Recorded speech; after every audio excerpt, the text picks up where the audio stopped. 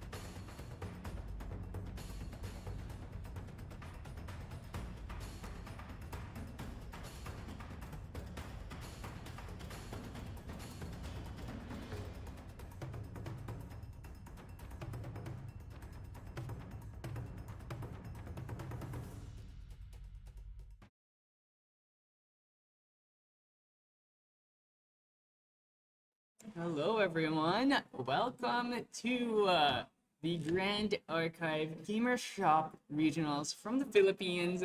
It is May 10, and it is a wonderful, sunny Saturday afternoon at this point.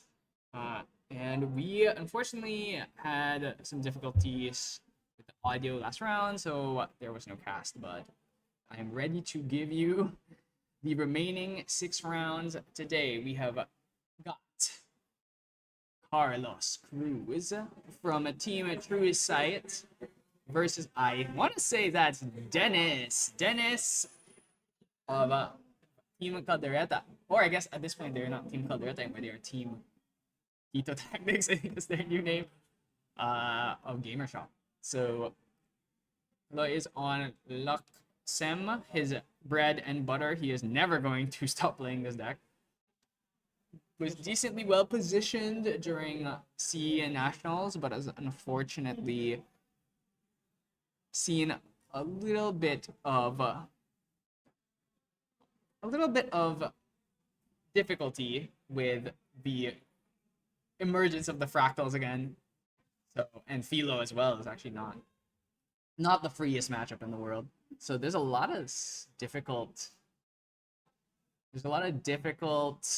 matchups in this current meta. Lots of damage, lots of aggro, and like not the kind of aggro that you actually can like survive through. So curious how Otto chooses to go here. And Dennis, okay, Dennis, for those who don't know him, he has basically played Water Merlin, I want to say since Merlin came out. So I don't expect him to ever change. So he's gonna stick to his guns. Gonna play that Merlin. He's gonna bring out the Shu-Chan. Shu-Chan, pretty annoying to deal with, but Xander does have thieving cuts to potentially get rid of this. On the glimpse, seems like that's a bottom 5 dungeon guide bottom 5. For those who don't know, Shu-Chan actually does not work if you put it on turn 1, because it only happens on the recollection phase, and on the turn your opponent brings out their spirit, there is no recollection phase. So for those who are not aware, Shu-Chan is a domain, a siegeable domain, which means it can be attacked. That says that at the beginning of your opponent's recollection phase, they can either use a float, and if they don't, they can either pay a float to stop its effect. But if they can't, they need to pay 2 on their next activated card. So in this situation, Otto does not need to do that because it is during his first turn he did not have a materialization phase. We're just gonna use our float. So this is not what you want to see as a Xander player. You really want to have Creative Shock Float. It's a classic. Looking at the hand, I see an Incapacitate. Hopefully he's got something like a Juggle Knife that he could possibly throw out here. In this matchup, generally, I would say it's very Luxem favored. Water does not do much damage, and this deck also does not have like a mill out. And once Luxem hits that Luxem point, it's kind of hard to win when you lack damage, and the Majestic Spirit is very easy for Luxem to get rid of. So we're going to use Fracturize on our Power Cell here. It seems like Kaloy actually just passed here. Yeah, it seems like he just did nothing past, so not even like a Juggle Knife or anything like that. Bit of an awkward situation. If there's any way for this Merlin deck to try and win the game quickly, it's going to be through the Scepter of Lumina here. No longer nearly as good as it used to be. Doesn't have the ability to be played in the main phase anymore in the Water Mirror, and it also does not have the Draw 2 effect now. It's now only Draw 1, and you have to be level 3. So not quite as good in Nico or Guoja, but we are level 3 Merlin. It's possible we actually do end up getting that draw, and I think we do kind of need this damage. But yeah, looking at the hand, kind of crummy on Kaloy's side. Not seeing the cards we really want to see. Going to be a turbocharge. At least we've got that going for. Ooh, 4 cards. 5. Ooh, maybe. Yeah, okay, so we're going to turbocharge. Oh, right. Paying for the being forced to pay for that Shu Chang here, which is a bit annoying. No negates, it seems like there's on Dennis' side. Draws into a fast cure. So if he wants to just let that happen, draw that fast cure to try and get a bit more of controlled banish. Yeah, so gonna go up to level 1 Lorraine here. Use the float for the Scepter of Lumina, so we are gonna have to... Oh, I think we did throw at that reprogram. No Fractal Rains I'm seeing, so nothing on that. And we're just gonna get our 4 damage off of our Scepter of Lumina trigger. Draws into a Sadie, so this is a card that we do see in some of these water level 3 lists. Sadie's pretty good, mainly just as an ally that is very hard to get rid of. Helps you fight for board, and it's very tricky. We don't get agility off of her.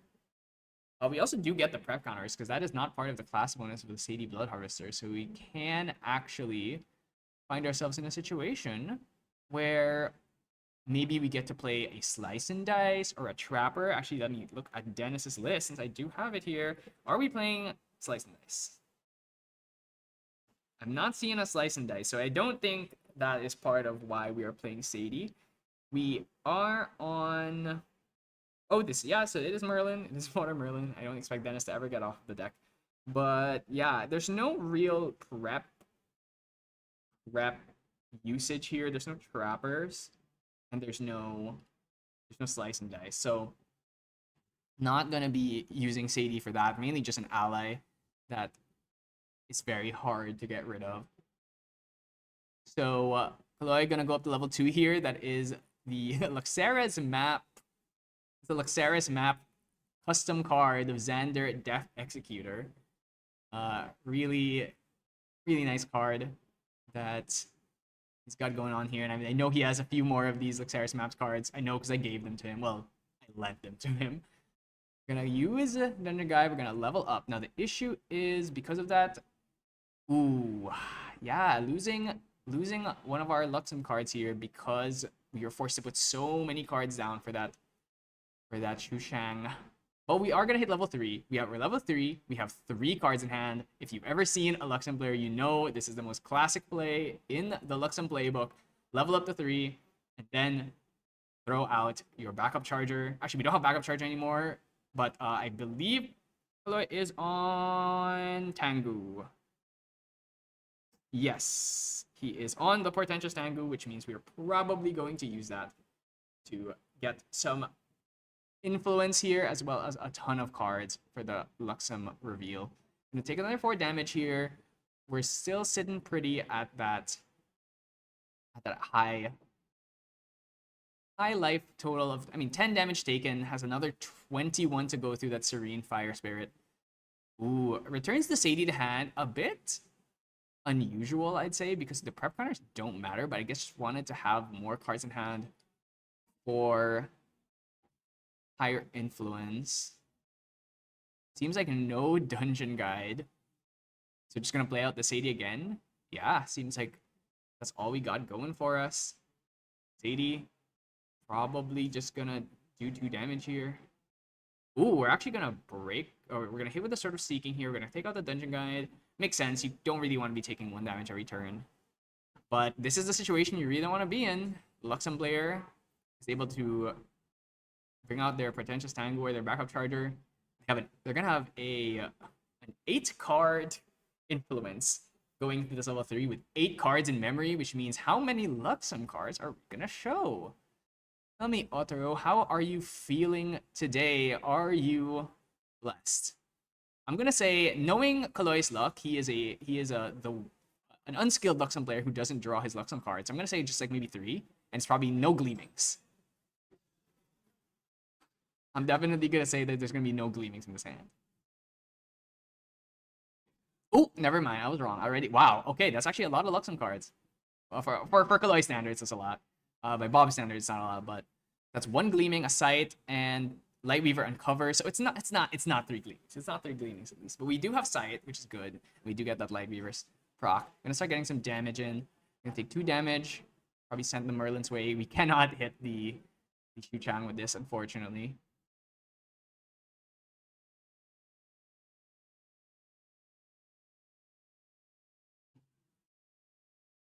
think he is actually asking the judge, can I use the Light Weavers on Shu Chang? You're gonna have to confirm that one because I believe Light Weaver says unit. So it should not be able to target Shu Chang because it is not a unit.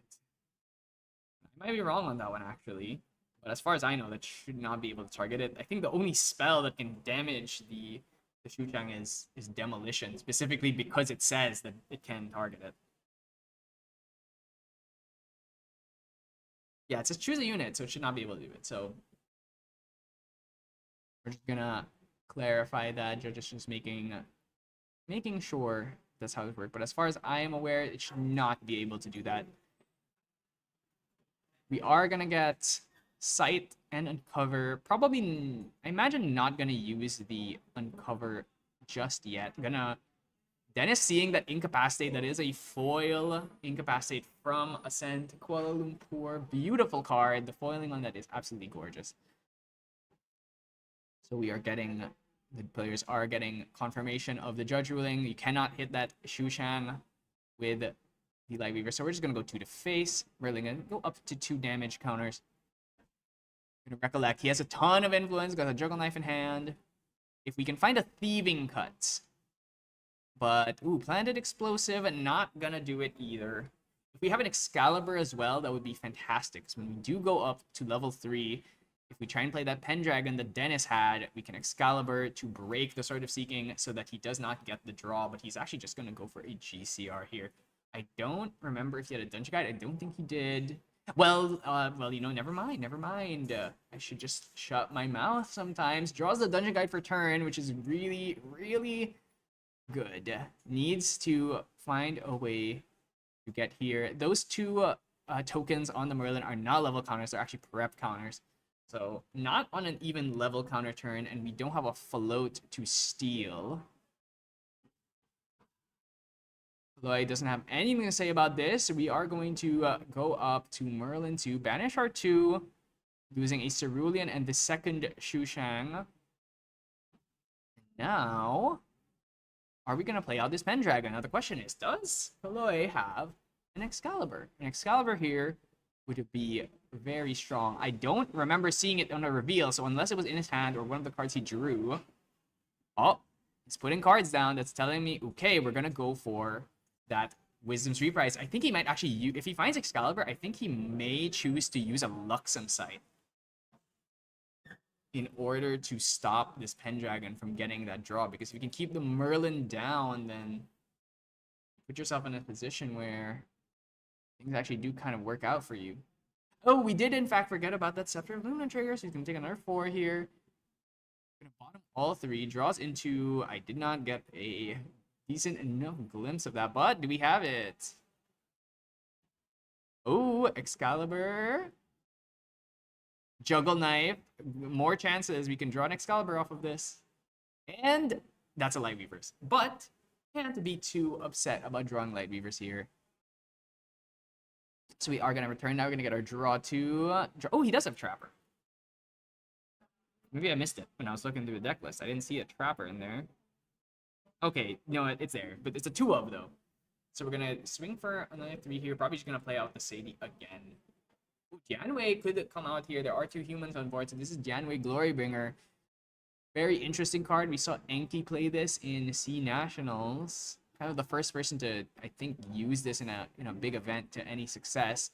So we are going to mill 2. Well, 3, actually, because we do have 3 humans. She does count herself. And we mill 2 float. Okay, that's a good start. Looking at Dennis's list, he could be bringing out an Arendite with this. Wait, a second? I'm actually looking at Dennis's list, and I'm not seeing a pretty important card. I'm not seeing Majestic Spirit. Yeah, he's not playing Incarnate Majesty. Maybe it's a sideboard card for him. Well, actually, no, he's just straight up not playing Incarnate Majesty. I guess feels like it's not good enough in this meta. It's surprising because Spell Shroud is very strong against the Fractal decks, even though it is kind of impossible to play through that Glimmering Refusal. But yeah, he's gotta find some action here. He can clear a lot of this board with the double Light Weavers and the Uncover. So The question is, can we just like heal our way to the point where we don't have to worry about taking too much damage? But I mean, he has a lot of Luxem cards. He's got everything he really needs. Just needs to find a way to stabilize cleanly here.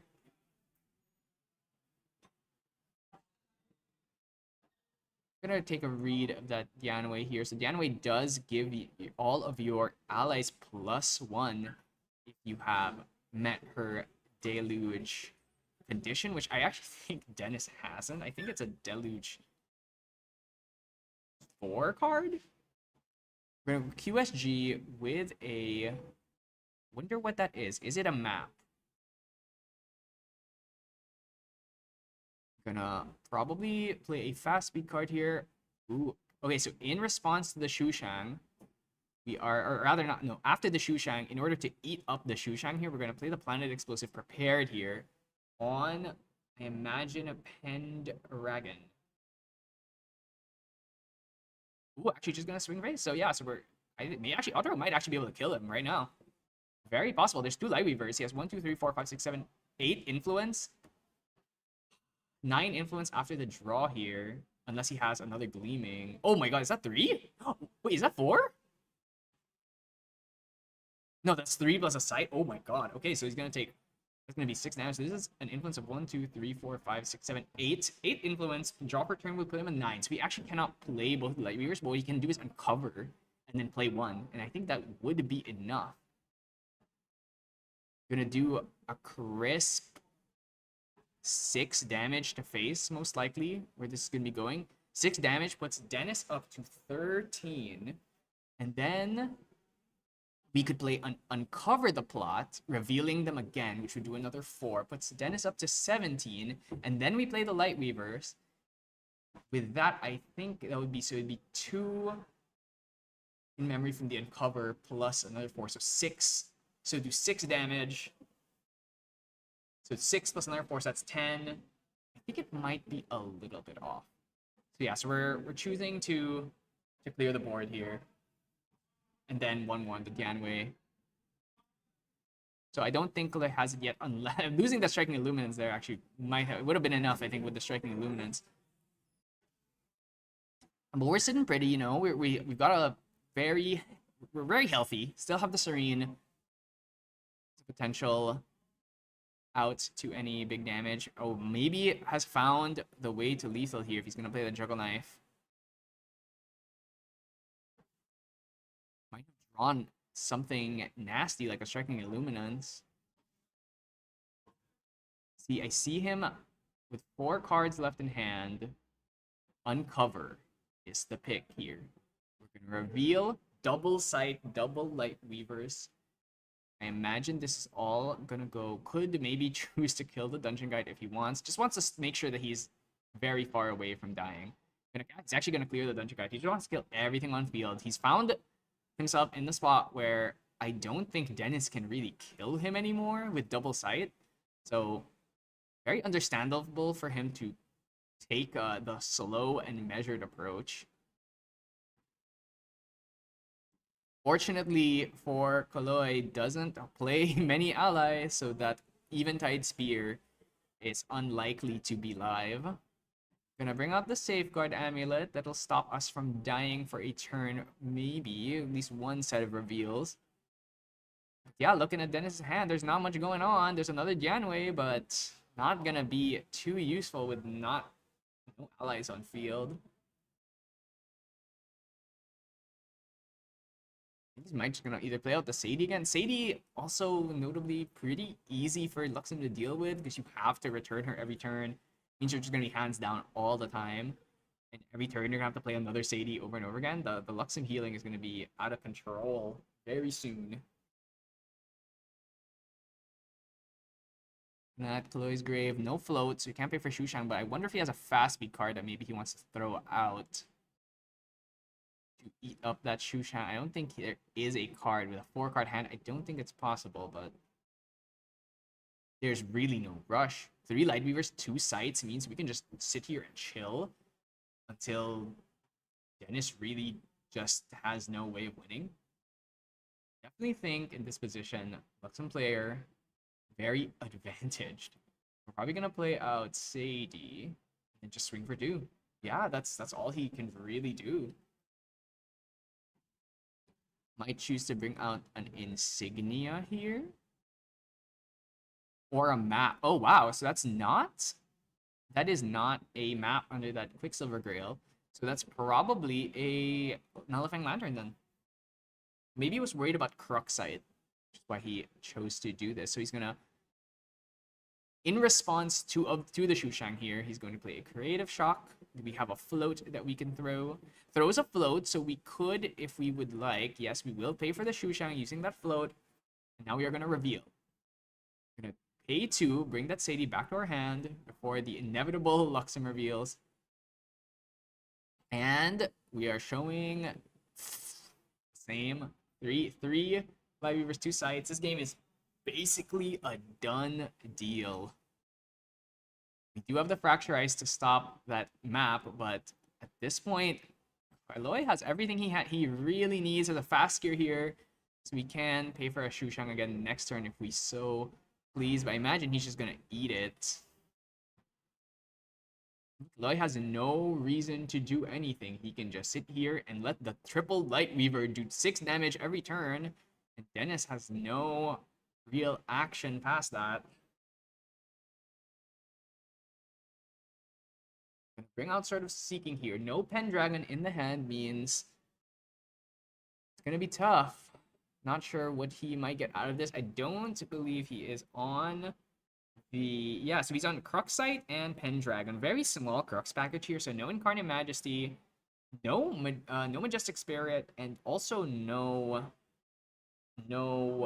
Ascensions. So very, I would say, underwhelming high end for a Crux deck, because Crux really wants to use the very powerful Crux cards. So we're just going to use the Cruxite here to add back the Pendragon, draw into a Lust and Thought. I still don't see an Excalibur, so actually could have used the Incap there, but maybe just no real reason to. Let him draw his cards. They're not really going to make a difference in the face of 3 Lightweavers and 2 Luxem sites. Pendragon gonna come out here.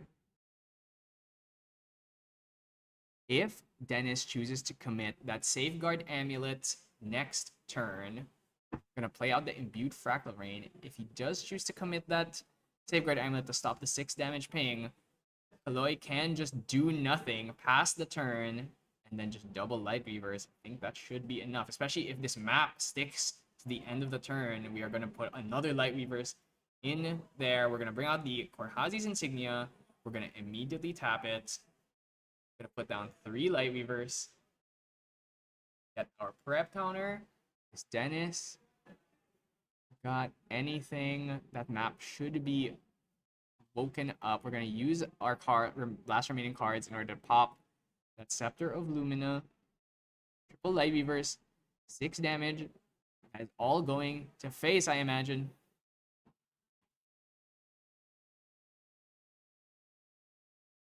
We are sequencing 2 damage. It's going to take the 2. Going to go up to 20. Maybe wants to try and use a Chalice of Blood. Is not on Chalice of Blood, so at this point, I think Aloy can just win. Even through that Safeguard Amulet, he can just chain the Lightweavers to the Safeguard Amulet activations in order to kill through it. This is the benefit of having a fast speed damage card. That map should be awake now. Let's see if he notices, but I don't know if it even really matters. But also, if he has a Striking Illuminance, that would also do it in this situation. Got a lot of Luxem cards. As long as he has a way to put down 2.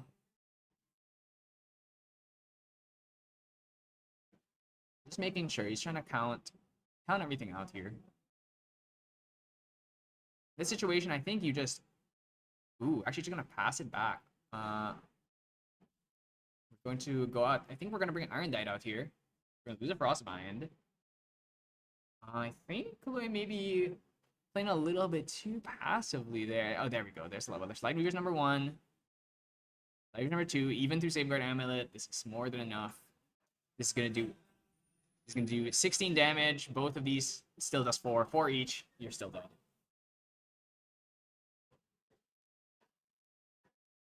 He's gonna pop the Safeguard Amulet in response. We're still gonna reveal our 8. So each of these Light Weavers does 4 damage each. It's gonna be exact lethal. Really didn't actually need to do that. I actually could have just slow rolled, play 1 Light Weavers, and with the other 2 Light Weavers inside the memory. If he chooses to pop the Safeguard on it, you play the other Light Weavers before. But either way, all of these routes all lead to lethal. That's just the Luxem special there. I mean, I think everyone pretty well aware of how the Luxem deck operates. I think if you're looking at the siding, on Kaloi's side, might choose to bring in that Blanche,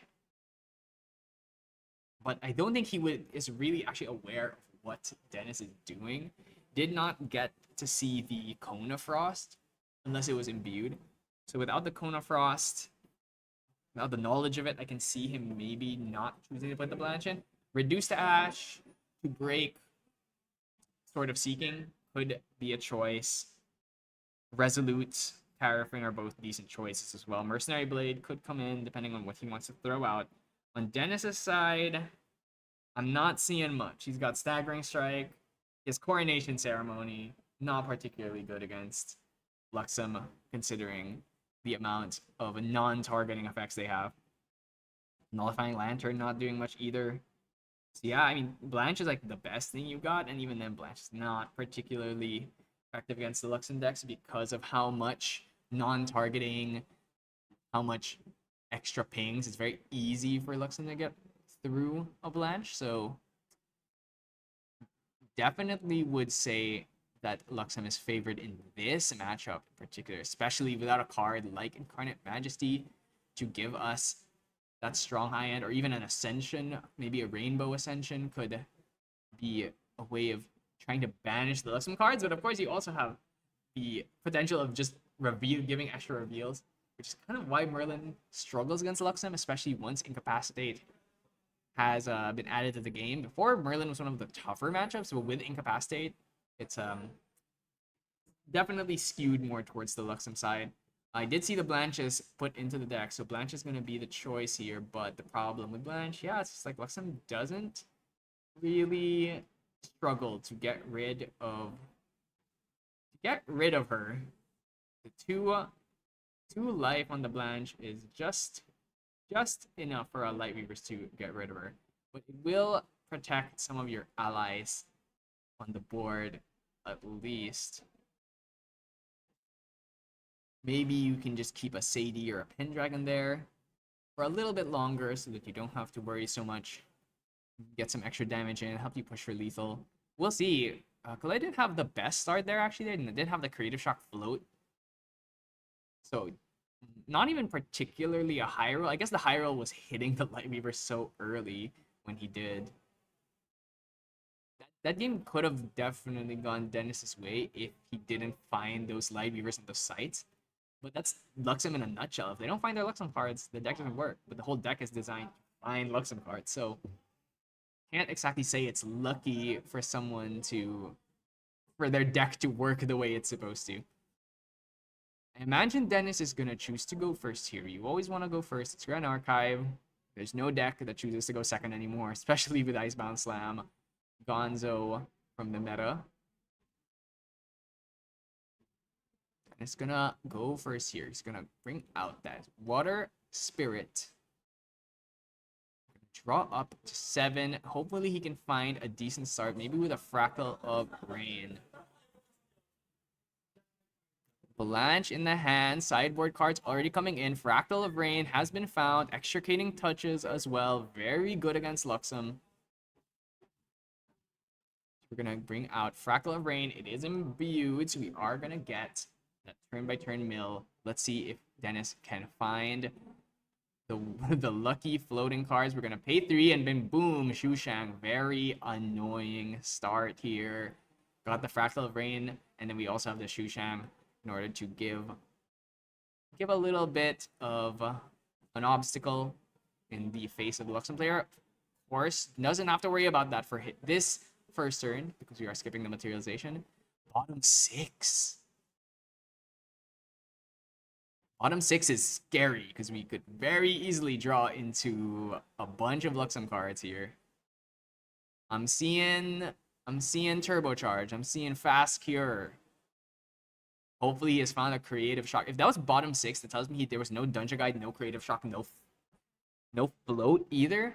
Yeah, it must have been a pretty bad hand. Gonna go for Backup Charger. Does not have enough to pay for it. Just gonna bring it out. Gonna mill off that Fractal of Rain and Inundating Clash. That is a float, but it is class bonus. Looking at the hand, he has 2 Blanches in there.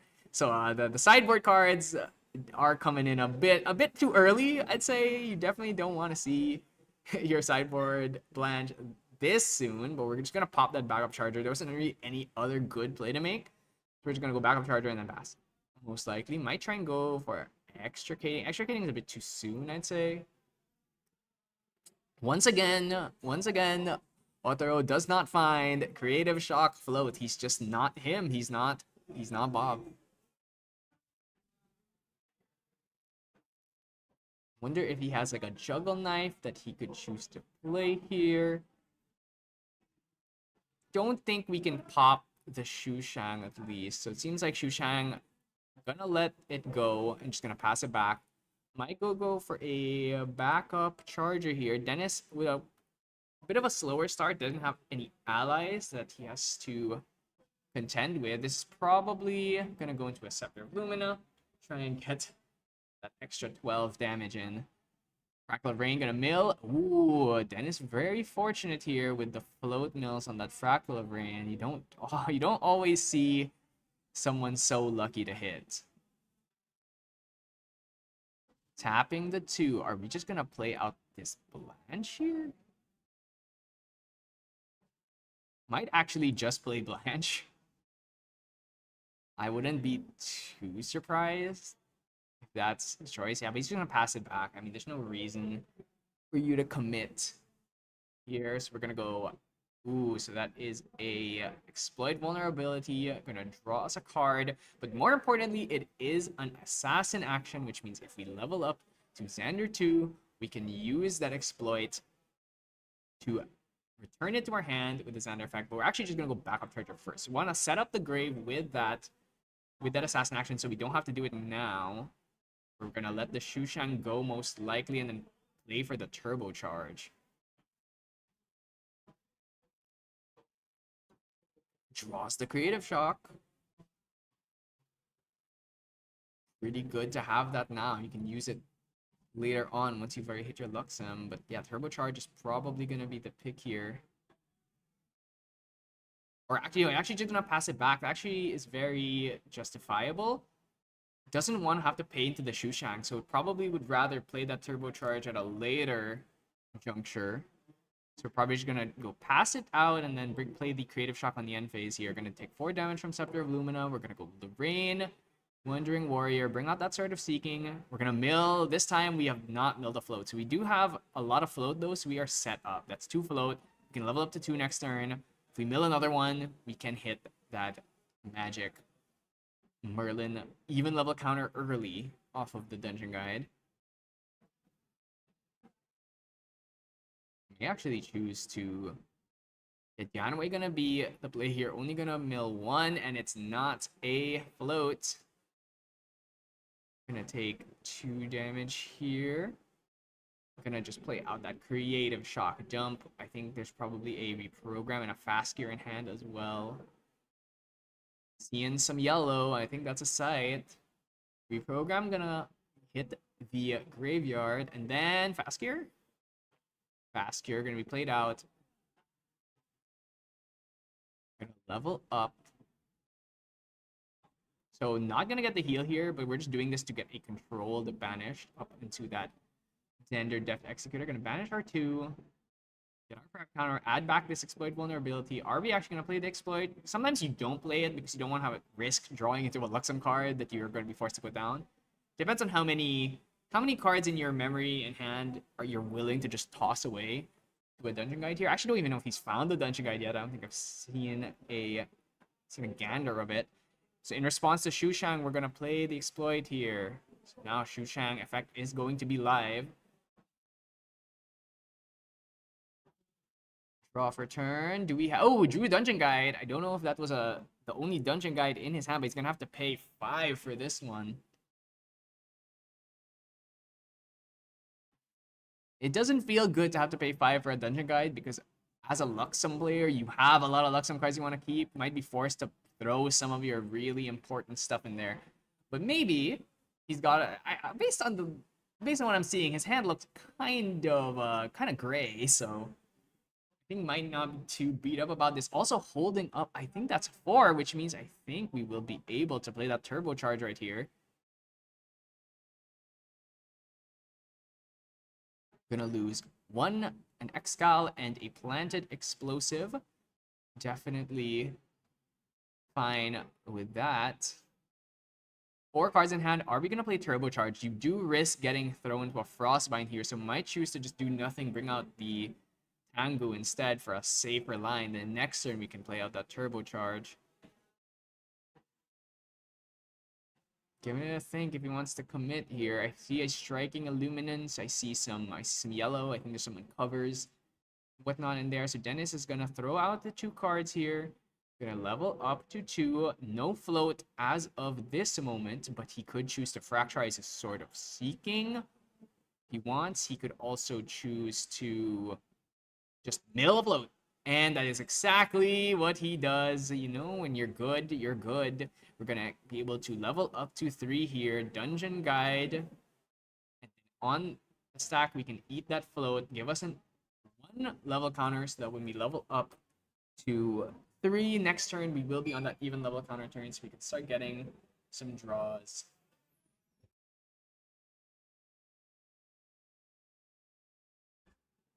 Yeah, so gonna go Dungeon Guide here, using the Fractal, so it's a controlled banish. We're going to lose that Coronation Ceremony, a Fracturize, and on the stack, I imagine we are going to use this Merlin effect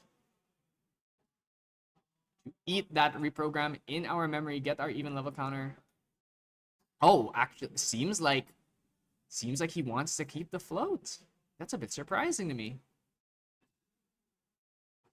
Choosing to kill the Dungeon Guide instead. Just like last game, wants to clear out the allies. If we've got Light Weavers, though, we're in a pretty good spot. No Pendragons in this hand. Are we going to commit Blanche here? Okay, Extricating Touch is a very, very good choice here. Now we have to play the mini game. Are you going to put it in your memory in your hand? These cards are cards you put down for Dungeon Guide, actually. Which means I think you're pretty safe in assuming that those cards are not Luxem. So he's going to choose to put hand. Although he doesn't want to play anything. What are we losing here? Gleaming Lightweaver Sight. So if you pick Gleaming here, he has Lightweaver Sight. If you pick Sight, he has no Sight, but he has 2 Gleamings to find one. If you throw Lightweavers, then he has 2 Gleamings to find one. I think Lightweavers is always the safe choice. But seeing your opponent with 2 Gleamings does not feel good. We're going to throw one of the Lightweavers. So, okay, we have one down. I wonder if there's any more in there, but yeah, that was very important to keep that Light Weavers, because if we don't have Light Weavers, we don't have a way of killing this Dianwei. So he's probably just gonna go for a Tengu here and into a backup, into the Tengu into the turbocharge. Safe bet here. The Luxem Classic. Use our multiple backup chargers. Gonna draw into memory. I'm gonna reveal. Hopefully finds some Light Weavers off of this double Gleaming here. Triple Sight? Excuse me? Wow, that is a very fortuitous set of draws here. Gonna draw into, I think that's another 2 Gleamings. Gonna heal back down here. So yeah, I was expecting that Dennis might have shot. Throwing away that Light Weavers does mean that play has no way of dealing with the board, but at the same time, if he shows you 3 Luxem sites, maybe he doesn't actually care all that much about what's in the board. We're gonna pay our 5 here, gonna play out this turbocharge with the Shushang tax. You know, in a way, it's actually kind of a benefit to you to be able to put down more Luxem cards. Draws into Lightweaver. I think he has an Uncover, so if he does have Gleamings, we can Uncover here, get some Gleams in.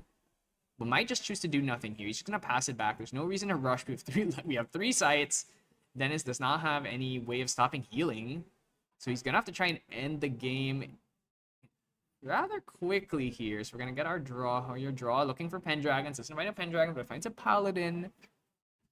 Gonna mill another. Wow, Dennis is his rate of. I think he has only missed one time in this game on that Frostbind, but gonna put 3 down. Probably gonna commit the Paladin to the board. This is getting a bit dicey. So he's got to find a way to get through all of these annoying allies. Maybe might throw a planted explosive here just to get rid of this Paladin. No? Okay. Seems like that's not going to be committed. Going to take another 2 here. Take another 1. We have not hit the deluge count yet in order to get the buff on this Dianwei, unfortunately. It's 80. So yeah, I mean, Dennis has to commit all his allies to board just to try and do damage, but little does he know that Kloi's already found another Light Weaver, so we can start chipping away. We can kill the Dianwei, we can kill the Sadie. Gonna go, probably we are doing the same thing as last time. That's probably Nullifying Lantern. Wonder if he has a way of... So Shushang gonna go in. I wonder if he is gonna do this in response to Shushang. I think that's 2 Light Weavers. 3 down. Yeah, okay, so yeah, in response to the or after the Shushang has already been completed, we're gonna eat the Shushang effect using the Wisdom Street Prize. Gonna bottom 3. None wanna see that. We're gonna draw into hopefully a Luxem card. Revealing what is the damage. Gleaming. Sight. Like, are you serious? He has oh wow.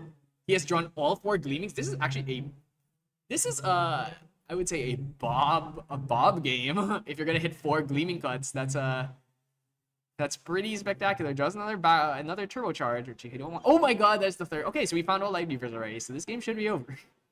I think I'm pretty confident saying that Dennis will not be able to finish the game here. If he wants to just make things easy, he can just kill the Dianwei and kill the Sadie.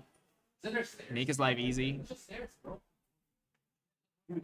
Or, I mean, he can just start hitting face. I mean, do you really care? Actually, gonna go for the Paladin instead. If he's got that Uncover the Plot, then we can start chipping away the whole board. But at this point, you actually don't even need to kill the allies. You can actually just start hitting face. You have 3 sites, so you're very, very safe.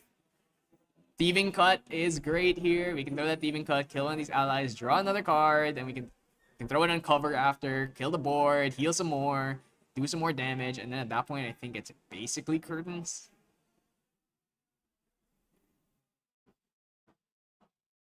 Thieving Cut gonna be thrown out here, prepared, gonna kill that Sadie, gonna get another draw.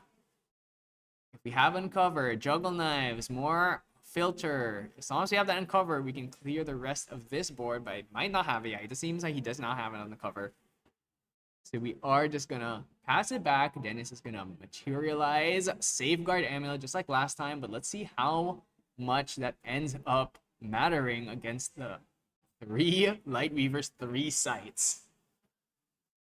Draw for turn is not particularly good. Did he miss his Fractal Rain Mill? Or did he mill that Paladin? Might have missed that. Dianwei gonna swing in here. Have we still not hit the Deluge? 1, 2. Yeah, I think we're at 4 water cards equipped, so we still have somehow not hit this Deluge. 6. Very unfortunate.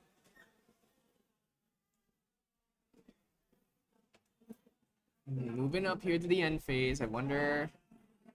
Gonna just pop the Scepter of Lumina, drawing into another Dianwei, and then in response to the Lux, and well, Kloi seeing, oh, you're putting 2 cards down. I wonder what that means. That could be a lot of things, but maybe not expecting the Blanche here. With the way that Light Weavers works, the Blanche actually doesn't do anything because each Light Weaver resolves on its own, which means that you can just go Light Weavers, Blanche. So we are put in a very tough spot because as the player who is trying to play Blanche against Luxem, it's very easy for the Luxem player to just play around it. They actually don't even need to play around it. They can just play normally, and usually the deck automatically does what it needs to do. We're gonna Excalibur. We're gonna hit that Safeguard Amulet now. Dennis is just gonna pop it now, and so no Light Weavers this turn. And then yeah, we're just gonna move it back. I imagine we're gonna bust out that Insignia of the Korhazi, most likely. Map is not particularly good when you've found all 4 Light Weavers, all 4 Gleamings, and 3 of your sites already. End phase, we're gonna play another card, finding a Wisdom's Reprise. There's no real Luxem cards left. I guess if we want to try and find the Striking Illuminance, I imagine the pick here is gonna be Map on the Shushang here. We're going to use, after the Shushang has resolved, we're going to use the Wisdom's Reprise, eat the Shushang, drawing into, I see another Excalibur. That's a bottom 3, it seems. Bottom 2 draw into memory. There's really no Luxem cards we really want to see anymore aside from, I suppose, the Striking Illuminance. So revealing here, so the Blanche is not going to come down, and I think you're just dead. Merlin does have 28 life, so maybe we're not actually dead.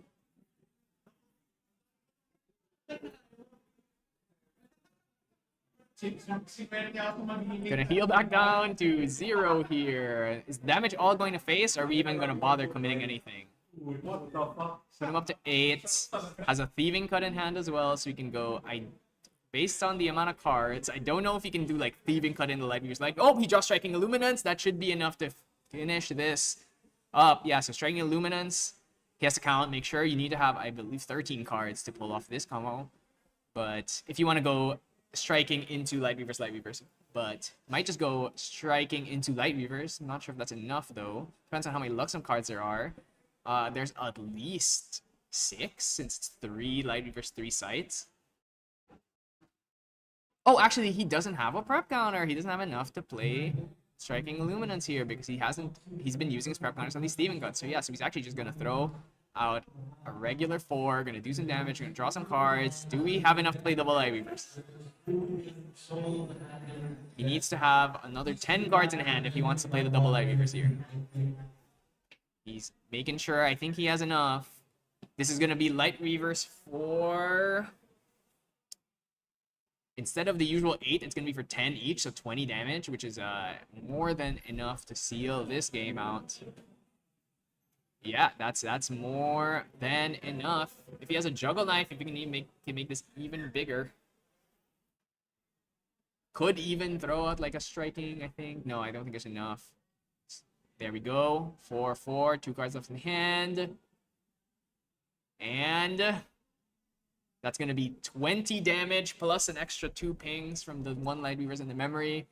That is a devastating 24 damage combo. Dennis gonna go.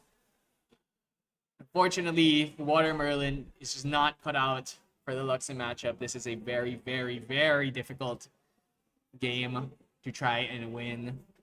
Just don't have the damage. Your end game is just not strong enough, especially without things like the Incarnate. Though Incarnate would probably not make much of a difference. At least forces a lot of the Excaliburs and the Incaps out, but yeah, the pretty textbook play from Otaro here. It is what it is. What can I say? It is just, it's Luxem. Luxem does Luxem things, and we saw in that game, even after getting hit by the Extricating Touch, he still finds 4 Gleaming Cuts and then 3 Light Weavers and 3 sites. It's just it's not a good position to be in, getting high rolled like that. But even in the first game, when it was still a pretty decent Luxem game. It's not like a horrible one. Horrible Luxem games is, oh, I don't draw Dungeon Guide. It's, oh, I don't find any Luxem cards. Or I'll resolve Gleaming and I only draw normal cards. Those are the kind of bad Luxem games you really don't want to see. And part of being a good Luxem player is being able to roll with that and being able to adapt and being able to stack your deck and glimpse well enough that these things don't happen. But yeah, that was our second round. There's going to be another 12 minutes in the round plus overtime, so probably 20 minutes. I'm not sure if there might be lunch break. Might be lunch break after this, not sure. Because it is actually lunch already. So if it is going to be a long break, we're 7 rounds. So this is round 2. So 5 more after this. I do know, I will let the chat be privy to this. There are a lot of people who actually want to cast for this event. They're unfortunately just playing. So probably after round 3, some of them will probably drop and might start guesting. So we might see some new faces here on the casting board, because I'm literally the only person who casts here, aside from that one time that Julie of Whimsy did cast. I do miss her. I enjoyed casting her for everything considered. But yeah, that's our second round. Don't go anywhere. Well, you can probably go take a break. Go watch OCE Nats while you're at it. Actually, OCE Nats should be happening at the exact same time as this. I'm actually not sure where they are in. I think when maybe they're in like round 4 or 5 at this point. So it's great. We can have 2 events going on at the same time, even though this is a regionals.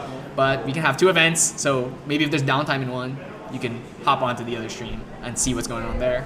Unless we're in the dreaded overlap with the overtimes and the downtimes line up on both ends. But yeah, so hopefully you guys stick around and enjoy more Philippine Grand Archive action. We'll be back in just a bit. See ya.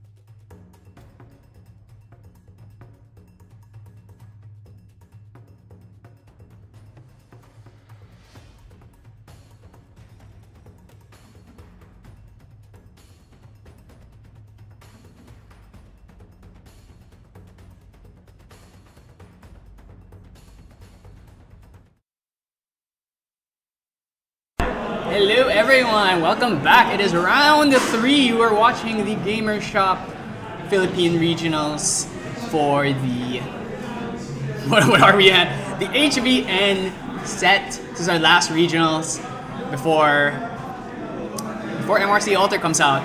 MRC Alter's got a lot of cards I think maybe could come up. I'm definitely looking at Tend the Land. I think that card's gonna make a splash as a Arisana Juggle Knife, which I guess they already had Regenerate, but now they have a second Juggle Knife. Pretty nice if you want to go like a floatless route. There's also a new card type with the Directives, which are definitely interesting. I think maybe we might see some Wind Alliage off of that. So we're back from our lunch break, and we are just getting ready for the game, and we're actually just gonna head straight into it. So we've got Mark from Mythic Tales versus, I'm not sure yet, but I know Mark is on Seiryu. I requested a Seiryu, so we're gonna get a Seiryu. I just hope he's not playing against a deck that can ensnare it. So we'll see. The main thing about the Seiryu deck really is it's just very fast. It's fast.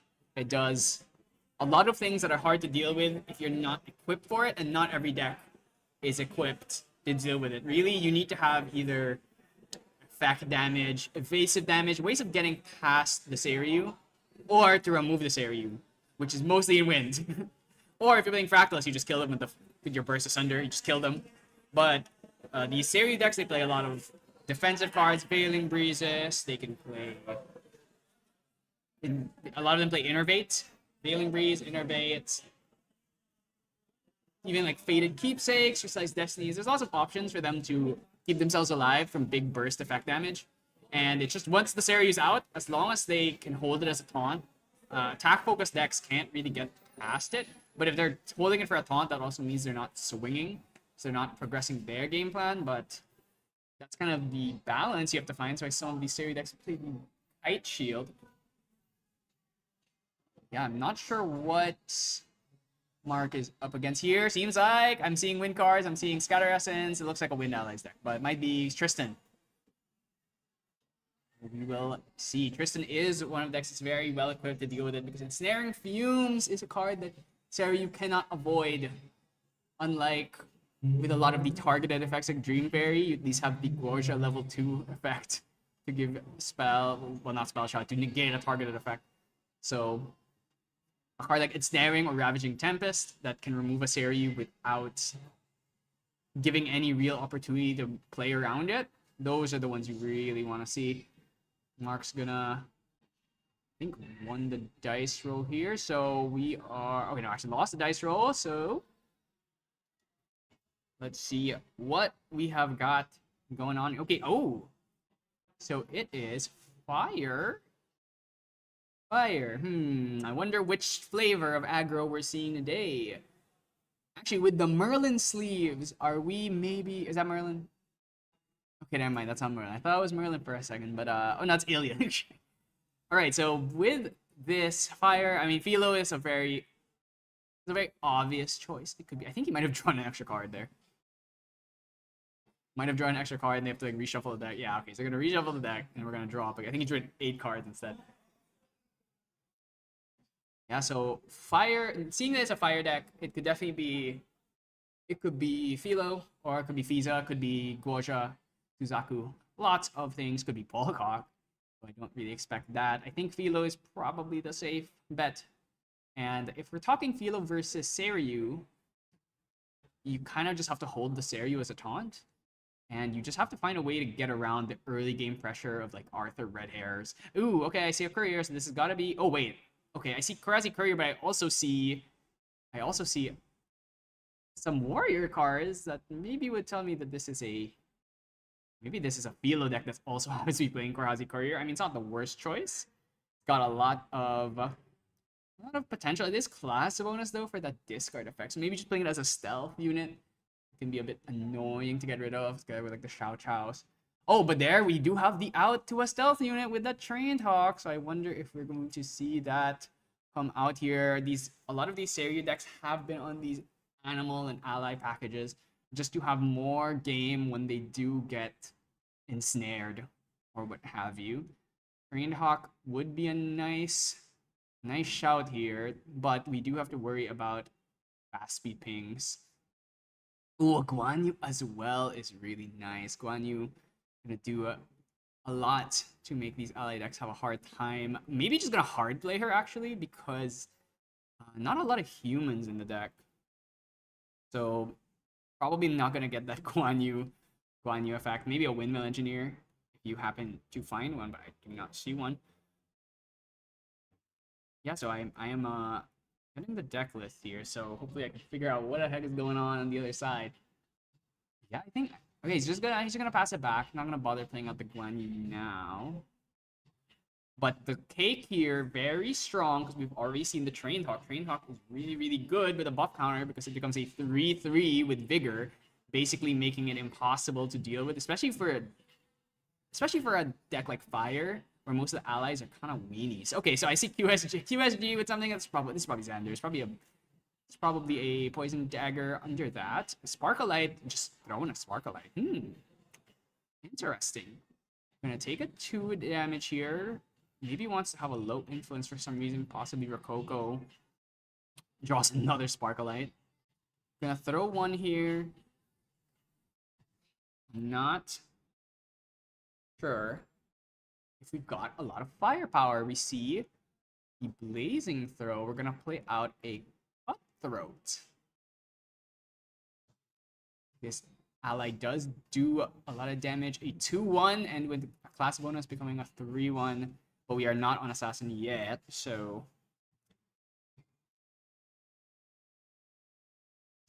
verdict remains to be seen. If we haven't found the big things, we haven't found the red hairs, we haven't found the Xiao Chao. It's really what you want to be seeing.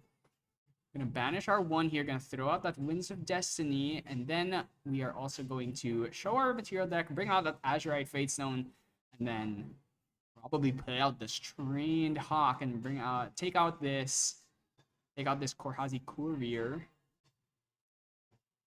Azurite Fatestone comes down. Fast speed, we're gonna play out the Guan Yu. Powerful play, but he should not be able to play that because you only get to play it at fast speed if... Yeah, this is not Rose. Rose is always fast speed. Guan Yu only gets the fast speed if a human ally has died that turn, as well as the cost reduction. So, yeah, that's not gonna happen here. I want to say, looking at the list, I think the only human ally is actually Windmill. I have Asen as well?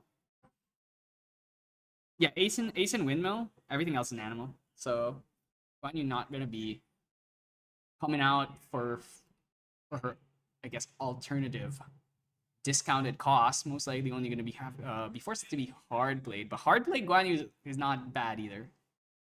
Gonna imbue 2, gonna probably play out. Ooh, does he have the windmill? Windmill really strong here, can take out that Cutthroat before she starts to become a problem. Draws into a baby green slime. We can probably go 1 into the Cutthroat, kill the Cutthroat, play out that Trained Hawk, and then with our Hawk we can go buff counter, give it that cake, and now we have a 3/3 with True Sight with Vigor. Very, very, very strong. Do we have that? Are we going to play the Sparklight here? I was in Merlin V's position. I think you gotta commit. Oh, choosing to play out the planned explosive instead of the Sparklight. So we are going to lose the Hawk, but we get to keep the cake, and we did force a card out of hand, especially a really powerful card like the planned explosive. Big kill card here, gonna lose. Ooh, no, Trotter gone. My favorite card in the wind element, unfortunately getting thrown in the banish, but we still have the windmill. We cannot play out the Guan Yu when the windmill dies though, so... And we are aware, Merlin V is aware that the Guan Yu is there, so probably wants to try and kill the windmill now before Guan Yu does come out, unless maybe we can actually kill already. We have Dagger, we have Korhazi Courier.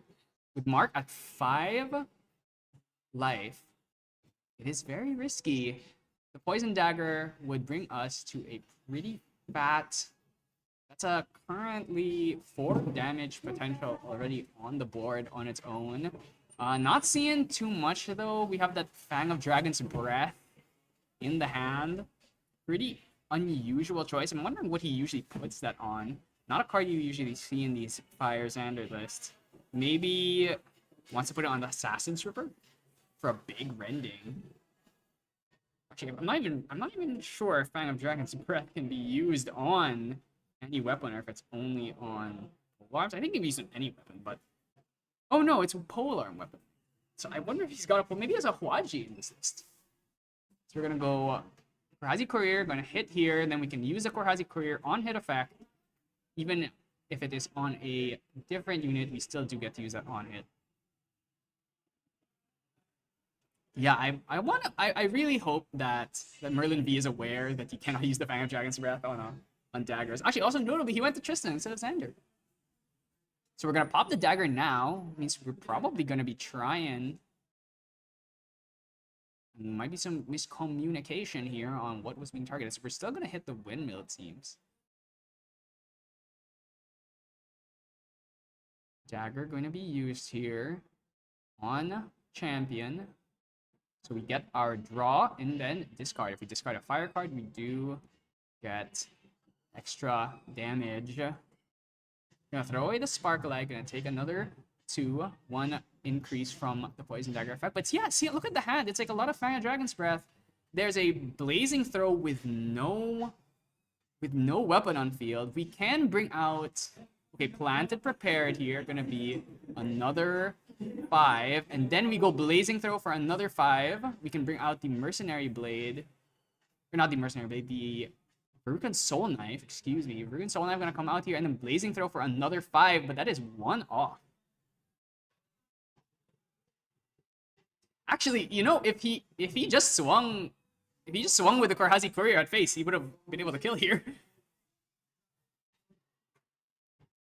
Oh wait, did he not use? Oh, he didn't have enough cards for the Blazing Throw. I see. So just gonna swing with it, try and get the value. The next turn we can maybe bring out Mercenary Blade and then use that for the Blazing Throw. Or maybe an Impact Hammer if we have that. Let me actually look at the list. I want to make sure there's a polearm in here because that might be.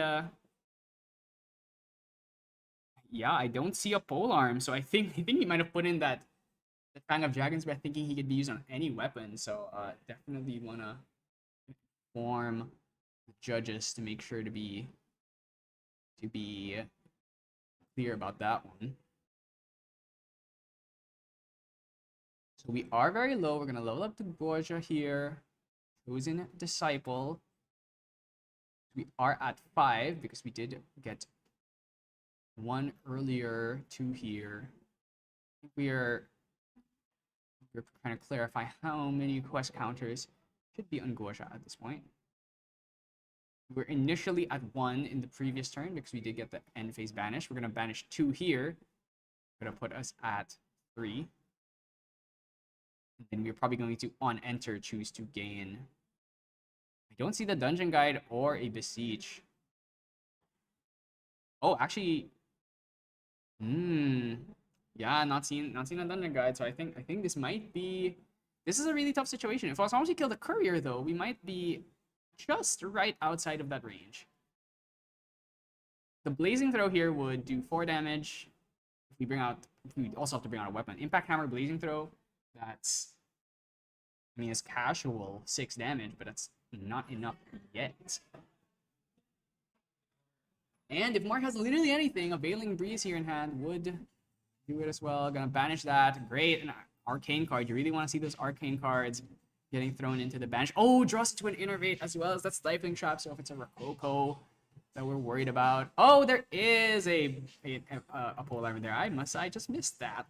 Executioner Spear. Hold on a second. Yeah, okay, there it is. I just completely missed it. So Executioner Spear gonna come out here, gonna bring out that Fang of Dragon's Breath, which is it just gives the weapon +2. It has an added warrior class bonus where you can rest your spear to remove a durability and then do 2 damage. So that's not gonna come up because we're not on warrior, we're just on here at Tristan. But if this is gonna swing in, I mean this is a lot of damage, especially with that Blazing Throw we know about already, but I don't think it's enough cards in hand to bring out the Blazing Throw. Might Innervate here actually on Mark's side. He can Innervate. He's already at 6 quests. And then level back up and then go up to 10 using the on enter. And then from there, you just flip the Seiryu and then hope that's enough to get you there. I don't hate it as a plan. The Executioner Spear is just, it's kind of sort of seeking. If you squint, it's basically sort of seeking, but it's polearm. So it comes in clutch as a 1 power, 2 durability weapon. Yeah, I think Mark's gonna play it safe here, because if he does take this damage, he does run the risk of getting hit by a blazing throw that could potentially end his life. But we are gonna get this heal for cost. I actually think he probably could have held, but trying to play it safe here. Gonna choose, I assume, True Sight. Or not True Sight, sorry, Stealth. I'm probably gonna choose that Stealth. Seems like that's all on his end. Might be. Well, we're gonna play the another. Okay, so there's no Blazing Throw now. So yeah, unfortunately, it doesn't get the value really out of that Fang of Dragon's Breath because it didn't even get to swing with it. I'm gonna take 4 here. Mark is going to level back up to 2.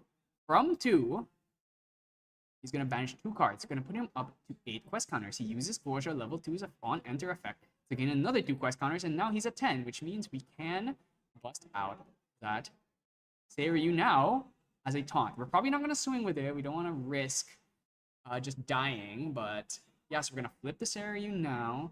We do not have the Gouache level 2 lineage release ability because we are still on the level 2. So there is a chance that we can kill if we can maybe throw a smoke bomb. Oh, wait, Mark is swinging. That's very, very, very risky, but I do respect it. Your opponent only has 2 cards in hand. I think you feel like you will be safe next turn. You do live to Blazing Throw Impact Hammer. It would only do 6 damage. So I think in his hand, I also see a Baby Green and a Verdigris. Verdigris is not going to come. The Stifling Trap also would kill basically any ally that is irrelevant in this situation. Has 2 Arcane, or maybe 3 Arcane at this point. Yeah, 3 Arcane in the Banish is really good. Which means if we find anything that gives us another attack, like a Byaku's Command or a Seryu's Command, we can fire that Arcane Blast next turn. Okay, Vigor on our Train Hawk here, and we're just gonna pass it. Then next turn we can level up to Gouache 3 without even needing to pay, because she does allow you to level up to 3 for free if you do have a Seiryu, or not a Seiryu, but a Shenju on field. And he does have that Shenju, but let's see if we have a way to kill now, because we gotta kill now, because once next turn we're probably dead. The Baby Green insulates us from our Assassin Stripper. Oh, it seems like it's a scoop. Yeah, it seems like it's a scoop. So Merlin V realizing I can't win from this position anymore. Seryu's gonna get a quick win. And yeah, we're good here. So yeah, Mark getting a pretty easy, quick, decisive win. It was really, he was very close to dying. And the really sad thing here is if Merlin V didn't kill that Windmill Engineer and just swung face, he would have actually done it. Oh wait, no, he didn't have enough for the Blazing Throw, so never mind. But it was so close. It was so close. I think maybe spending that Sparklight to do damage to face was not necessary, especially if it wasn't on the Poison Dagger turn. So just throw it out there just cause. Does not. It seemed a bit hasty to me. The Poison Dagger turn was very weak. It was, I think, only 3 things. So +3. Usually the Poison Dagger turns, you can easily be getting up to like +5, +6 damage on the Poison Dagger turns. Let's check what they got on the sideboard. On the side, Nullifying Lantern on Merlin V, probably not coming in. Really nothing here. Maybe Beast Soul Visage. Beast Soul Visage could be used targeting a Shenju. If he can get it on before Mark hits level 3, we can get that Idling of the Pride, but then that won't really come up because we can't hit the Pride value naturally. Immolation Trap is definitely coming in. That is our only real out to Shenjus. And as an out, it's not the best because we have to commit an ally swing. And then we also need to do it twice, unless he's only at level 1 or level 2. Because that Gouache Chosen Disciple lineage release does complicate it whenever it comes to targeting effects. And on Mark's side, I'm gonna say Dream Fairy is probably the choice here. We didn't see an Arthur in that game, but we have to expect it. And just killing some of these annoying stealth units like those Korhazi couriers, maybe a Xiao Chao, which we also did not see. Staggering Strike is another option. It's another way for us to out these annoying stealth units. And Stifling Trap. Maybe you can stop a Rococo. It also, fortunately, kills a lot of the allies in fire to begin with, because most of the fire allies only have two or less life. So unlike most of the strong allies in other elements have 3 life, fire, that's kind of their thing. They're high power, low cost, low life. So if Mark can get another solid start like that, though, with the Trained Hawks, we have lots of out these stealth units, which is kind of the bread and butter of fire. Since the units are so easy to kill, giving them stealth is what makes them a problem. Merlin V did go first in that last game and wasn't able to make anything happen. And really, as Fire's Ender, you want to go first. Your win rate goes up massively when you get to win the dice roll. So fortunately, did not get the win on that one. So a bit of a disadvantage here. Because even if he wins this game, that means Mark gets to go first in the last game. And if there's any deck that can hit level 3 as fast as possible, it's this. It's a Seiryu deck. We're gonna draw up his 7. Fire Spirit coming out. See what the start is. I see some squirrels. I see that Immolation Trap, so that definitely did come in. Clumsy Apprentice seems to be the choice. Clumsy, we're going to do 2 damage to ourselves. We're going to draw a card. Clumsy is going to draw into, did not get a glimpse, but if we have Windmill plus Guan Yu, we could maybe get a big combo here. Draw on our 8, Wind Spirit coming down. Let's see what we've got. We've got that Trained Hawk. We've got some Trotters. We can try and do our best to clear some of this board. We could actually play... We could just play Trained Hawk and then play Trotter. I don't hate that.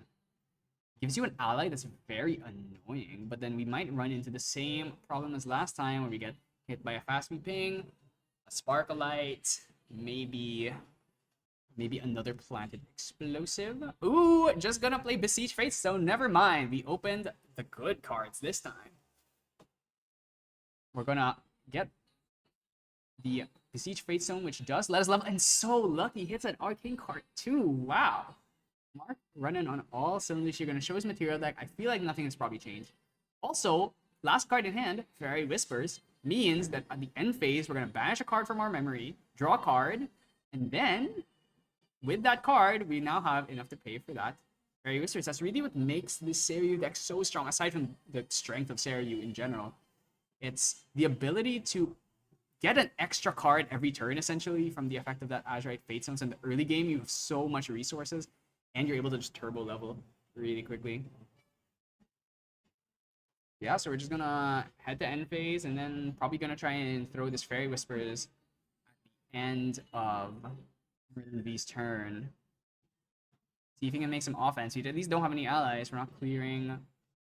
But I still haven't seen an Arthur. Still haven't seen a lot of these big ticket ones. Maybe Vermilion. Okay, Vermilion gonna come out here. 3 damage.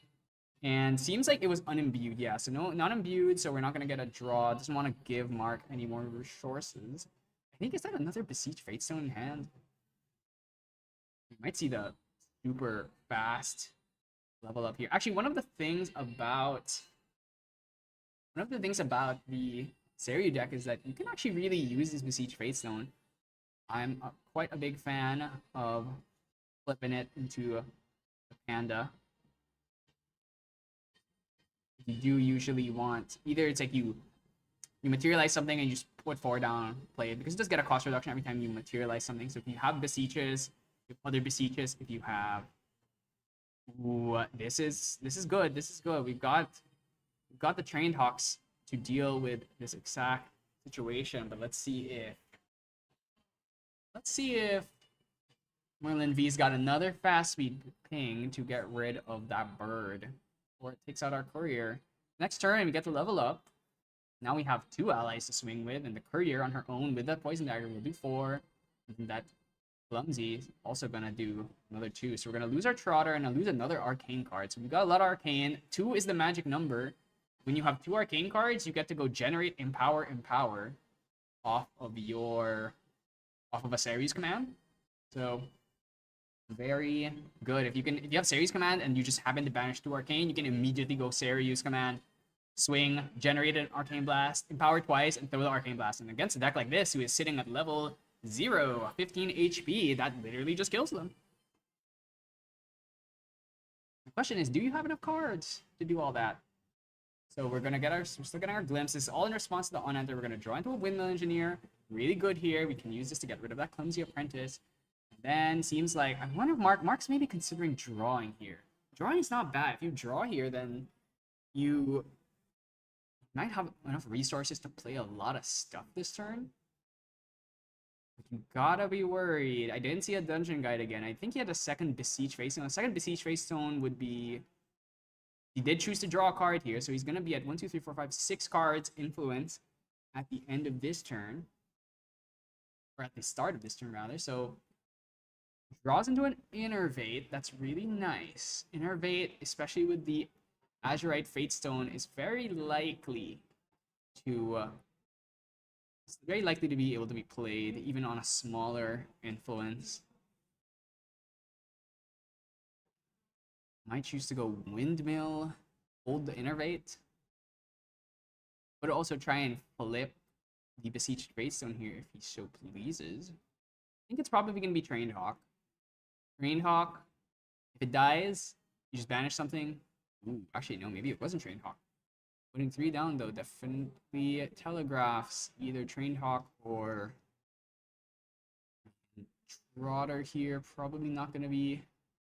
Actually, Trotter wouldn't be bad. It just, as a unit... Ooh, 2, yeah, so we're going to go for the Wind... I think we might go for Windmill Trotter here. Or we just go Windmill and then hold the Innervate. That's also not bad. I'm going to swing at the Clumsy here. As long as that Clumsy is gone, I think we're probably out of range with the 22 life of Chosen Disciple. Mark thinking about what he wants to do.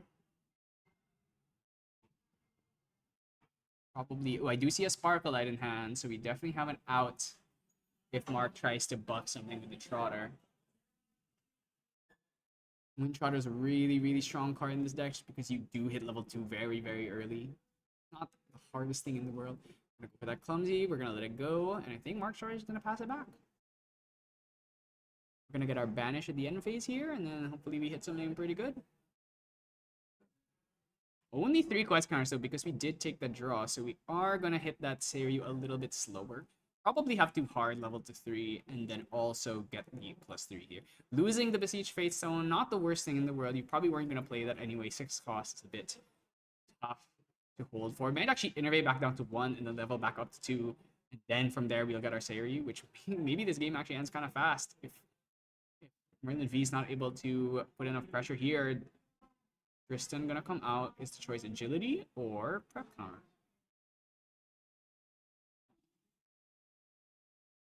Seeing I think here, maybe he's trying to find a way where he can use Agility. Typically, you just default the Prep, but if there are some situations where if you have enough fast speed cards, you can try and get an Agility proc on the end phase and then throw out some big stuff. I'm gonna commit the Dagger here. I think Mark will maybe Innervate. Sparkle-Eye gonna be the choice. You don't want to Innervate for Spell Shield, not really worth it. Gonna take 3 damage off that Sparkle-Eye, unpreventable damage. Dagger in effect, only 5 card influence. Let's see how much we can do. We swing with the Korhazi. I feel like I'm definitely expecting. I'm expecting that Innervate to come down. Unless Mark thinks he can survive this turn without it. Also has the Guan Yu in hand. Maybe wants to try and fish for this Windmill to die. Not sure where this attack is going. Might be on the Windmill. No, actually just going face. So Mark's gonna take it. He wants to try and bait out a little bit more. Draw a discard, gonna take another 2 damage as long as we throw a fire card off the Korhazi Courier on hit effect. Gonna throw a Captivating Cutthroat. Do another 2. Only have to find another 9. Or excuse me, another 9 damage. Not the hardest thing in the world here. Might actually flip Panda on end phase if he. Actually, no, we cannot get there because we did not materialize this turn. But next turn on our materialization phase, we can flip the panda. I see a squirrel. Squirrel really strong in a turn like this because it is the poison dagger turn. Gonna do another 2 damage. Mark might be feeling it right now because the thing is, if this attack goes through, even if you innervate, you get hit by a blaze. Ooh, ooh, yeah, okay. That's another squirrel. Mark's definitely feeling it. Like if there's a blazing throw in hand, he takes a 17. The blazing throw does 5 damage. You're actually just dead. So it's not gonna get stopped by anything. You don't have a way. The innervate's not enough. We don't have a Veiling Breeze either. So I think he might be thinking about this one.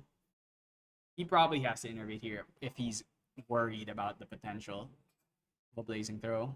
They always have it. Ooh, he's gonna take. Actually, wait, I do forget that. Of course, the innervate does also heal you, so it actually does put you out of range. Even if you lose, you go from 19 or 22 to 19, so you lose 3 life, but you heal 5. So overall, as long as you're not getting overkilled by 2, you do get to live here. What is the choice? Are we gonna blazing this? Or are we just gonna swing? Seems like it's just swing. Swing first. So this not blazing throw. If it is planted explosive, that would be enough. Mercenary Blade seems to be coming out here as well. Mercenary Blade going to be swung with. That's going to do 2 damage, put him to 19. If we innervate from there, we're going to go from... We're going to heal 5, put us to 14. A Blazing Throw would still kill us. So we are going to innervate here. To insulate ourselves from a possible Blazing Throw. But we might get hit by a planted explosive. You know, we've already used our prep counter. Yeah, so we are going to get that innervate. Heal's cost is very strong because it's very hard to interact with.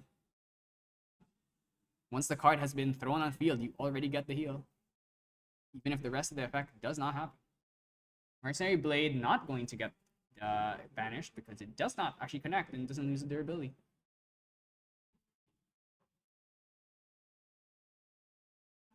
We have both weapons. If we have cannot play a double blazing throw at least. Yeah, I imagine Mark is probably just gonna level up next turn, go back up to Guoja, go up to 6 quest counters, and then gain another 2. Don't know if he can hit the Seiryu though this turn, next turn. He's gonna gain 4 quests from Guoja leveling up plus Guoja 2, and then he gets another one off the end phase, but I don't think he can hit that magic 10 next turn unless he has some other way of banishing. Ooh, a Tangu maybe, if he has another way of also leveling up. Mark the target, gonna do 2 damage here. And that's the Poison Dagger turn. Decently effective Poison Dagger turn. Immediately off the back, Mark slow rolling that innervate. We'll see what ends up happening here. We're gonna level up back to 2. At this point, yeah, we're gonna go up to 6 quest, 8 quest, and phase draw. Actually, we might choose to draw here. Knowing that we can't hit 10 anyway, might actually just choose to draw.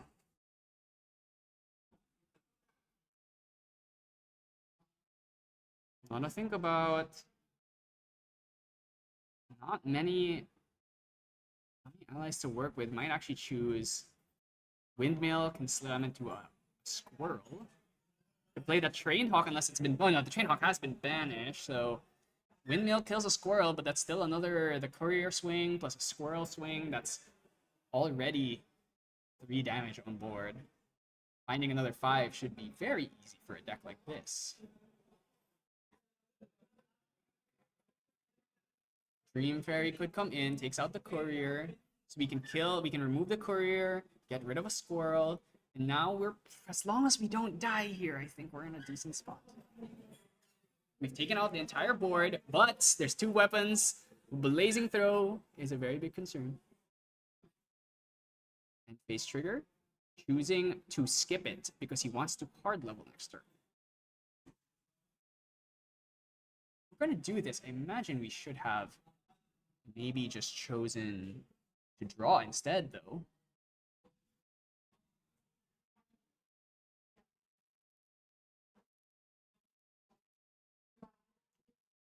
Right. Gotta think long and hard about this. Can he find a way to get there? I want to say that it's possible. Depends on how many blazing throw. Ooh, Orb of Regret. So, we did see the Orb of Hubris come in KL, but well, maybe we're seeing the Orb of Regret here, the little brother, or I guess the big brother since it did from first.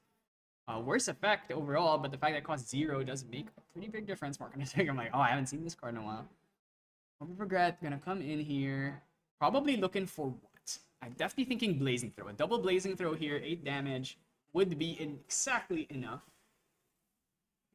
We do have the 2 weapons. Currently with a 3-card influence, but if we have a 5-card influence, we can play Planted Explosive plus Blazing Throw. Could work. The 5-card influence, we could do that. We just need to mind Blazing Throw, basically. A Rending here, I don't think on Rending, actually, so let's check to make sure. Yeah, I'm not seeing Rendings, and actually no, there's a 1 of Rending. Never mind. But yeah, hey, I mean we have Fiza expert Lance Lim here. You have anything you want to say? Ignite Stab. Yeah, Ignite Stab would do, but he's even playing Ignite Stab. He has Vicious Slice. He has 3 Ignite Stabs. Yeah, Ignite Stab would do it. That's what happens when you play Fiza for 5 seasons straight. All right, let's see. Did we hit it? The Orb of Regret. Oh, I see nothing. It's Gildas. Immolation. Rococo. Does Rococo do it? I don't see the Blazing Throw. There's no Blazing Throw. Yeah, I think that's. I don't think it's gonna work. Oh, is that a okay? Clumsy. No, this is not gonna be enough. Clumsy swing 1. Get our draw. It's Rending. Rococo gonna come in here, gonna do another 3. So yeah, Mark has weathered the storm. We have made it to the other side. Next turn, we can just level up to 3 if we want. That puts us at the Seiryu. Or we could even go Tengu if we like. We could go Tengu here, get a quest, and then at the end phase, we also... Okay, we're going to use the dagger, kill this windmill, or at it. Also, actually gets that very rare on-kill effect to return the Veruca Soul Knife. I think everyone forgets about that. It's very rare to see that happen. Just going to banish 3, so we have literally no cards. We're gonna have 1 card at the start of this turn, but we are at level 3, which means we do get the heal off on that Guaja. We don't need to gain quest counters anymore. So that means Seiryu this turn. We're gonna heal, recovering. And did he not recover? Or did he actually choose? No, he was already at 8 quest counters. There's no reason for him. There's no reason for Mark to not heal there. Oh, okay, he did heal. Never mind. I think this did not see the lifetime move. So 1 card in hand, not much to work with. I mean, we have the Seiryu. That should be enough. We can hold it as a taunt. Dream Fairy comes, kills the Clumsy Apprentice here. And then you just flip Seiryu, hold it as a taunt. The next turn, you've got a lot of Arcane.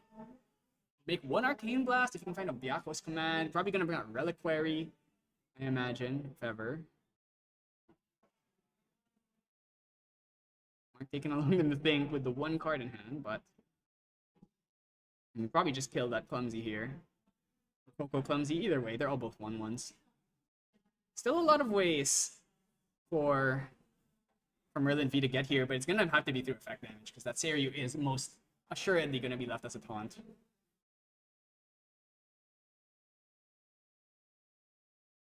Mark looking through, maybe trying to see if there's a way for him to get the kill here. Unlikely with only 1 card in hand. Definitely not enough damage to get there. Dream Fairy gonna kill one of these allies.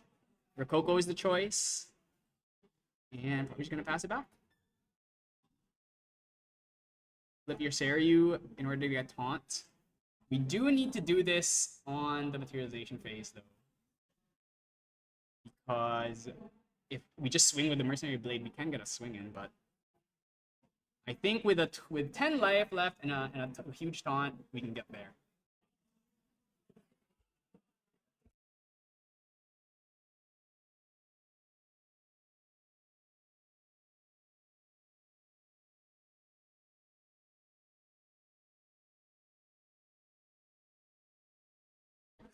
All right. We're going to move on to the next turn here. Mark is going to probably flip the Seiryu on his first chance he gets.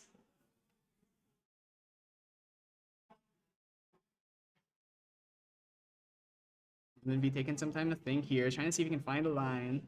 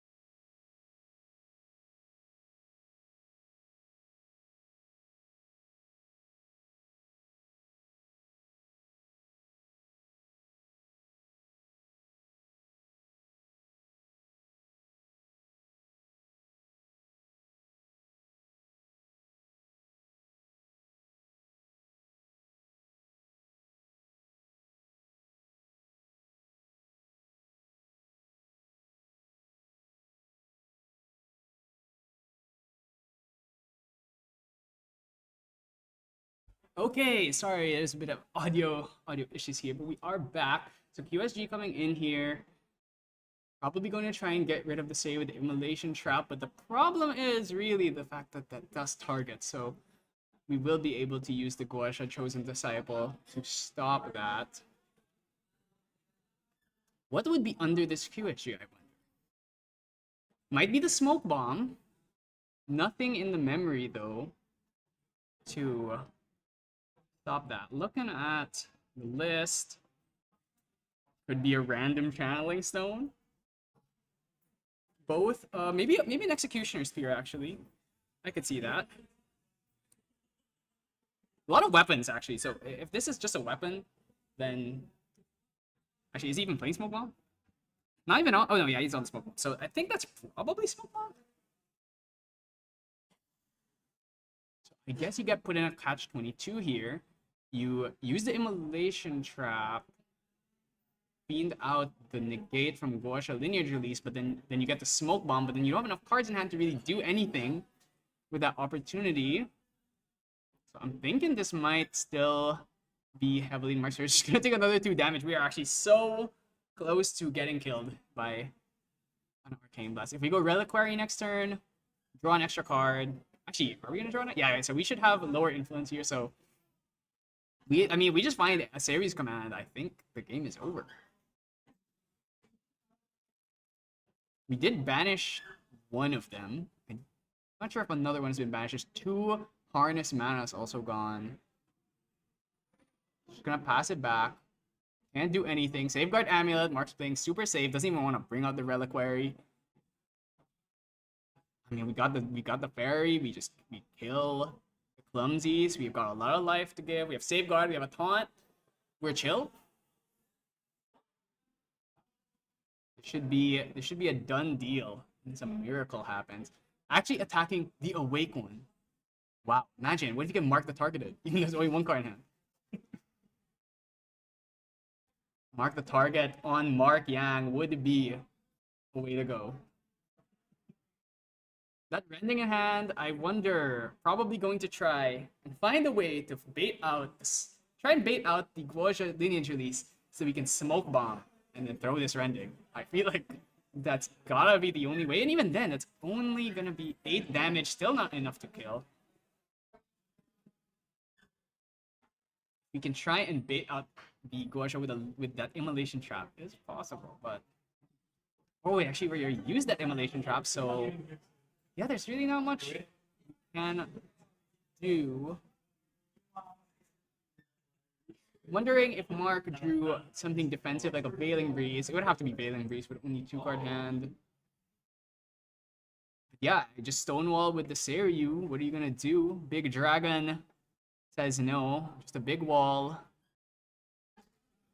Impact Hammer is coming out here. I mean, the amount we have basically done, I think we've done 6 damage to ourselves at this point off of Clumsies. So if we're gonna do another 2, we might end up.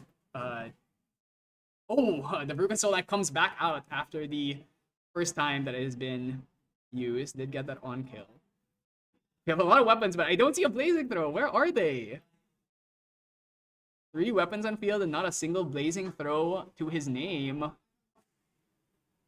It'd be really nice to have triple Blazing Throw right now. Maybe if he was more blessed and that Orb of Regret actually did something. Vermilion Decree, Gildas, Rending, a lot of attacks. Oh, is that 1 Blazing Throw? He might have drawn a Blazing Throw here. But that's just not enough. It's not there yet.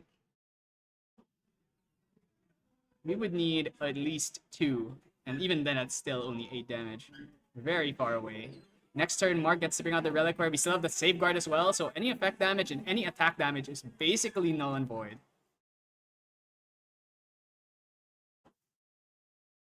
Yeah, it's a Vermilion Blazing Throw. So we're gonna Blazing Throw here. Gonna try and force out the Safeguard.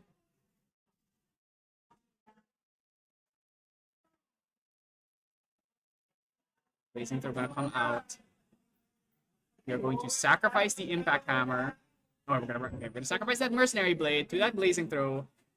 Safeguard Amulet going to be committed here. The only other fast speed card that could come in is Mark the Target. Not really particularly relevant here. Yeah, so there's nothing. There's nothing more. Merlin has nothing. Mark's got a pretty solid lock on this. Next turn he gets to bring out Reliquary or Tariff Ring even if he would like to, but don't really need that when you're already under. When you already got that Seiryu block. Oh, he's playing super safe here. He doesn't care. Another Dream Variant hand as well, in case another ally comes. We just kill the Clumsy, we just take it slow. I mean, he's used up a Blazing Throw. Even a double Blazing Throw here would not do it. Just take his time. As long as we are able to keep the Seiryu up, they basically can't do anything.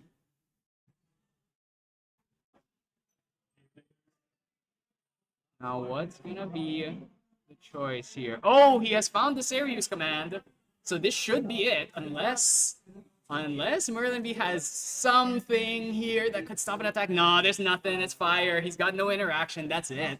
So yeah, Mark with a decisive 2-0 there was able to just leverage Seiryu's big butt and his attractive butt that every ally on the field feels the need to attack.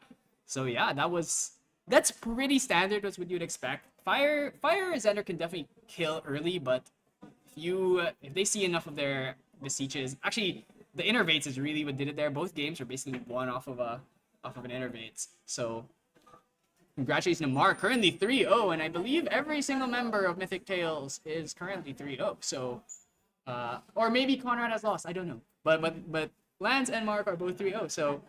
So doing really hot right now. I wonder how many of them are going to be in. So Conrad has lost. So you know we've lost one of them. But you know he's still in the running. You're allowed 2 losses in a tournament like this. So still lots of opportunity to make it there. Top 16 for this one. So you really want to be trying to aim for like a 5-2 record, and even then that's not guaranteed. So yeah, Mark looking good here. Just needs to win next 2 rounds, maybe win 1 in ID3, but come on, we don't want to see IDs. Who wants to see IDs? So yeah, that's gonna be it for round 3. I think from this point we might start getting guest casters because I think a lot of people might start dropping. So we'll see. Look forward to that, I guess, and we'll see you in a bit.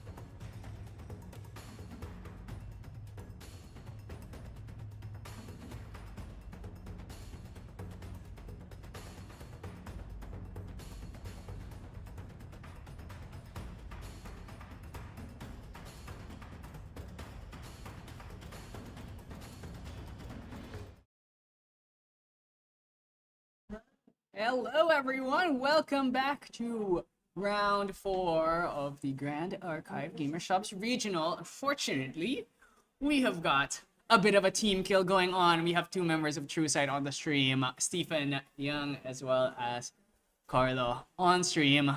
You hate to see a team kill, but a lot of the members of TrueSight are at that 3-0 undefeated.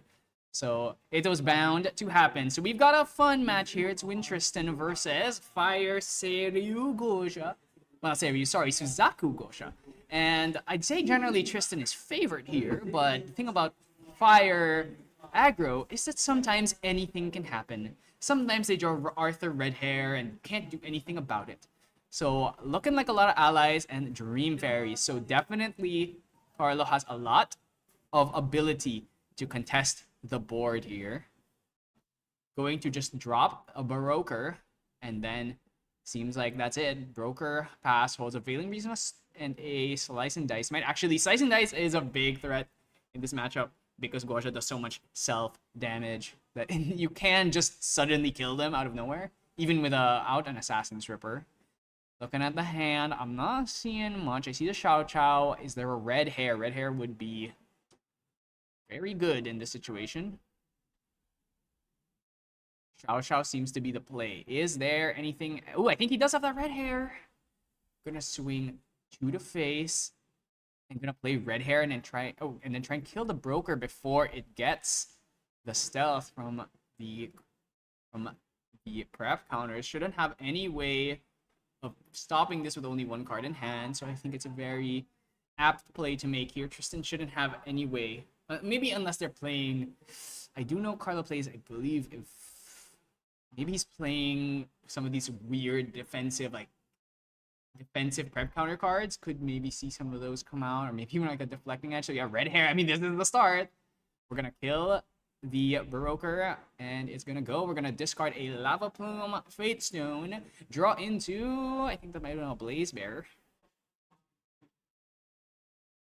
This is very annoying. We do have the Dream Fairies though, so there is a universe. We're able to get through this. We use the Dream Fairy. We either hit the red hair or we hit the Xiao Xiao. This is the eternal question you have to ask yourself when dealing with a red hair: is am I gonna deal with the red hair itself, or am I gonna deal with the unique ally? You deal with the red hair, the unique ally stays on board. They're annoying, lower value overall, but more generally going to work. But if you remove the red hair, if you remove the red hair, like you're sure it's gone unless they play another one, which does happen quite often. But if you remove the unique ally and they have another one, it kind of feels like, why'd we even bother doing this? Dream Fairy, Broker. Wow, that's a lot of allies. Yeah, there's not a lot to work with here. It's a lot of allies though, which you actually do want to see in this particular matchup because you want to try and fight for board. Unfortunately, one of those allies is stealth. Can't really do anything about that. Might just choose to do nothing past here. Doesn't want to play another Broker because it's just gonna die again. Could try and Dream Fairy something here. Yeah, Dream Fairy is the choice. What are we hitting? So let's see. What kind of player is Carlo? Okay, he's gonna choose to go for the unique ally here. So if Steven does draw the Arthur, or Slice and Dice. Wow, very, very committed to removing the red hair. Even if we've already dealt with the Xiao Xiao, still wants to get rid of that. So I think Steven is very pleased to see this. Even if we're getting rid of allies, we are set up to do Gosha things. I'm gonna go level 1 here. I'm gonna banish a card. What's gonna be the damage? I'm gonna throw a... Unfortunately, didn't get to throw a float off this red hair. So losing... Ooh, that's a card you want to keep. Losing that Fate Stone of Unrelenting. One of the best ways of getting quest counters in the Seiryu deck. Or I keep calling it the Seiryu. The Suzaku deck.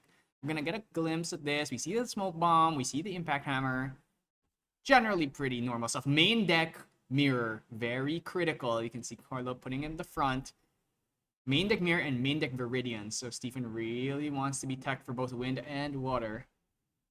Ooh, he does have the Arthur. So it was a correct choice to deal with that red hair. Because if we just drop Arthur here, you'd feel terrible. Gonna draw. If we do Vermilion Decree, really, really strong. Generates 2 quest counters if you use both of its sides of its effect.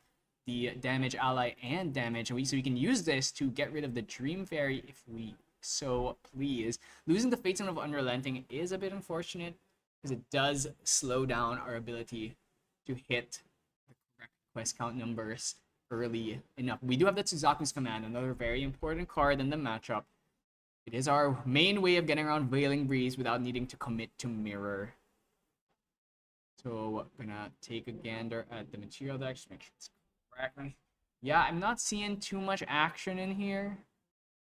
Could maybe just... Oh, he has another Fate Stone of Unrelenting, so I imagine that's probably going to be thrown out here. Get some questing, and then we can hold up the Vermilion Decree. For next turn, that means we would be at Vermilion Decree on Dream Fairy plus Champion. Would be doing 2 quest counters plus Fate Stone of Unrelenting. It's going to get 1 quest counter, which will put us to the magic 1, 2, 3, 4 into... Wow, we're actually just going to Vermilion now. I think Stephen doesn't want to mess around with the potential of this Dream Fairy surviving, so he's just going to throw it here. Maybe worried about a reclaim. Next turn, we can flip the Fate Stone of Unrelenting, swing at face, do damage to something on board with the on enter as the cheetah comes back as a Fate Stone. Put him at 5, so he just needs to find 2 more. He's really close. If he goes Tango, he can also go Impact Hammer as well. Lots of ways to get there. Actually, no, he's already going to get 1 from the... Actually, yeah, I think he's almost guaranteed to get it next turn. As long as that Fate Stone of Unrelenting connects. Losing the Sadie, really annoying here. Really want to keep those allies. The allies are very important. Might just try and commit. Scatter Essence going to do literally nothing in this matchup. No Fantasias to speak of. Might just commit a Broker. This is a stealth Broker at least after we get that quest or the prep counters. 3 counters at this point. So next turn we get Seiryu, or oh my god, come on, Seiryu. Ruby Fate Stone. Ruby Fate Stone triggers. We're gonna get 1 quest counter. It's gonna put us at 5. If we go Tango, puts us at 6. And if we get that Fate Stone of Unrelenting to actually trigger, it will put us to 7. So that will get the Seiryu out. And if all the damage connects, which looking at the hand, I do see a Veiling Breeze. If we're forced to commit a Veiling, you're very happy to see that. Ooh, is Carlo passing here? Or no, Stephen just looking at his material. Yeah, the hand's not very great. I mean, we're going to probably just play out some of these brokers, but not very happy to see that. Broker had the stealth. Very good, but I think the issue... Ooh, okay. I wonder how crazy Stephen is here. If he wants to really go in, he could try and bring out that Impact Hammer. Do some damage to yourself in order to gain more quest counterage. I don't think he can kill this turn, though. Unless he has... Without having the Seiryu or the Suzaku out already. It's going to be a bit difficult. Just going to go for a GCR. Pop it early. And the Fate Stone of Unrelenting should be there. So we're going to move to Past Recollection. I'm going to draw up. And I see red hair. Ooh, red hair. We already have the Arthur as well. So we could try and go for that. But I don't think you have enough to play both on the same turn. Yeah, with only a 7-card influence, we're not going to be able to do Arthur and red hair. Would consider just throw in the Unrelenting here. Don't hate that at all. Might just go Arthur into Fate Stone of Unrelenting. Maybe an Immortal Arthur, Fate Stone of Unrelenting, swing for 3 plus an extra 1. Leaves you in a pretty decent spot, but maybe he's trying to find a way. Suzaku's Command, the Xiao Xiao, which is unlocked. Actually, we can do Xiao Xiao Red Hair here as well. Xiao Xiao Red Hair, pretty good. The Dream Fairy has been dealt with, so that Xiao Xiao has been re-unlocked. No longer unable to be played from a Dream Fairy effect. Ooh, we also got another fancy card there. We've got a, I like to call her Annie and Tibbers, but as a Beastmaster, which does give +3 to a beast on field, which can get put on that red hair. Or the Suzaku. Suzaku works as well. Chow Chow gonna be the pick here. Swing for one. Let's see. Are we committing anything? Carlo already killed the red hair, so he doesn't know about the second one, but maybe playing the Xiao Chow might be telegraphing that. Gonna take the one. Are we just gonna play out the red hair? I mean, I imagine that is going to be the thing. What are we gonna throw, though? Seems like might be just tossing this. Ooh, so he's gonna throw away this. Actually, he's gonna throw away the... Gonna throw away that Heated Vengeance. Card I definitely expected him to keep since it does do a lot of damage, but maybe worried a little bit about some of that self-damage here. Against Tristan, you do have to play a little bit of a longer game just because you do know that Tristan is quite defensive. You do have to worry. I think next turn probably going to bring out that mirror and then force out the Veiling now, and then we still get our... I think we're pretty much guaranteed to get Suzaku next turn. We will do 1 damage off of... Well, if we bring out Tengu, might actually not be able to hit Suzaku next turn if the Veiling is used a bit too early. Have to make sure you can get there.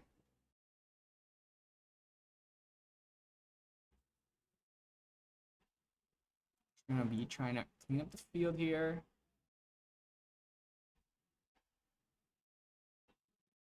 Oh, the Vertiger's Degree gets used up. So now we cannot attack with the red hair, but if your opponent is using a Vertiger's Degree, I think you feel very good that they have committed a card to stop 3 damage.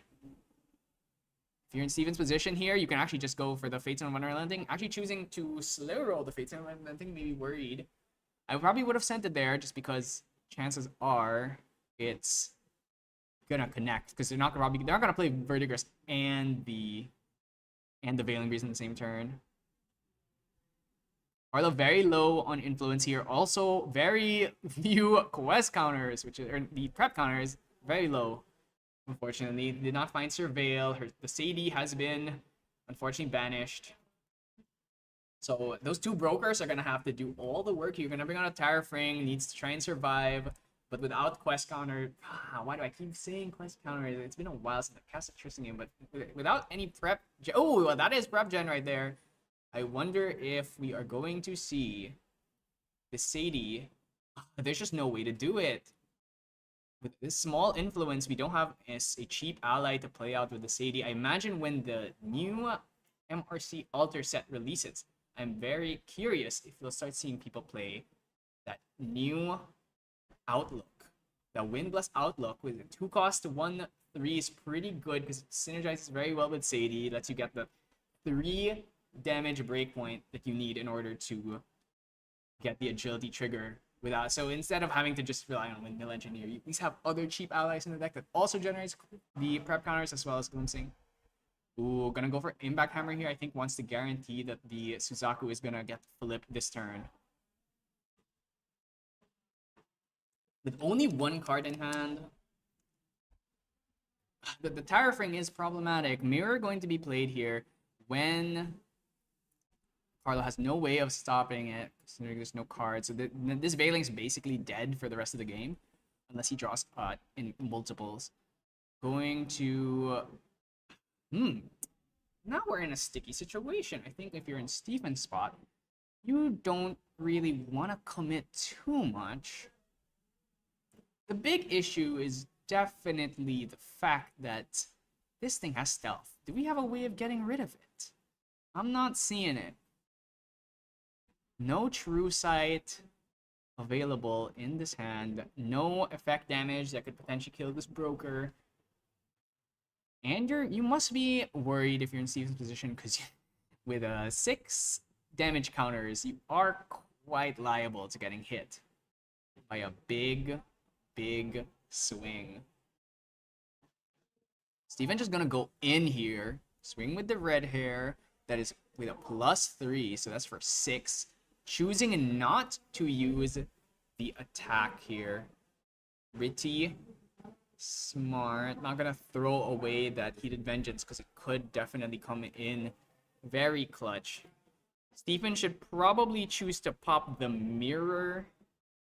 Oh my god, Tristan to 3 with only 3 quest counters. Prep counters. Prep counters is very unfortunate. Only gonna get 1 draw, loses your incap.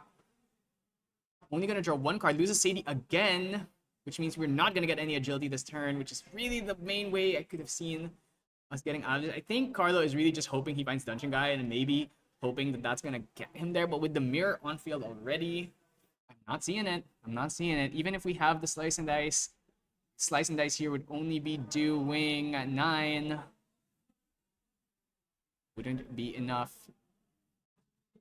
We see some stuff in the hand. Reclaims. You're just dead next turn. Maybe, yeah, not even enough cards to really do anything unless we just play it. Yeah, I think, oh, Carlo, I think he's scooping. Seems like, yeah, he's scooping. He sees it. He doesn't have any way of surviving next turn. Can't clear all these allies. And on the flip side, Suzaku is 100% going to flip the next turn. So we're just going to throw it back. We get Black Market Broker. Unfortunately, triple Black Market Broker started not the best. It's not the best. And Stephen did hit the special red hair turn 1. Always love to see someone hit red hair. So these Scatter Essences are definitely going. Carlo has no reason to keep these. Has no Fantasias in this deck at all. They're teammates, so they should be at least tangentially aware of each other's decks. So Stephen's deck is, he's like the only guy who plays, no, Alan also plays Squasha, but looking at sideboard, Crystallized Destiny on the Gorgia side is a potential choice. It does stop some of the big hits, and it does also deny Quest counter gen on maybe like a Vermilion Decree.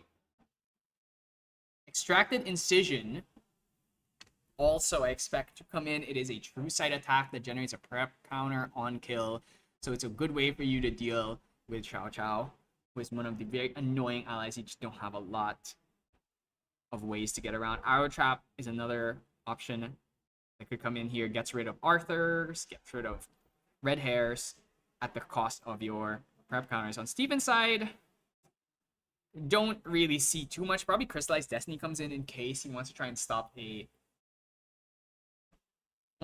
big Shadow Strike, but chances are Tristan is not going to commit a Shadow Strike without an Incapacitate in the hand. Demolition or Cinder Geyser just to clear some allies. We do have a lot. Flame Wreath Calls as well. Under Fire could also come in. So lots of things that Stephen could choose to put in, but the choice is whether or not he wants to dilute his deck with a bunch of tech cards at the cost of his own consistency.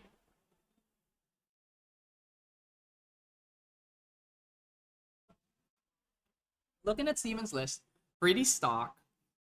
Is still on Coiled Fatestone. I think it's pretty standard. Coiled Fatestone, very important card in the deck. Very consistent quest counter gen while also dumping fire cards into the grave. Also, maybe the heal comes up. Sometimes you can catch a Luxem player or an Arasana player with no way of removing it. And other than that, yeah, the rest of the list is pretty standard. Typical stuff you'd expect to see in a Gorgia list, but is on that red hair. More allies than probably some his earlier builds. Earlier builds were more all in on the effect damage, putting very few allies. But I think in the current meta, you do need allies, especially with the presence of Clarent.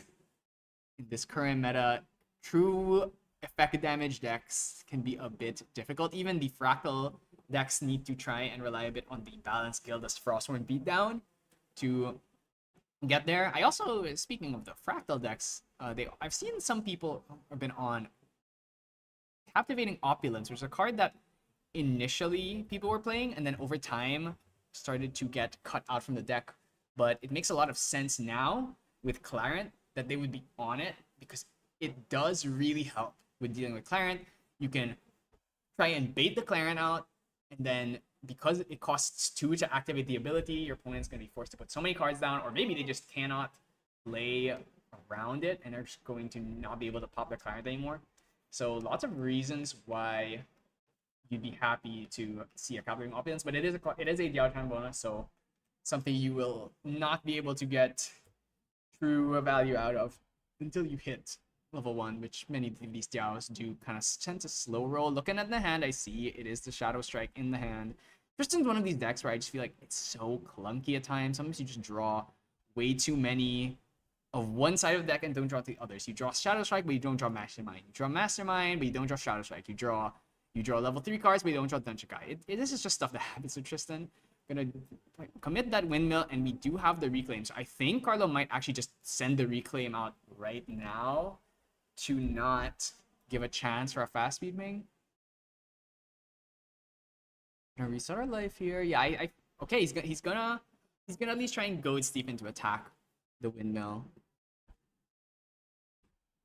If you're on Stephen's side, I think you would definitely not want to attack this Windmill Engineer because you know the chance of it getting reclaimed is quite high. To attack or not to attack a Windmill has always been an eternal question. We do see the Arthur in the hand. We do see Arthur and we do see Red Hair. With an 8-card hand, you could throw both of them. So I wonder if that is what Stephen is going to do.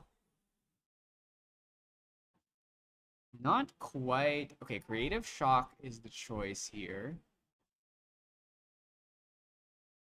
I'm gonna draw 2 cards here. Draws another Arthur and a Flamelash Beastmaster. Gonna throw Ignite Fate. So we did get Creative Shock float. Then I imagine he's gonna play an Immortal Arthur and pray that Dream Fairy is not a card.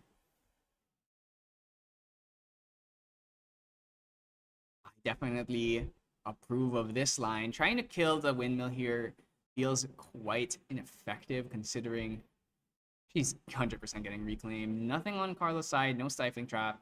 Stop this. So yeah, so I think no Dream Fairies based on what I have seen. So unless he draws one off the top here, it is quite likely that this Arthur is gonna stick.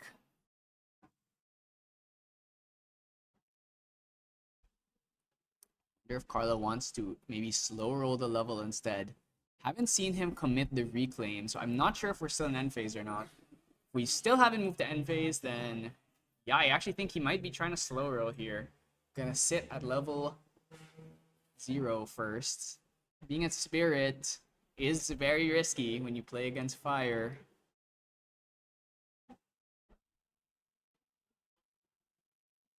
Thinking long and hard. Backup Charger seems to be at the tip of his mind. Ooh.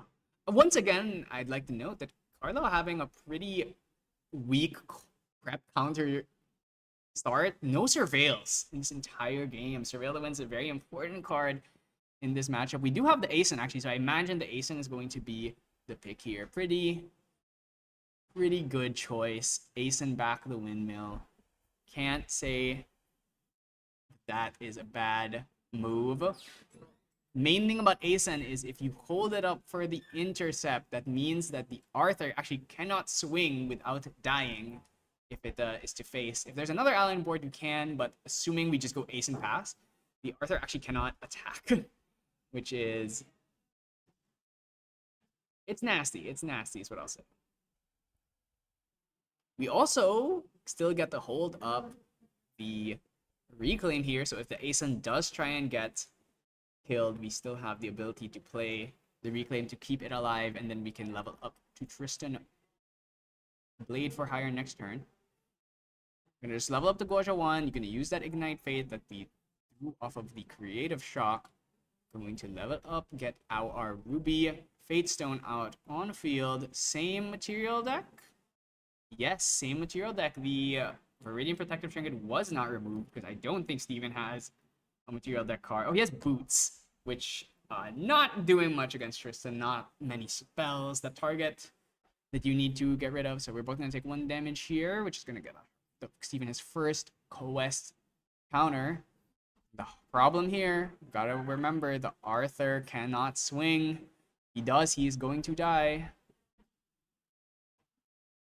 That's a Fabled, or that is a Lava Plume.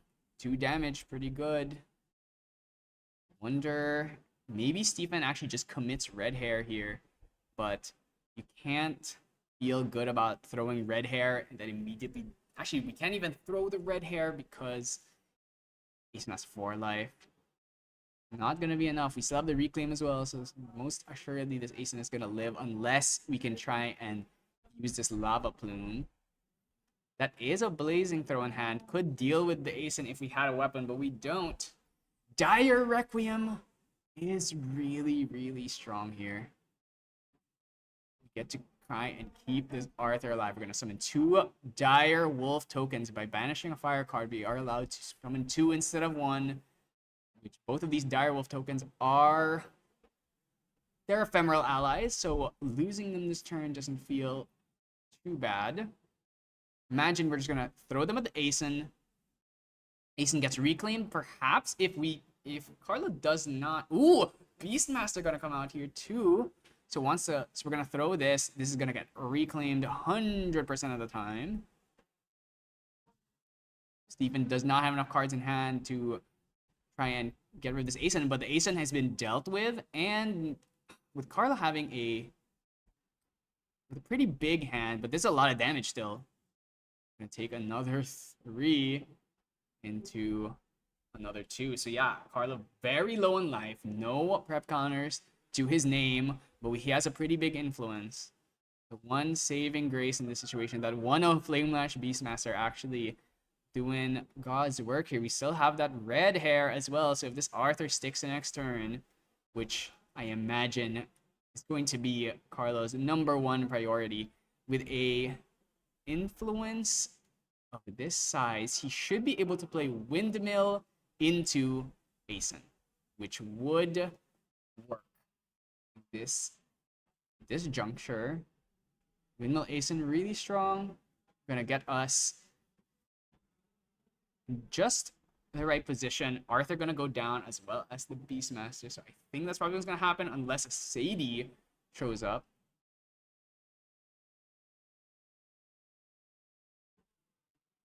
There is a Sadie, but I think the play is probably Windmill Aeson. Windmill Aeson is so strong.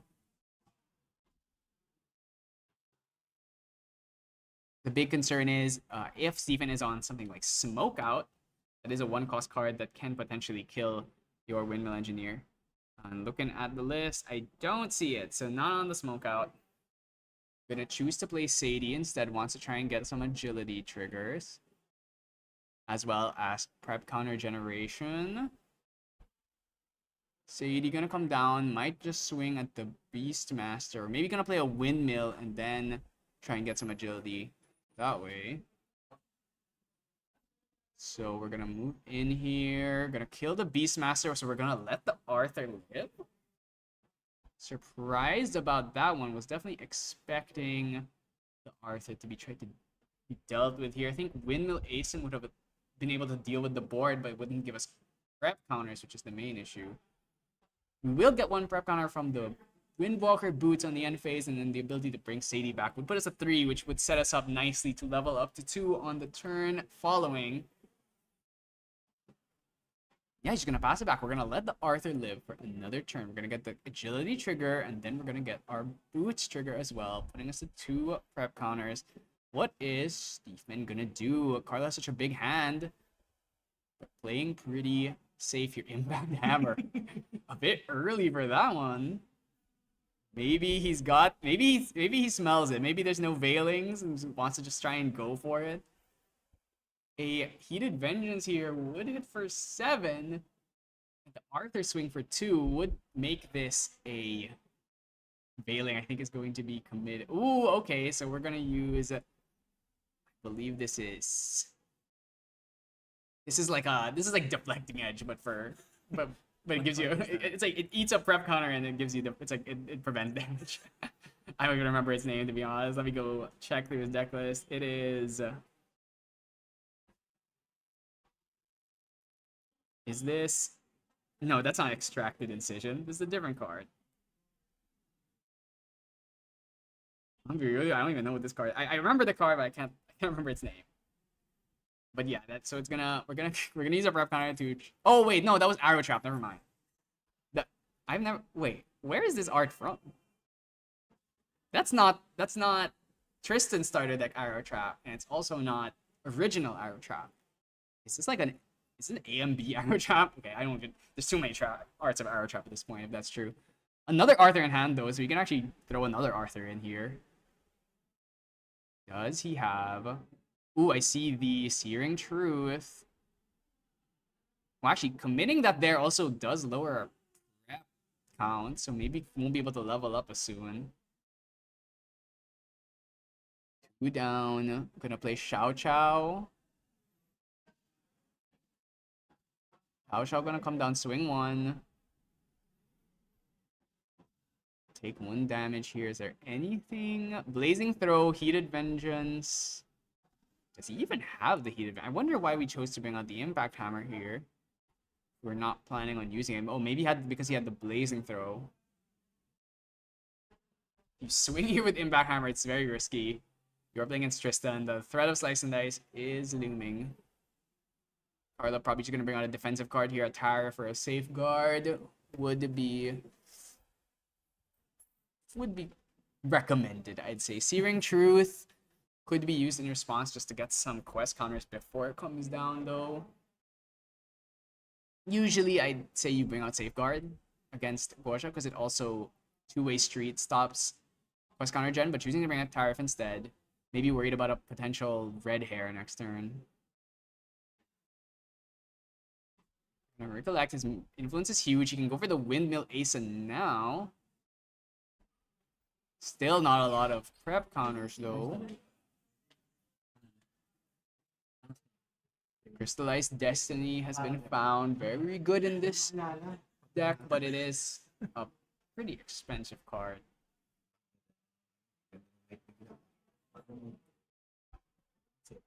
Gonna try and seems like he wants to play out more allies. Still no way of dealing with the Xiao Xiao, it seems. Oh, is there a Dream Fairy? No, it seems like no Dream Fairy. Surprised that we're going to go for this line here. Really slow rolling this Windmill. Maybe he's worried about a fast speed ping. Gonna swing 2 Sadie.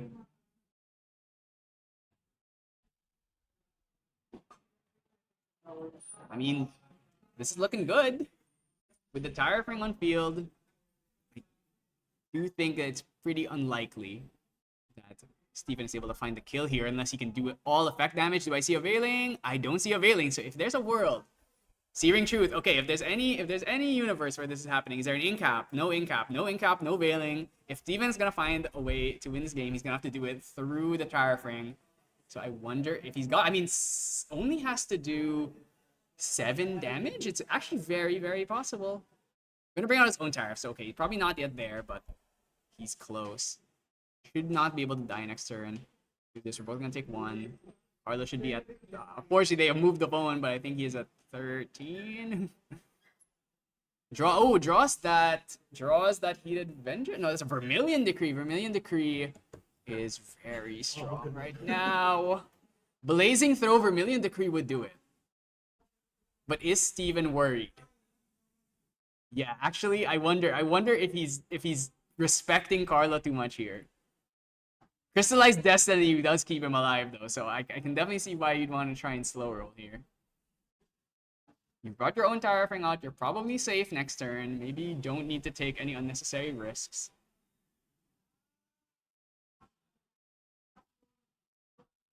The Blazing Throw would do a lot. Maybe, oh, if he has a Sparkleite, he could also try and eat that Crystallized Destiny, but I don't think there's a Sparkleite in that hand. No, it's Blazing Throw, it's Vermilion, Flame Wreath Call. Suzaku just needs 2 counters to flip. We're very close. We're actually swinging. Wait, was the Tire Ring not used this turn? Wait. Was Tire Ring not used? That's actually kind of psycho, I'm not gonna lie. I think you've gotta be a little bit of a freak to not pop the Tire Ring in this situation. Okay, Steven gonna take his damage, which is gonna give us the quest counter, which means as long as one of these spells resolve and does 1 damage, we are going to see that Suzaku. Blazing Throw. Carlo, you have nothing? Gonna be forced to use that Crystallized Destiny here. I think that's it. I think Steven, he's gonna throw out that Vermilion Decree right after this. Then gets to flip the Suzaku. Yeah, I think Steven's got this. I think Steven's got that. I think all he needs to do is just throw that Vermilion, do damage. You can just hit ally, hit the Sadie. Or yeah, okay, so Vermilion gonna be thrown here. Has to go for yeah, Carlos nothing. That's it. He just where was the tariff? Why was the tariff not pop? Can I ask? He's a freak. He's just psycho. He's crazy. He's crazy, or rather, he probably forgot. He probably forgot. I'm gonna say he probably forgot. He's so I don't see why would you bring out tariff and then not pop it. I mean, that's freak behavior. So Steven gonna get the 4-0 here. I don't. It's 2-0. Yeah, this is currently this is the Like, no. This is the undefeated bracket, so that means Steven gonna get 4-0. I mean, like, is it it's Oh, 1-0 already? Yeah, this is already 2-0. So yeah, so Steven gonna get the win here. And I mean, yeah, that was a fast one, which we expected this. It's Fire Gauche. It's supposed to be fast. But the Tristan, unfortunately, never hitting level 3. You hate to see it. You play a level 3 deck. You want to hit level 3. You want to do your Umbra things. But he never even got there, which is just the strength of the Gauche deck. It can do a lot of things. So yeah, I mean, moral of the story, pop your Tariff Rings. I mean, I can understand not popping Tariff if you don't have to, but in this situation, it was absolutely warranted. Crystallized Destiny, pretty cool tech card on both sides as well, so love to see that, but unfortunately, Carlo just wasn't getting very good starts, was not finding his Surveil to wins. Sad for the True Sight team kill, but both players still have a chance. Carlo first lost, so still has one more loss to give before he's out of contention. And Steven looking really good. Needs to win one more game, and he's probably a lock for top 16. And I think that would be the first top 16 that Steven has ever gotten. So be very happy for him. And this is the only deck he plays because he doesn't own any other cards. So I'd be very happy to see him get here with the one deck that he has stuck to for the entire season out of necessity. So we're gonna just move it. That was a fast game. So not much left we can talk about. There's 22 minutes left on the clock. Probably gonna be a 30 minutes. Hey, let's get our two potential casters in here. Introduce yourselves. Maybe are you guys gonna drop yet? Hello, I'm Farmer Fred. This is Farmer Hello. Fred of True Sight. Hello. And it's really far. yeah. Hi. Yes, this is Conrad I'm from Conrad from Mythic Mythic Tales. Tales. So are you guys dropping yet? Not yet. I'm Not 3-1. yet. I'm 3-1. Not yet. So I'm unfortunately, 2-2, so I might drop next round. yeah. So you know what? We might see one of these guys come in if they start losing. We got lucky a bit, but you know. No, I was unlucky. Oh, he got Yeah. unlucky. Did you run into one of your teammates? No, not yet, but Okay. So I no ran team to kill. Yeah, True Sight. True Sight Luxem. Yeah. Oh, True Sight Lux. Yeah, we love You're a into good Josh. True Sight I Luxem. hate Luxem. Yeah, nobody likes Luxem. Alright. So yeah, so you know these two maybe if they start losing, Yes. we might see them come on the Yes, stream as yes. guests. Not- So I'm not sure whether I hope that would be the case. yeah, I mean obviously you don't want to lose, but also Yeah, I want to cast. My casting adventure begins. so yeah, so that's it for us. It's gonna be a long break because that was a fast game. But stay tuned. This is round 4, meaning there's 3 more left. I think we might actually end a bit early today for once. So yeah, stay tuned. If you need to kill time, go watch OCE Nuts. Why not? See you guys.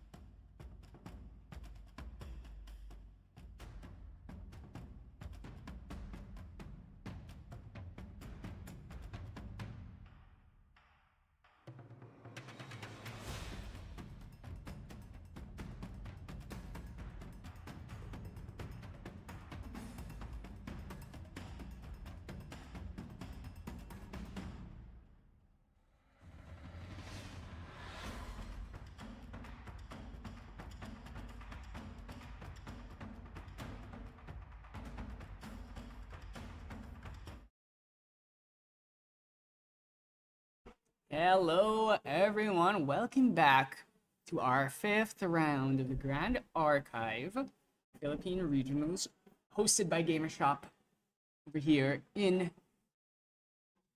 sunny, hot, very, very, very sunny, actually, incredibly sunny Quezon City.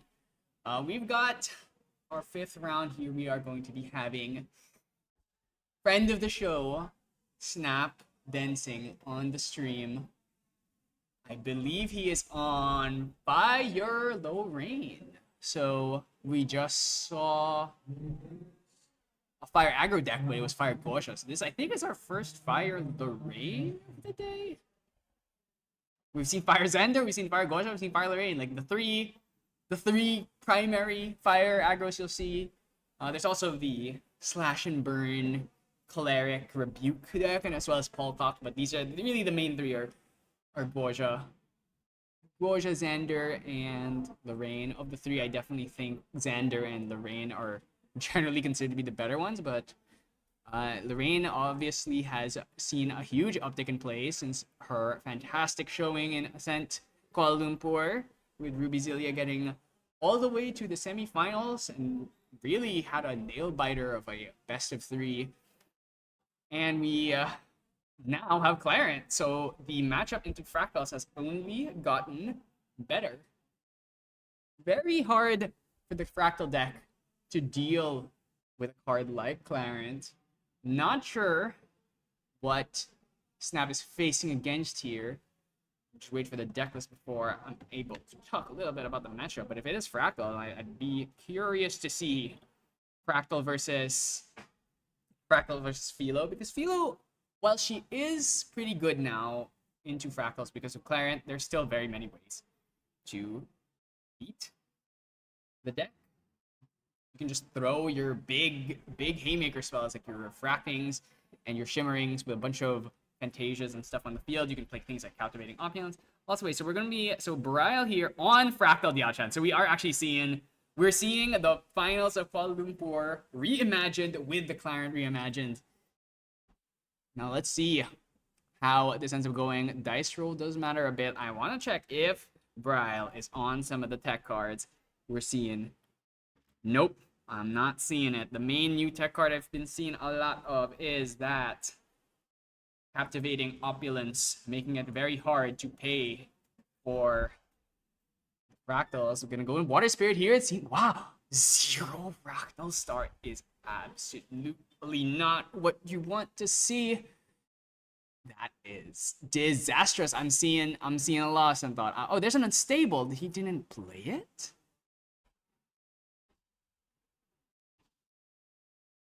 Maybe wants to try and go for backup charge or Fracturize instead.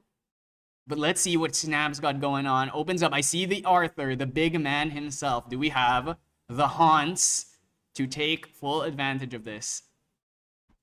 I'm seeing a lot of Flame Runes. I'm seeing a Blazing Throw.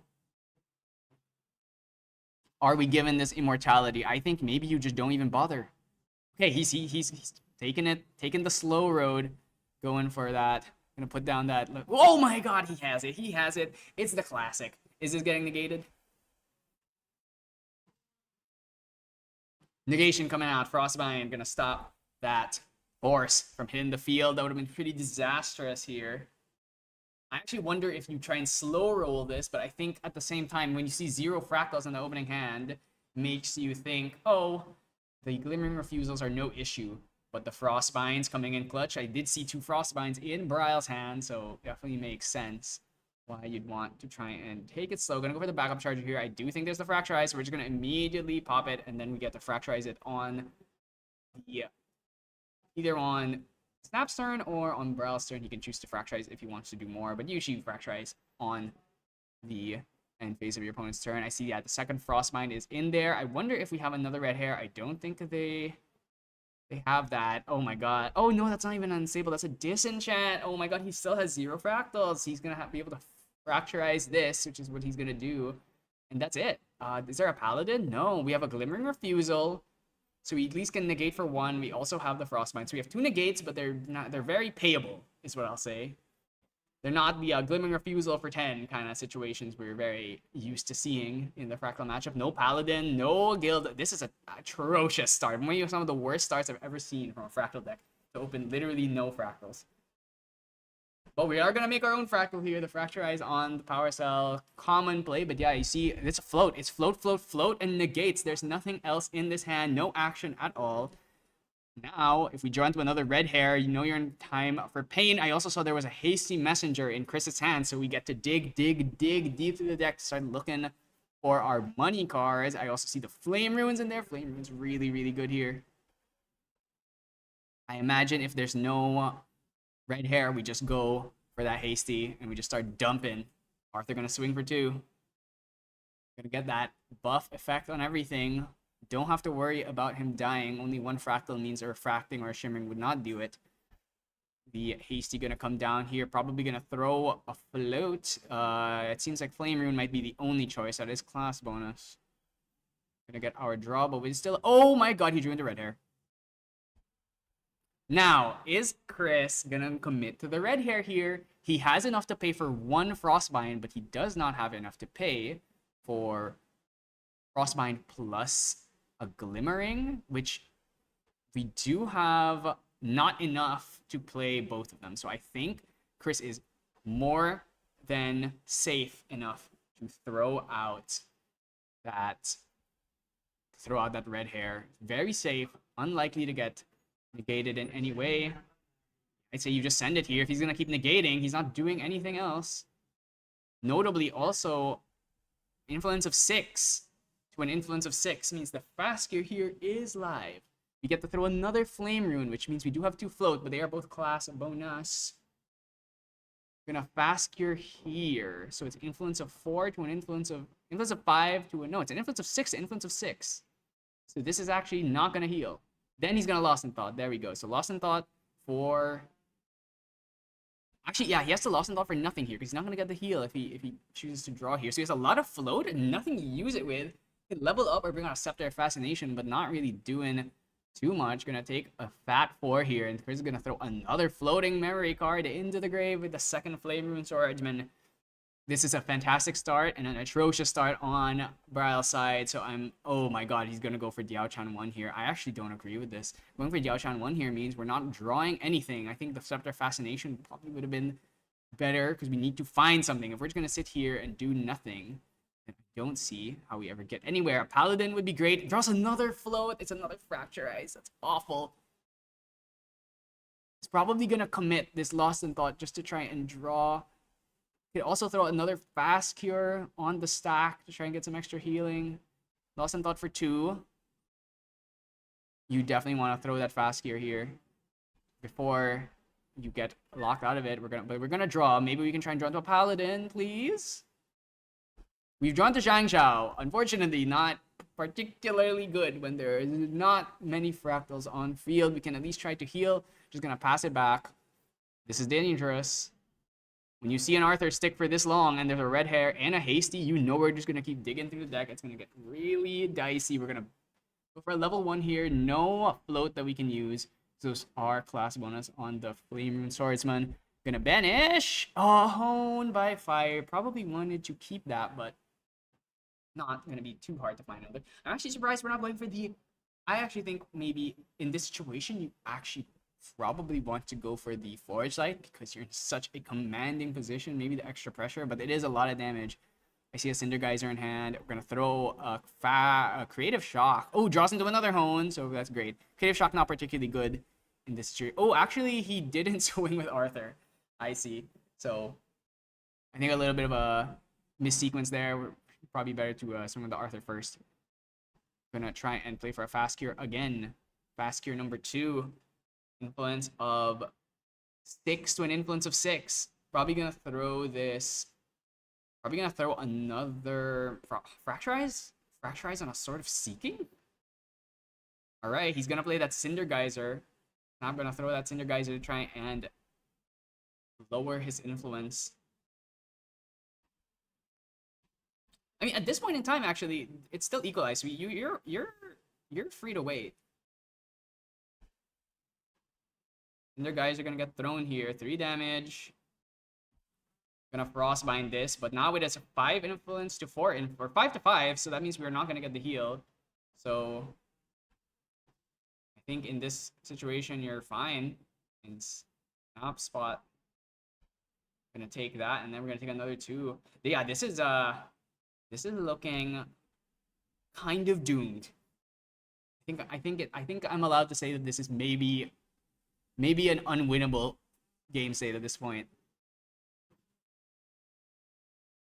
With only 5 card influence, a lot of float, but zero fractals aside from that fracturized power cell, meaning that the Zhang Zhao is not gonna get us draw. We can Zhang Zhao to try and heal, but you can't be happy to see that. Are we going to bring out maybe Deceptor Fascination would be apt here? Terrafring could come out, a Lantern as well. There's a lot of options. Deceptor Fascination seems to be the card. Ooh, Terrafring instead changes his mind. Gonna draw, but we just don't have we don't have many options. Still no Paladin. Still no Paladin. We drew another Fast Gear though. Somehow this Fast Gear is keeping us in the game. We're gonna play the Zhang Zhao. No, actually. Seems like 2 down. Yeah, I think it seems like Zhang Zhao is gonna be the play here. Zhang Zhao gonna get a heal off. Okay. Heal 4-3. And then just pass. Gonna try and use another Fast Cure, leverage another Fast Cure. Not a good spot to be in currently. Okay, we're just gonna throw the Fast Cure now. So we're gonna get the heal, but like I said, there's just nothing. We have nothing. We have no fractals. We've got no engine going on. We have just absolutely nothing working here for us. I think in Snap Spot, you probably just go get some influence. Maybe you could bring out Clarent here if you want, but I think it's not necessary to bring out Clarent here. You're already in a good spot. There's no fractals. There's no risk of dying. Just let the Terrafring go and then just start swinging. You can just kill one. You can kill. You swing with Arthur, swing with Red Hair, swing with Hasty, and you're probably in a decent enough position either way. GCR gonna be the pick here. Want to have more influence so we can throw more swings on the Terrafring turn. You can just swing face, or you could kill the Zhang Zhao if you like, but I think in this situation you might as well just swing face. Who cares? Blaze, it might be... I don't think we can kill just because of the amount of healing, but if your opponent just heals and heals and heals, but doesn't actually gain anything in the long term, that's what makes Luxem strong, is it heals, but it's also doing things. It is gaining influence. Here we are healing and not gaining anything out of it. Gonna swing for 2. I imagine Snap is just going to throw everything. All allies on the prowl. Gonna throw another creative shock. We have got a lot. Oh my god, that is a Sword Sign of Everflame, which we can throw off of this Hasty Messenger. Last card in hand, throw it. I think I would probably do it. Yeah. Hasty gonna swing for another 2. Gonna throw that Everflame. Next turn, if we still have our bubble, we can go bubble and then play that Everflame and then try and go for a big game ender, but Deceptor Fascination be the pick here. Draws another card, only 6 influence though, still only 1 fractal. Such a bad spot to be in. Any a momentum or a Rending Flames here would already do it. Very unlikely we'll be able to clear this board too. Bring in 1 to face. Really no risk. Ah, we have finally drawn some fractals, and it's unfortunately the most expensive fractal that we have with that Fractal of Refreshment. We're gonna pay 1. We're gonna put down. Oh, I think you gotta keep that Song of Frost. I'm surprised we're keeping the Disenchant here. Fractal of Refreshment gonna be played here. We're gonna throw away this Fracturize. We don't need it. Actually, maybe you want to Fracturize that Scepter Fascination at this point, just to have another fractal. Draw into memory, and that's it. We've got nothing. We got the Song of Frost, so we can maybe try and survive for another turn. But with 3 allies on board, it's pretty unlikely. We're just gonna bring out Clarence now. We might as well just get it out so there's no shenanigans that could happen. Let's see what ends up coming up here. The Clarence is basically gonna make all of these allies unkillable. Clarent can be used on anything, any unit on field, including your opponents, which I believe I heard in the game against Stephen and Snap. He did use the Clarent to stop Stephen from damaging his own allies for quest counters and to get enough fire cards in the grave for the Suzaku to revive itself. Gonna swing in for 3 again. I'm really curious why we're not swinging with Arthur first. I heard Snap Laugh. I think he's realizing. Oh yeah, I just forgot. So yeah, so we're gonna discard another one, and then so we're gonna have to Song of Frost this. We're just done. I think yeah, Braille seeing the writing on the wall. There's no way I can survive against the onslaught here, so he's just gonna pass it and go to game 2. In that situation, honestly, I probably would have conceded it earlier, but these decks are pretty fast. There's a lot of time to work with. Yeah, this is a really tough spot to be in. You know, it's hard. Really, really tough to have such a bad start and such a good start on Chris's end, opening the Arthur Red Hair versus the 0 Fractal opening. I literally don't think I've ever seen a 0 Fractal opening in my life. You play like 24 of these, 23 to 25 in the deck, and somehow you open 0. That's just like unprecedented. Takes a truly generational streak of bad luck to see that kind of situation happen, but hopefully Braille can bring it back in the second game with a better opening. Imagine he's going to choose to go first. Let's talk about the side. Art of War. Card we don't see very often, but I'm curious if he's going to try and use it. It can be good in the right situations, but sometimes it just doesn't do anything. Censor Restful Fate as well, another good card. You play a lot of float in your own deck though, so it can shut off your own stuff. The Disenchant is definitely going. Xian Yu, I don't know if you really want to play Xian Yu. I feel like that's a bit too slow for an aggressive match like this. And the Song of Frost are definitely coming in here.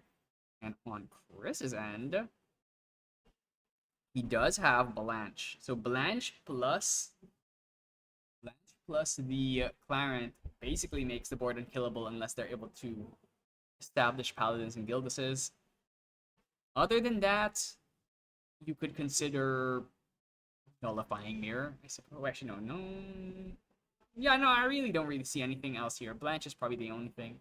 Smoke Bombs if you want to have an out to the Paladin, the woken up Paladin to try and get around an intercept. We do have Water, Wind, Bauble. Actually, we have all 3 baubles, and we're naturally just going to remove the Mirror and the Smoke, the baubles for Mirror and Smoke Bomb, so that's almost a shoo-in, unless you expect the out-of-nowhere pivot to a different element. But I highly doubt that. The main thing here really is we have to try and find a little bit more action than in the first game. Braille needs to try and hope to find another, classic double, triple fractal start into the Zhang Zhao army. And ideally, find some of his allies so he can contest for board. Really, that's the main way you win this matchup. So you have to try and play for the board, try and stick a Paladin, try and stick a Gildas.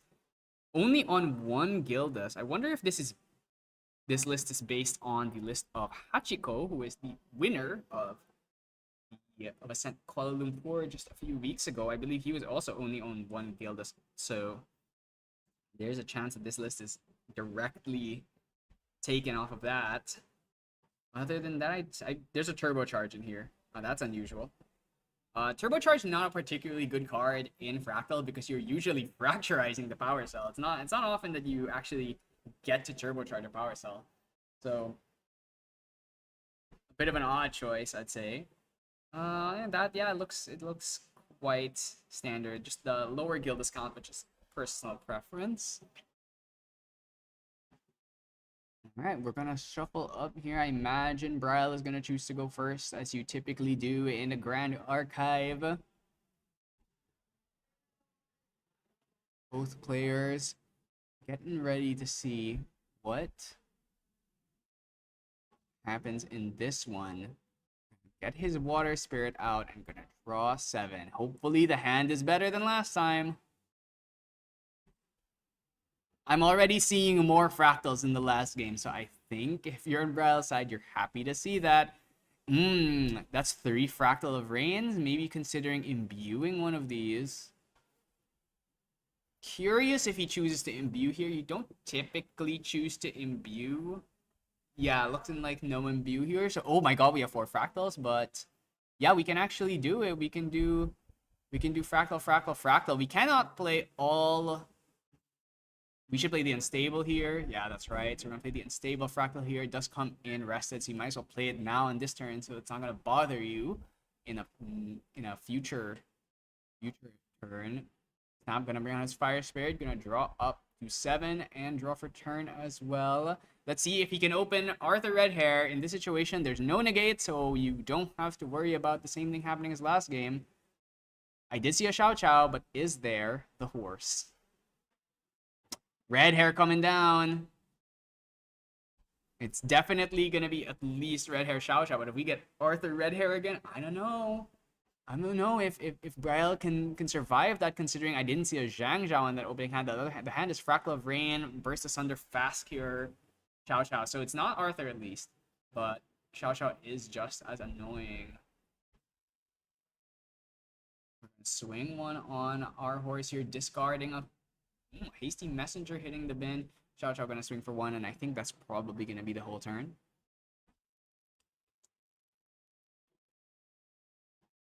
What's gonna be the pick here? Can't bring out that backup charger. Art of War coming down. So we did mention this in the sideboard discussion, but he is on the Art of War. So we're gonna bring it out now. Now the thing is, we absolutely need to get rid of that red hair so that we can. Oh, we do have that Zhang Xiao. I don't know if he had that from the start or if he just drew that now, but that's very fortunate. Draw 2. Really, really, really want to see something here that can let us get rid of this red hair. I'm not seeing it. Maybe you might have to shimmering this guy. I think in the situation where you have Art of War, you'd probably rather hit the red hair than the Xiao Xiao, because the red hair swings for 3.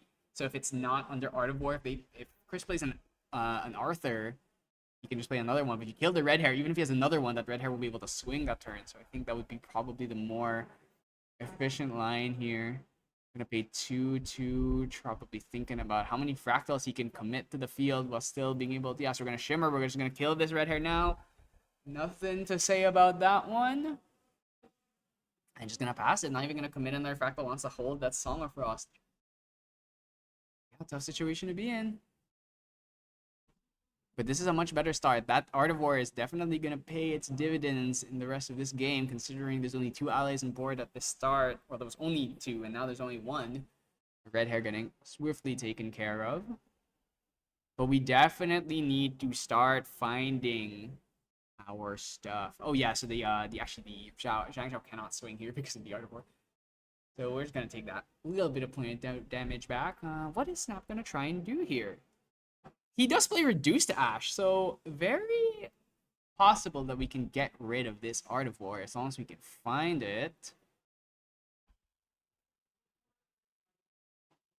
Lorraine 1 coming out here. It seems like there's a little bit of a judge call going on.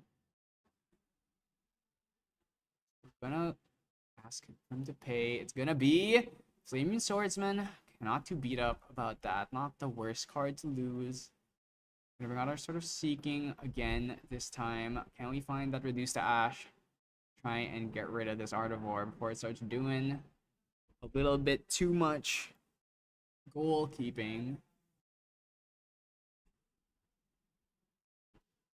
Let's see it. Let's see it. Not seeing it. I'm seeing a Deflecting Edge. I'm seeing a Hone by Fire.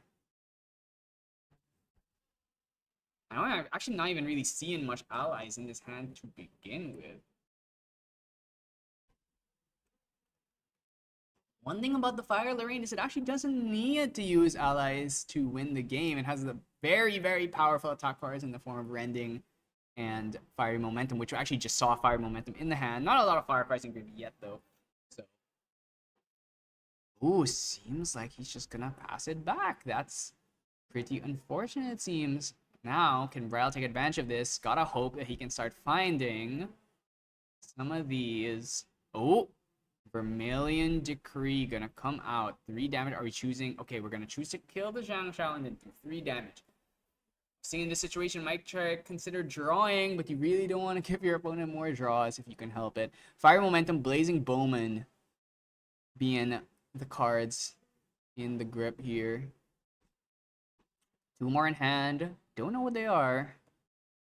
Now, did we find a Pally? Somehow, still haven't seen a Pally. Oh, there it is, a Paladin. Right when you call for her, she comes, but I don't think there's a float. I think there's a fast cure, though. A fast cure and maybe a Lost in Thought. Seems like no. I see no float, actually. So maybe you don't want to try and commit the Paladin until you can at least get it buffed. 2 down. We're going to play a Frackle of Insight. Frackle of Insight. Going to check the top 2 cards of our deck. Give a little glimpse, try and figure out, gonna keep both on top, or yeah, seems like we're keeping both on top, based on what I'm seeing here. Maybe considering how he wants to tackle this glimpse. It is one of the hard parts of this deck, is figuring out the correct way to glimpse. So it seems like that's gonna be a 1 top, 1 bottom. Maybe one of those cards was like a Glimmering Refusal or a burst. No, here it has the burst. It actually has 2 bursts under refreshment would be nice about right now, so you can start shipping some of these bursts back to the bottom of the deck. Seems like we're not gonna be able to get the value from this Paladin. No buff counter, no float. There's a also will not be able to swing this turn, but that means it is an intercept. So can't feel too beat up. At least it is doing something and not just sitting there twiddling its fingers while it's waiting for Art of War to wear off. Throwing out that Vermilion Decree might have been a bit hasty. You'd rather have saved that. Try and potentially kill this Paladin. Ooh. Wonder what the pick is here. Imagine you're probably gonna choose some draw. If you can find an Arthur, it would be really nice. We bring out the Arthur, we immortal it. Immortal Arthur naturally doesn't care about the Art of War since it's going to be rested anyway. Clarent going to be the pick here. Worried about the Fractal, so let's just get this out now.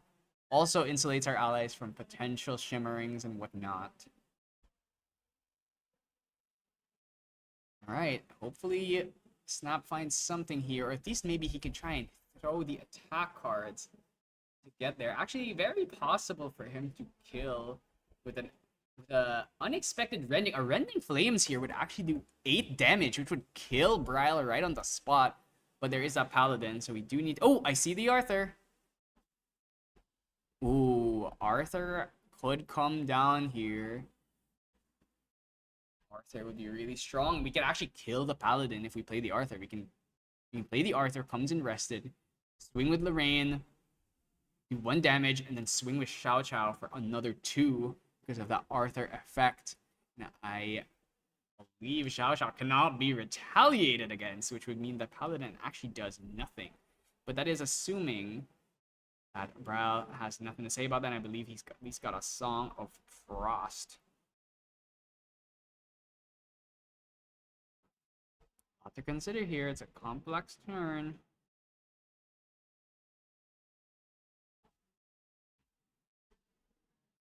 Gonna choose to swing. Xiao Xiao cannot. Oh, that is a class bonus, so it actually does. He can't be retaliated against. My mistake there. So Xiao Xiao can retaliate here. Wonder what Snap's plan is. Deflecting Edge. Wants to keep her in the game, but then the question is, how are we dealing with the Paladin after this? We still have the Frostbind, another Vermilion here. This is going to get very negated. There comes the Frostbind. Fortunately, gonna lose that one. Vermilion Decree gonna get thrown away. Next turn though, we can go for the line that we spoke of. We can go for that Arthur plus Lorraine swing would be enough to kill the Xiao Xiao, but then we would end up eating that. We would be eating the Song of Frost at least. We have the Clarence, so we don't have to worry too much about something like a Shimmering coming out here, but the Paladin has been unlocked, but she's not buffed, so I think you really rather just hold her up for defense.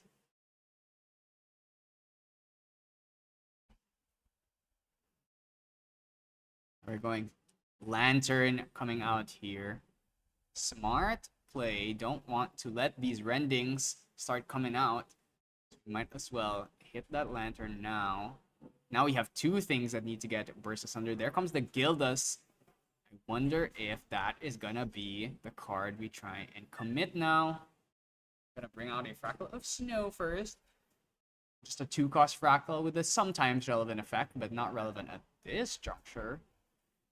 Might just play out the Gildas. Can't swing with it because of the Art of War, but it means Gildas. Gildas is Gildas.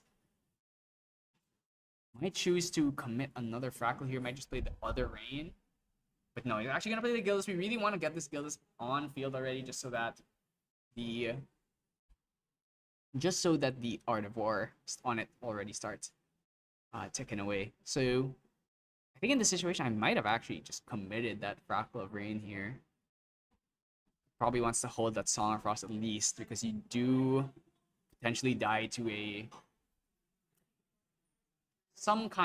there must be some kind of way to do 8 damage with this current field. Not through a Frost one though. Let's see if we can somehow find a way to deal with that. Chris might consider getting some draws here. His influence looking mighty low from getting constantly negated and just throwing spells without replacing themselves. So Water Essence follows the pick. We're gonna get an extra draw. Gonna put us up to a 6 influence at the start of this turn. There's another Vermilion Decree. I think in this situation, I would probably just commit that Arthur, Immortal it, try and swing some at this Paladin. Even using Lorraine, it's probably fine. You can even hone and try and swing the sword, but that would eat up the... It would do that. Alright, we're going to pay 4. We're going to bring out the Arthur. Match is going to be Immortal. There's no negate in hand. Well, there is a negate. Unfortunately, it's not a negate for activations, a negate for attacks. Gonna bust out Immortal Arthur and gonna pass. Not even gonna swing. That is scary. Now, what is Ryle going to do in response? We have the Gildas, we have the Paladin, but we have nothing to swing at except for face. The Xiao Xiao has stealth, the Arthur has immortality. That means we kind of just priced into bringing out more damage instead. But we're still holding. We definitely need to hold that negate. I think if I was in this situation, I would probably bring out Viridian Protective Trinket next turn to just try and guarantee that what I'm planning ends up happening. Xiao Xiao is... Shang Zhao going to come out here, I believe. We can commit 1 Fractal. Oh, I think... Yeah, the Shang Xiao has been found, so we can try and draw some more cards. Might commit the Fractal first, though. Might try and play this Fractal of Rain and then play the Shang Xiao after. So 3 down. We're going to play that Shang Xiao. We're going to draw 2. Feels amazing, doesn't it, to draw so many cards off the Shang Xiao. If you want this game to go in your favor, this is definitely what you're hoping to see. More Fractals. Still no way of getting rid of that Clarent, though. And still no way of getting rid of the allies on this board unless we're willing to start throwing spells. But if we throw spells, the Clarent is just going to be committed to the ally to keep it alive. I think in this situation, you probably just start dropping these Rains. You start dropping these Unstable, start dropping these Rains. Just get them on field so that you can maybe try and force out the Clarent at some point. A well-timed Flame Sweep here could spell disaster, though.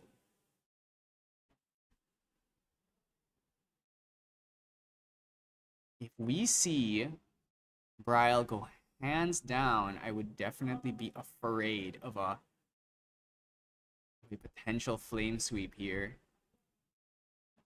We're gonna level. We're gonna swing first with the Gildas. We're gonna start putting on some pressure. We're gonna start forcing the issue.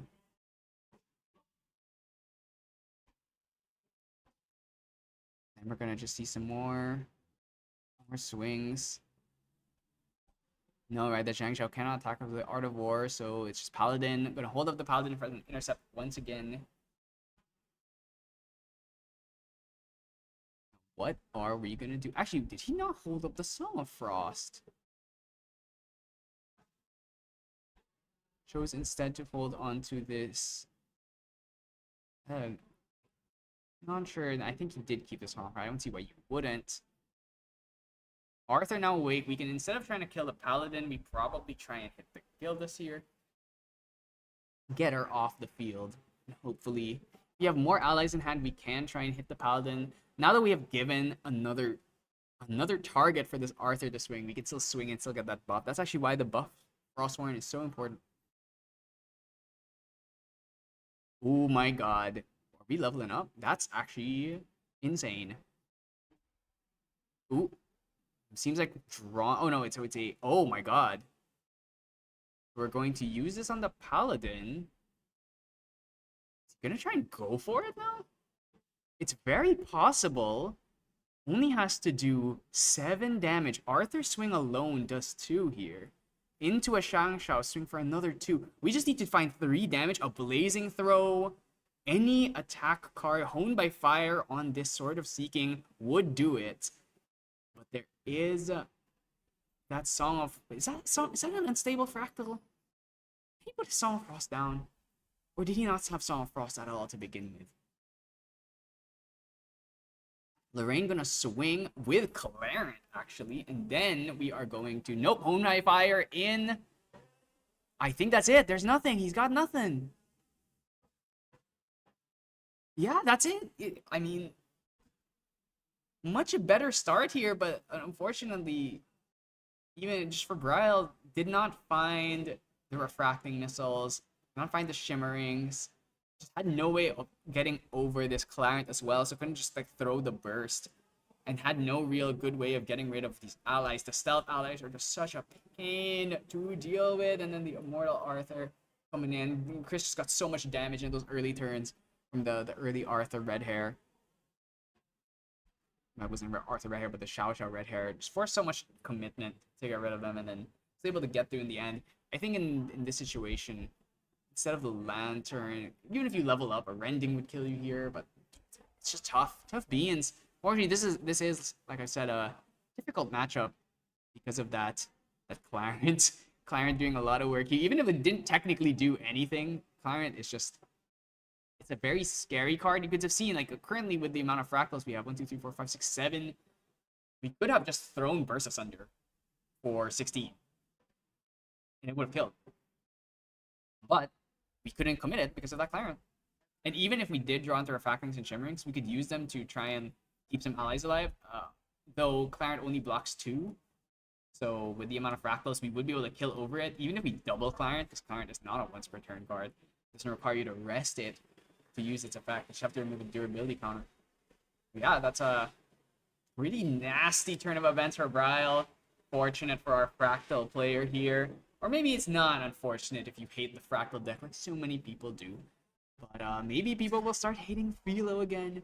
This deck looking really strong into the upcoming meta. And even into the Worlds meta, I can see this deck being very good. I want to talk a little bit about Worlds actually, because Worlds... We are going to be in this current meta except with MRC Altar. Unless they decide to add another proxy card or ban something, we are basically stuck here. So, as far as the cards in MRC Altar, Tendaland is very good. Arasana might see some uptick.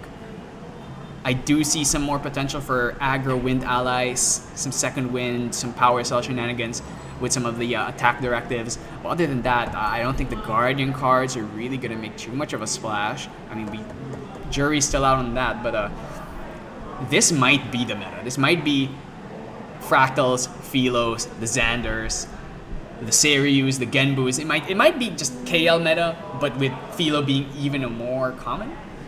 And everyone's going to be teching for the Philo. So if that's the case, I'm definitely expecting a lot more hatred sent to Philo's way. Might start seeing things like the Captivating Opulence. Might start seeing more people on that main deck Lantern. But yeah, that was a really fast one. 20 minutes still left on the clock plus overtime. So probably going to be about a 40-minute break before we get into our 6th round, our penultimate round of the night. I'm seeing a lot of True Sight in the top table, so they're doing well. I think all the Mythic Tales members have lost the game at this point because they did run into the True Sight members and lost. So looking good for True Sight, at least in this event. Owner of Gamer Shop as well. Don doing well. I think he was current undefeated in the last round. I'm not sure. I see him standing, so I don't know if he's done already. But he was on Wind Ally, so if maybe he got a quick win. We'll see on that. Yeah, this is it for the 5th round, and we'll move quickly onto the break, and then we'll be back in about 20 to 40 minutes.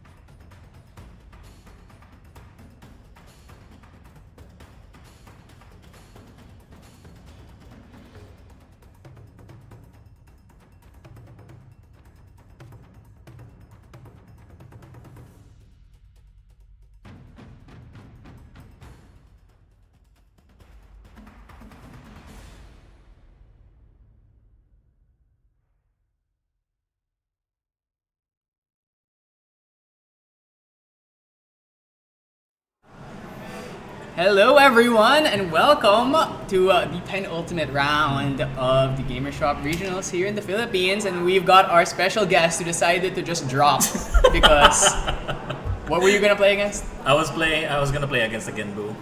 And who's, you don't feel confident? Who's a teammate? So, Oh, okay. Yeah, it's Alright, Patrick, you know yeah. what? Sacrificial lamb, you probably would have lost the game anyway. I so- probably would have lost Yeah, that. I mean, you either know, way. the water allies not good Yeah, enough. yeah. I was like, it was pretty bad because the two games I lost so far were like Suza. Oh no, Sirius. But you know, like Genbu's also a bad matchup, so I was like, you know what? It was just like, I'd rather cast. Yeah, okay, so we're gonna head straight in here. So we have got. You familiar with these players? I'm actually. not I'm familiar with Ezra, the Genbu player. Yeah, so Genbu, looking like. What's he playing against? I'm seeing the it's a wolf token.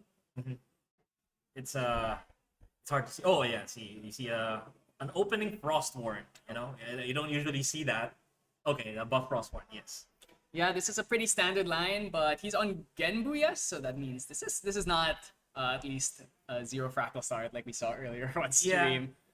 Yeah, but how do you feel about like that Frost Sworn start? Because normally, you know, you wouldn't do that, right? Because if you don't have any idea of who you're playing against, maybe you won't do that because you know you'd want to preserve Frost Sworn to be impactful, right? Yeah, so what you're saying is that he's about to get Blazing Bowman. Except that's not gonna happen because it's a Fragmented Spirit of Wind coming out here, so it seems like it's a Wind Astra, but not on Serene, which is a bit unusual. At Yeah. least in this situation, doesn't have to worry about the Fertile Grounds getting hit by any Scatter Essences, so that is one good thing. Also, where's the Spirit Shard, man? Yeah. Where is it? Maybe he's glimpsing first before before the good shard. Okay, see, on enter.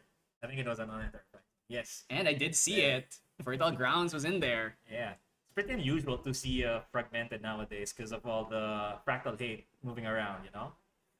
Yeah, it's interesting because in CNATs, we didn't see many people playing things like Fragmented or Fertile Grounds, but then suddenly in Ascent Kuala Lumpur, people decided, oh, you know what, I want Fertile Grounds back because Arisana without Fertile isn't quite the same deck, and we're seeing it here. The Fertile Grounds gets brought out to the field, and I don't think a Genbu is going to be packing a main deck Disenchant. Definitely not. Definitely not. Even though that we know that Genbu, one of the worst matchups of Genbu is Fractals actually, because Fractals, so fast. You know, like drop 4 Fractals turn 1, you can kill turn 2 if like you know they don't have any interactions or they don't level up. You gotta respect those Fractals. But you know, you're right. They don't pack any Fractal hate, so this is gonna stick for a while on the board. Yeah, I think it's probably going to stick till the end of the game, really.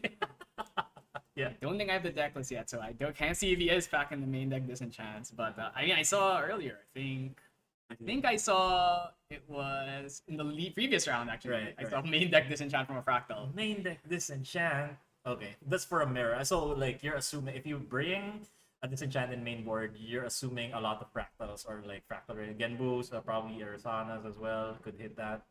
So you know, like I don't know how I feel about that, but you know. Yeah, so we're gonna hit that extricating touch here, seeing 2 Astra cards at a fast gear.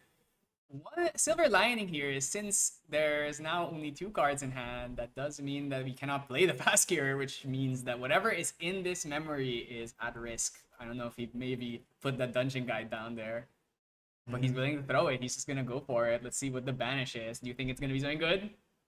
Maybe we'll see. And okay, it's just a mnemonic. Yeah. Okay.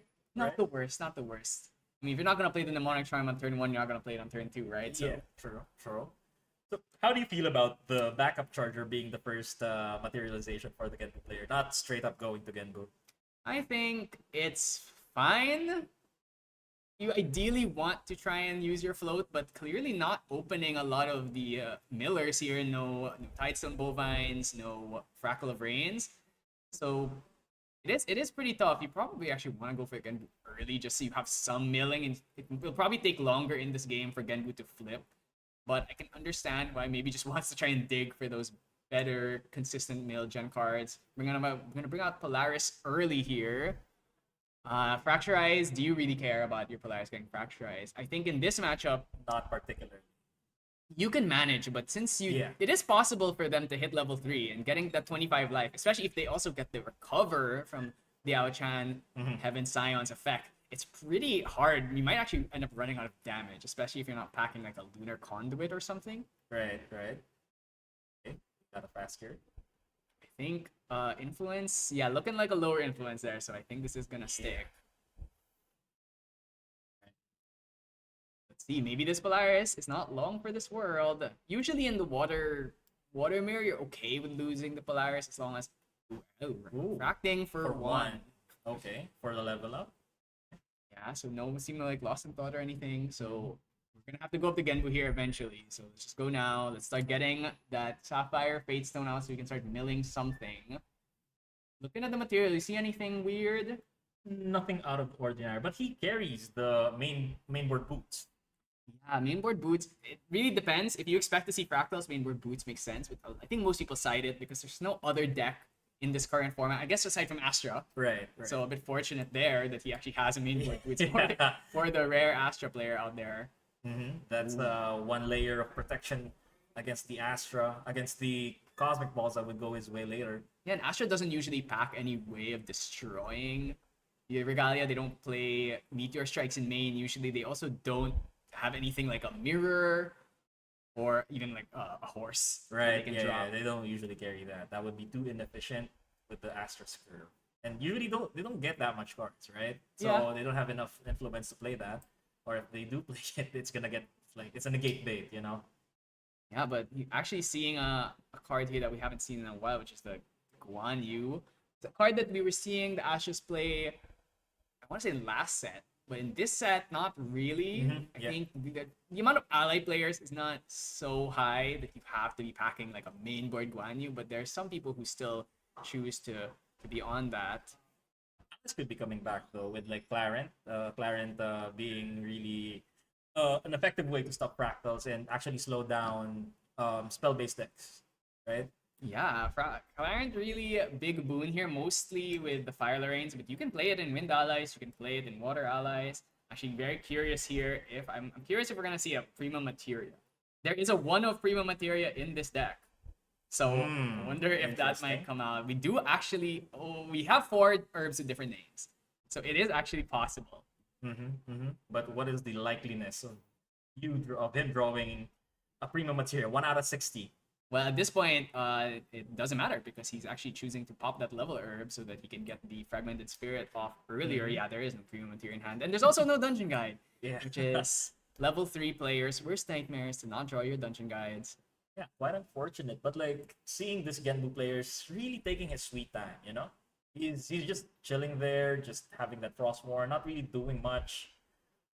It's it's just really it's a waiting game for him. Yeah, and we do have the fast gear, so we're at least gonna be able to heal off some of this Frost Warn 3 damage every turn that keeps coming. Wants to try and find probably some bovines, really. Where are they? Yeah, that's true. That's true. To get the engine started. Loving that all his herbs have different Bocchi the Rock characters on them. Love to see someone with a sleeve choice that is wacky. Draws into his one-off harvest herbs here, actually. He has a one-off harvest herbs. Yeah, you'd think that would be a 2-off Prima Materia, but it's a 1-off Prima Materia, 1-off harvest herbs. It's crazy. Might see harvest herbs come down here, but I think it's not necessary, really, at this point. We have a lot of herbs Maybe. already. Yeah. Get off a draw. He's not really under any sort of pressure at this point, so he's taking it slow. Yeah, that's the thing about Fertile Grounds. It gives you so much space to just do whatever you want. Your influence is basically never gonna go particularly low. Still has a Jonah Dungeon Guide. This is what you get when you play a level 3 deck. Some games you just never find it.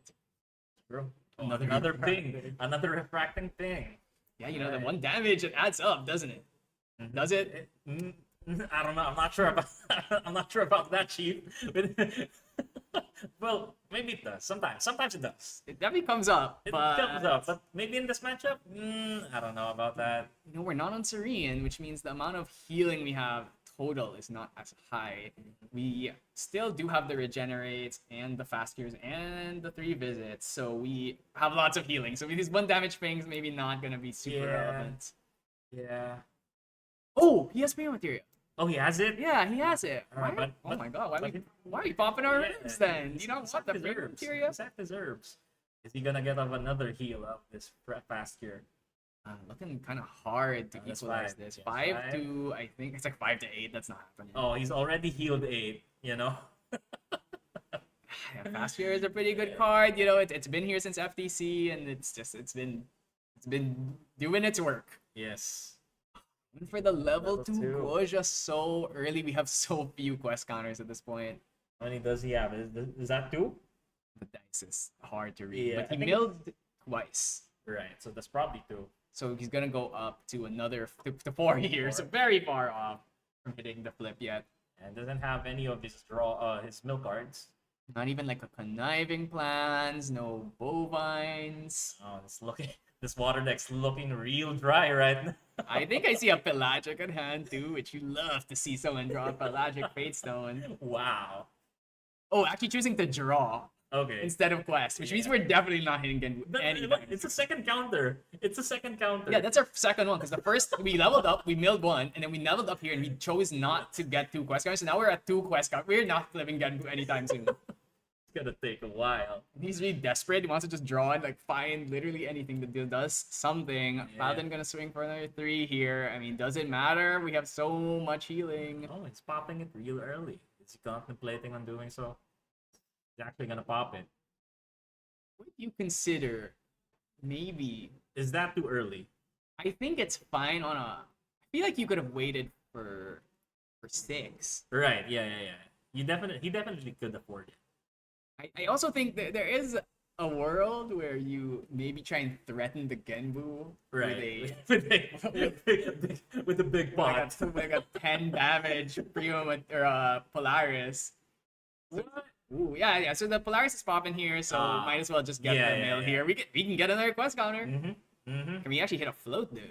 No. No. Apparently. Yeah. No. Apparently not. Apparently not. Yeah, he's not milling very well this game. He's not milling very well this game. You hate to see that. You I hate mean, to see that. I've seen that happen to you quite often. Why you gonna do me like that, man? I mean, he didn't hit his. Well, he did hit a stratagem. So actually, he did hit a win yeah. con there, Yeah. and unfortunately lost the Fractal of Rain too. That would be really nice to have that right now Mhm. when you only have 3 quest counters. In the era of fractals, like you don't usually see a stratagem nowadays anymore because it gets cancelled real easily by fractals, and like usually when you get to critical mass, fractals could have killed you like a turn or 2 before, So Yeah. The thing about it is, it's usually like a 1 over a 2 of now, if yeah. you even play it at all. Mhm. Obviously, some people don't even bother. I think TKO does not even. consider Yeah, doesn't even running it. consider it. Yeah. But there are some Genbus who do play like a 1 or a 2 of stratagem just to Yeah. have something in case you get hit by like a lantern. Right. At least now you need to have both lantern and sensor in order to lock out all the different win cons. Yeah, that's true. That is true. And it takes a while to like bring those 2 out. You don't just bring them out like consecutively. Usually, you pace it.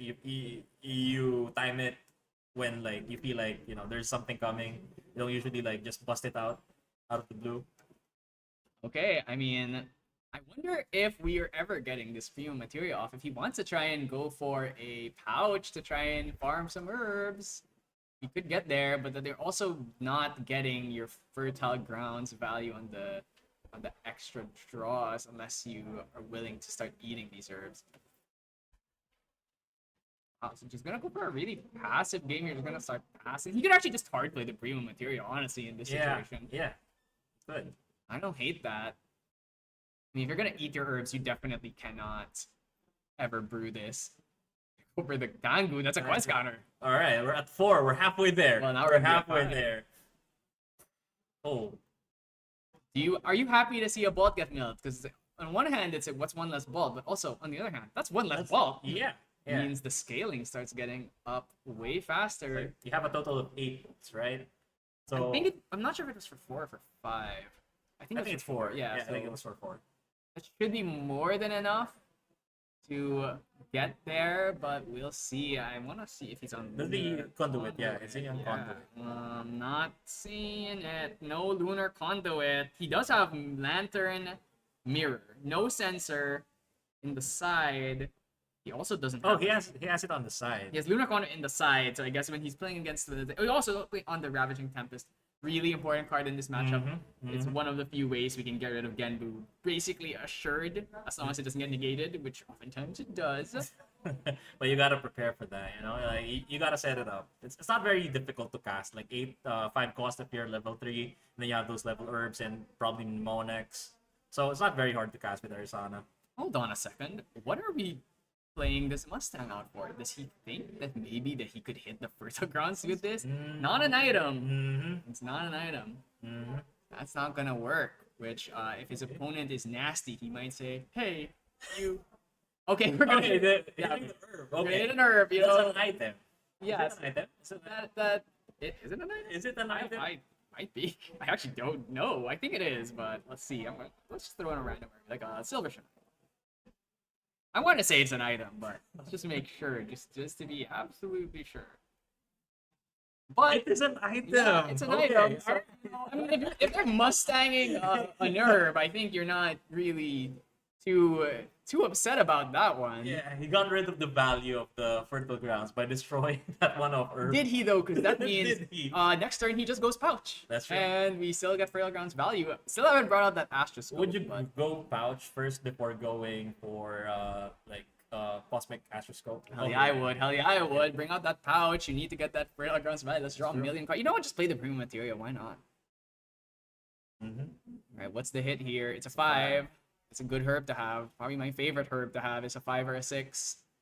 That's the one that you can bottom one, right? Yes, that is correct. So Alright. those really combo very well when you're able to find like a weird glimpse where there's a few too many Astra cards. It's great when you see an Astra site with other cards you want to play. Then you can bottom something useless like a dungeon guide, and then you try draw into the Astra side. You play the Astra side. You stack your deck to hit like a glimpse chain. Those are really nice. Or even if you just find, let's say, a Cosmic Seal or the counter, you might choose to keep that on top and then go for use the herb, just throw something useless and draw into it. I do see that Lunar Seer in hand though. I'm just gonna say this deck is jam packed with one-ofs. It has Really? yeah, it has a one of so it's one of Meteor Strike, one of Premateria, one of Lunar Seer, one of Guan Yu, and a one of Zephyr. I mean, that's it. You know, like you like to live dangerously. When you draw one, like you gotta make it count. You gotta make it count. Yeah, so hopefully this Lunar Seer does something, but apparently not. It's just gonna sit there in the hand. For it doesn't regenerate. Actually hasn't taken enough damage to even get the heal off. Can't just use it to cycle. There's another Wisdom's Reprise. Actually, you know what? There's an Indolent Leisure. You know, when you're in this position, you can just throw that Indolent. Yeah, and like get more cards. Or, you know, you could just play the Premium Materia. Who's gonna be the pick here? It's a tough spot to be in. We're at 5, 4 more to go. Yeah, this is gonna take a while before the turtle comes alive. By then, is it going to be too late? It probably will be, but You we'll really see. can't find his bovines, or he's not just playing them. Wouldn't just do nothing and not play a bovine unless I do see another stratagem in hand, I think. So, I don't know, is it a Cerulean Decree? Might be a Cerulean Decree. Okay. We found an ally. We can spike a Comet Fall here. That would not be great. We haven't seen a single Comet Fall this game, so definitely possible. Even a Meteor Strike, if done. Okay, well, he's not doing it in response to the ally. I mean, you can also just take the damage and just throw the Regenerate, get some healing. Might just well throw that Wisdoms, though. Maybe you hit the Comet Fall here. Right, glimpsing. Ooh. Oh, looking like nothing. There's a Nascent Barrier. I don't think you really want you can draw that into memory, I guess. The other two seem not very good. Fast Cure, Zephyr, yeah, you don't need that. You can just you can probably just draw the Nascent Barrier into memory and then move along your Wait, way. he stops too? Hmm. What is that? I know he's stopping the nascent. Maybe it's the Barrier. Zephyr. You know, maybe it's my one Zephyr. I can't throw it to the bottom. You gotta make it count. You gotta make it count. You know what? It's gonna Zephyr the boots later. Yes, exactly. We need to have it. What if he brings out Lantern and he tries to Mustang? You need to have Yeah, Zephyr, right? you gotta have it. You gotta have it. If you're running just one offs, you gotta have it. Astroscope. Coming down. No float, so this is just gonna be. I don't think there was anything particularly important in that memory though. Oh, actually, well, the. Oh well. Oh well, no, the one of Zephyr, no! yeah, the one of Zephyr. Goodbye. That was not part of the plan. I mean, that is. I mean, that's what happens, right? You 50-50. Sometimes you lose a 50-50. Yeah. We're gonna get a glimpse here. We actually already know what the top card of the deck is. It's a bit of an inefficient glimpse. Is that The nascent site? barrier. Yeah, and was it the site? The Yeah. last card? I didn't get a good whiff at it. Yeah, I didn't really get it to see what it Oh, is. is it? Oh, it's a Comet Fall. Comet Fall. Okay. That is Comet Fall. I mean, are we might as well just commit it Yeah. here. We have a lot of cards in hand. We can actually just pay for this instead of using the Arasana effect. Yeah. Might as well, since it's during Recollection. I don't see anything else he might want to play in hand.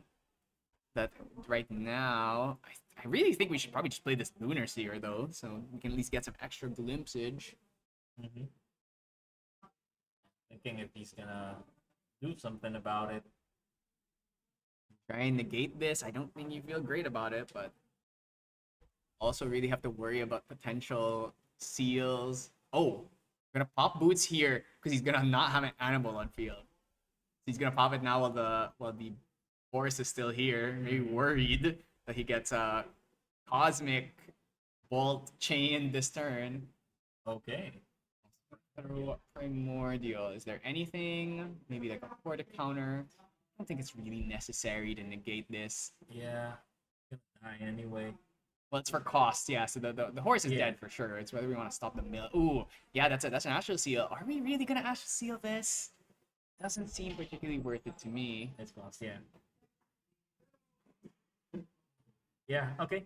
That goes through, and finally Mills. And Oh, wow, we another are That's the second one, right? That's the Yeah. second stratagem. yeah, and let's see. How many does he does he even carry? play? I doubt he's playing 4, but let's Probably. just make sure. One or two should be right. 3. 3. Okay. He has one more. One left. One left. That we're probably gonna mill again too. That's 6. Yes. Still pretty far off. Still really far. Yeah, that's what happens when you don't draw into your reins and like no bovines either.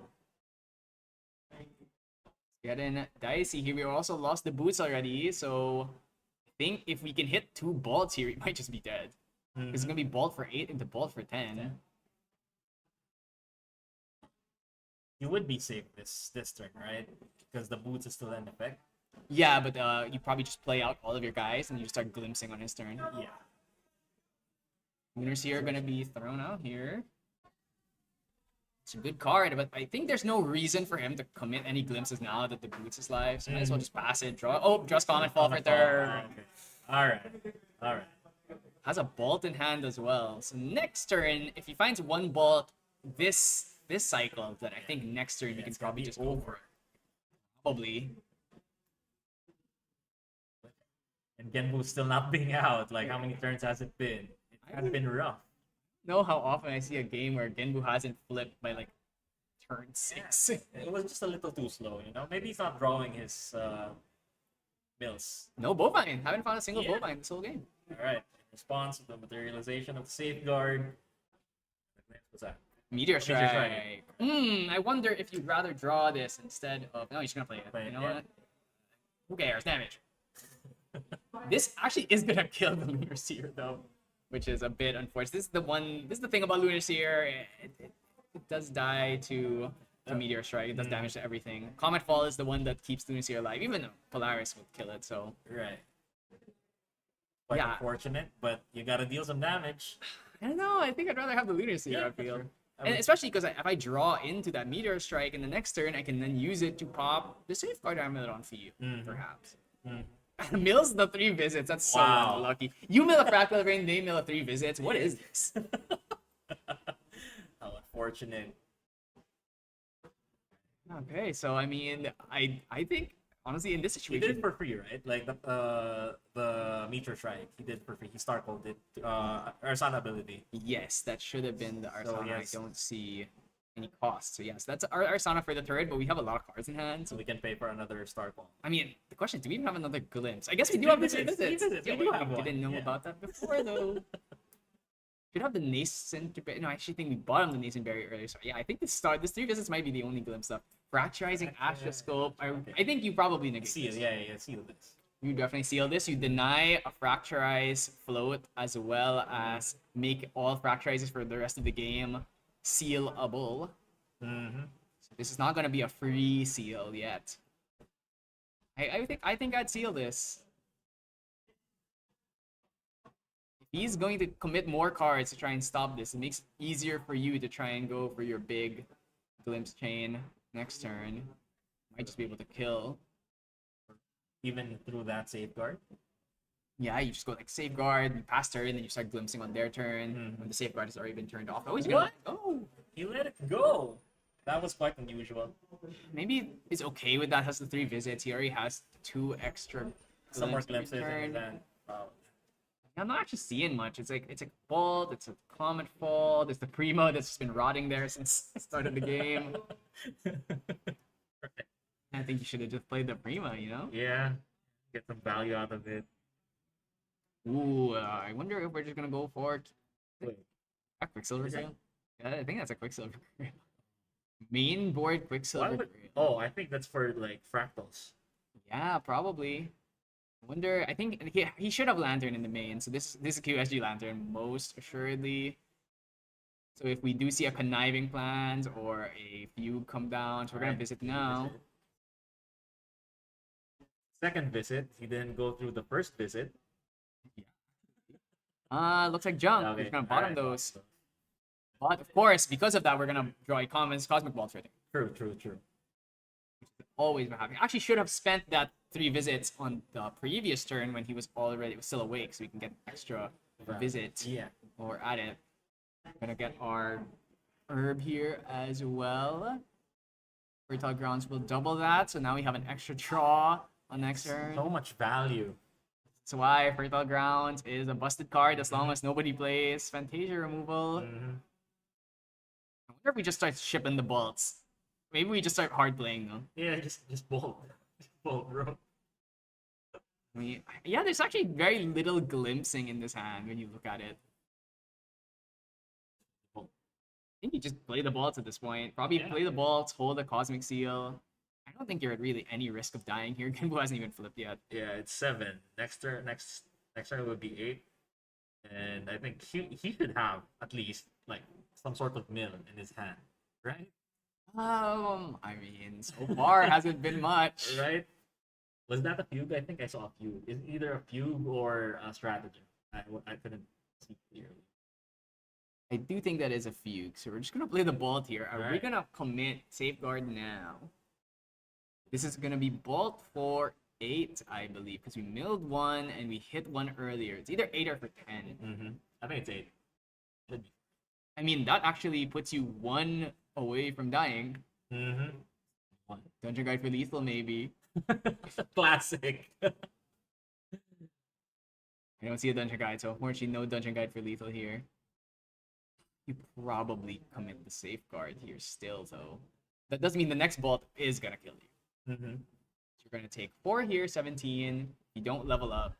Next bolt comes in for 10, you're just dead. Actually, even if you do level up, you're still dead. But I don't think he has enough cards in hand for like to negate this one. Yeah, definitely not. Looking at, yeah, I mean, there's a fugue in there. There's a fugue in there. But is fugue really doing much if your turtle is still sleeping? Mm-hmm. Really need to get those early mills going. I actually think that's 2 fugues in hand. That's a definitely. For 4. Yeah, are we gonna do anything else? Seems like no. I think this is probably doomed, but maybe he can find a way to Hail Mary through this. Also, if that is QSG Lantern, which it almost surely is, gonna be in a really bad spot. This Genbu basically swinging for 3 every turn. Mm-hmm. Not the strongest in the world. What is it? It was a Indolence. Yeah, it's an indolent. Yeah, unfortunately, not finding a lot of our fast glimpse. Maybe you should have kept that Lunar Seer. Maybe shouldn't have casted that meteor strike then. Lunar Seer was still here. We'd still have a reliable source of glimpse. We still have the 3 visits though, so we have 1 more visit. Right. It still baffled me how he didn't astral seal that that fracture ends. Yeah, I think when you're in such a commanding position, committing an Astral Seal is fine. Yeah. You hold your Astral Seals when you really need to negate something, but you're so ahead here. He hasn't even flipped the Genbu. You can chill. You can chill. That's true. Okay. Wow, he hard levels to 3. Yeah, I mean, you have a lot of float. I mean, what else are you gonna spend it on? Oh, that's the third Well, that's the stratagem. third stratagem, so that one's Alright. gone. So this is gonna be. I mean, are we gonna quest counter here? Or are we gonna heal? Probably want to heal. You're Probably. only gonna go up to 8 off of this Genbu mill. Oh, so, yeah. Seems like we went for quest counter. No healing. No healing. All right. Next ball still kills. Yes. And he flips. I think Finally he's up. I think this is gonna actually be a recollection phase Genbu activation, which would die to a comet fall. Oh no. If he glimpses a comet fall, it's dead. Like if he fugues it, right? Yep, that would switch their life, making the Genbu only have 3. The power of 3 and a life of 9. You swap them, now you have a power of 9 and a life of 3. And then So, it just dies to a random comet fall off of a glimpse. ooh, I think extricating touch gonna. Oh no, yeah, he's gonna play the Genbu here. I don't think there's a fast glimpse. Oh yeah, we can still. No, wait, we can't revisit. We've already rested ourselves. So yeah, I think in this situation, you just throw the Quicksilver. Now the thing about Genbu is that this is a whole turn effect, but Fugue is actually is an updating effect. Right, right. So you have to use the Quicksilver here, because if you fugues after this, then he's still gonna be swinging for the full amount. Right. Also, he's gonna use the Ringleader. Neither gonna get a draw here. I don't know if we're gonna be playing any animals this turn though. Oh, Bovine. A little too late for that. Definitely wanted to see you much sooner, but Yeah, without you, it took a while to get here. Here we are, and let's see what he's gonna do with it. really, I actually think there's a chance he might be able to kill here. I don't think there's enough water cards for a one shot of this Fugue though. You would need to have 9. Wait, did he pay for the exchange of? I saw him put 3 down, Yeah, which yeah. was I believe was for Genbu. So this is gonna be swinging in for at this point technically 3, but I imagine. Oh, Oh, he didn't oh pay well. for it, right? Oh, okay. So not even gonna bother throwing the Fugue here yet. Huh? That's tough because that means the moment we find another bolt, you just die here. Mm-hmm. And actually, we have the bolt in hand, so I think we just throw the bolt here. If he tries to do okay, Wait, he also got Was that conduit in his main board? that did look like a conduit. Right? It Actually. did look a conduit. Actually did look like conduit, and that is a sideboard. Yeah, it is a side. So- right?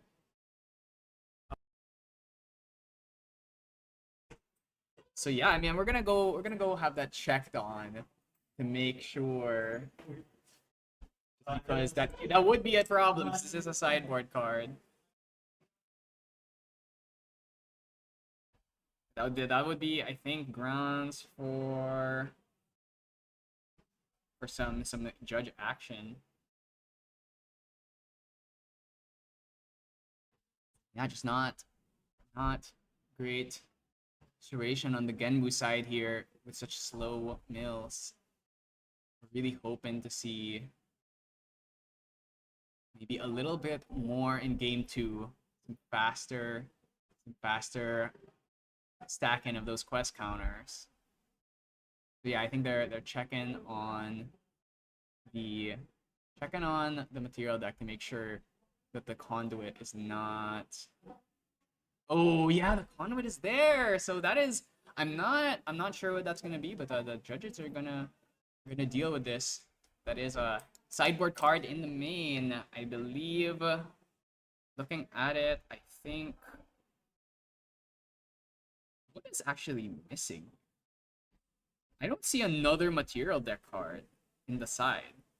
So I think that means probably one of these main board cards. Not. I think actually the mirror was in there. The lantern was in there. Ingredient pouch. Ooh, this actually might be a 13 card side deck or a 13 card material deck.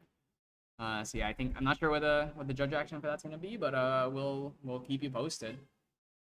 We're gonna just discuss a bit. But yeah, this is this matchup generally I think most Astra players will tell you it's not great. It has ways of getting around the Genbu because of that Ravaging Tempest, but in the end, Ravaging Tempest, sometimes you don't draw it, or sometimes they have more than enough cards to negate it. You usually want to try and either sack some heal herbs in order to increase your level, lower the efficiency on it, or at least maybe you want to try and pop a Mnemonic Charm so that you can't get negated or even like double negated. That's why I really like to see some of those Tempests really.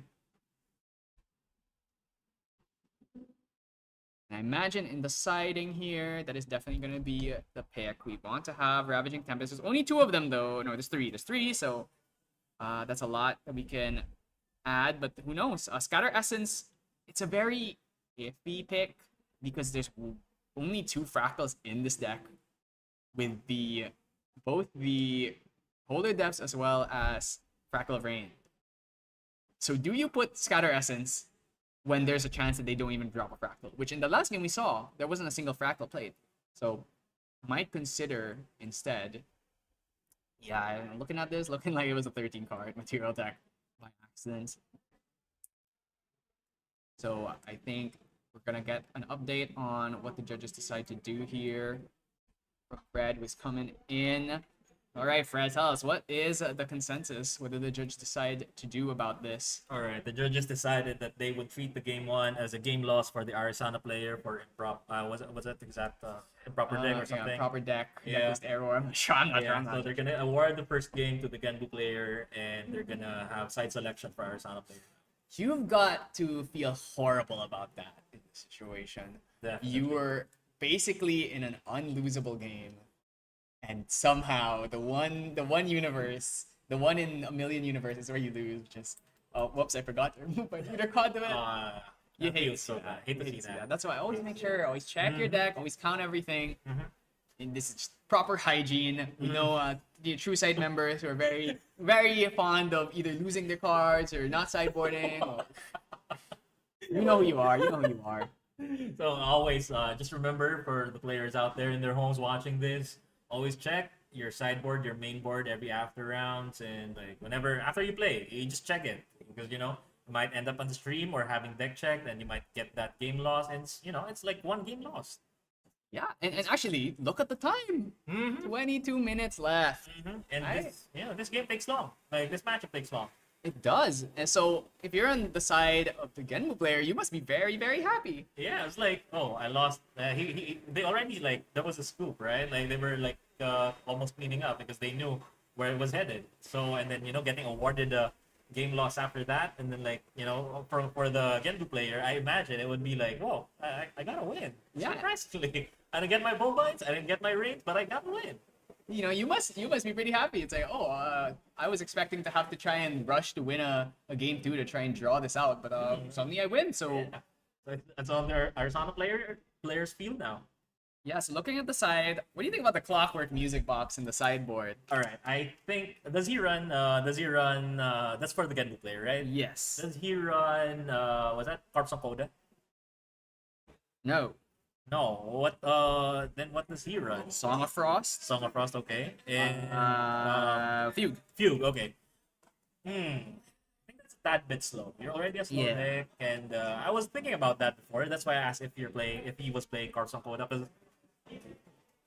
Yeah, I mean, Carps on Coda is a good melody harmony that you can drop. There's a few melodies and harmonies that do work out pretty well. Lively Corral is one we don't see much. It's a float, protects your animal and beast allies from death, and it's a class bonus float, which is usually why people don't play it. Don't really like jamming your deck with too much class bonus float, but it would be nice. The thing about a card like the Clockwork music box is that it does banish the card. So that does mean that it cannot be used for float, so it's a bit awkward to use floating memory cards. But I imagine maybe the Clockwork music box here might be a concession for the Philo matchup. because with Philo, a lot of attack cards coming in. Maybe you want to have the ability to use every Song of Frost in your deck twice. What are you feeling about the Blanche here? The Blanche? Yeah, Blanche, I mean, this is another deck that is purely effect damage, so the Blanche could make an appearance. Also, with the Crystallized Destiny. Oh, that would come in handy. Crystallized That's Destiny. definitely going in. Yeah, it's actually, this is one of those matchups where you actually might see Crystallized Destiny get its secret hidden effect off, where if you block more than 7 or more damage, you get additional 2. Anything that the opponent casts costs 2 more. yeah, so you're basically putting a tax effect on the Arasana. Now, usually Arasanas are playing things for free anyway, but Right.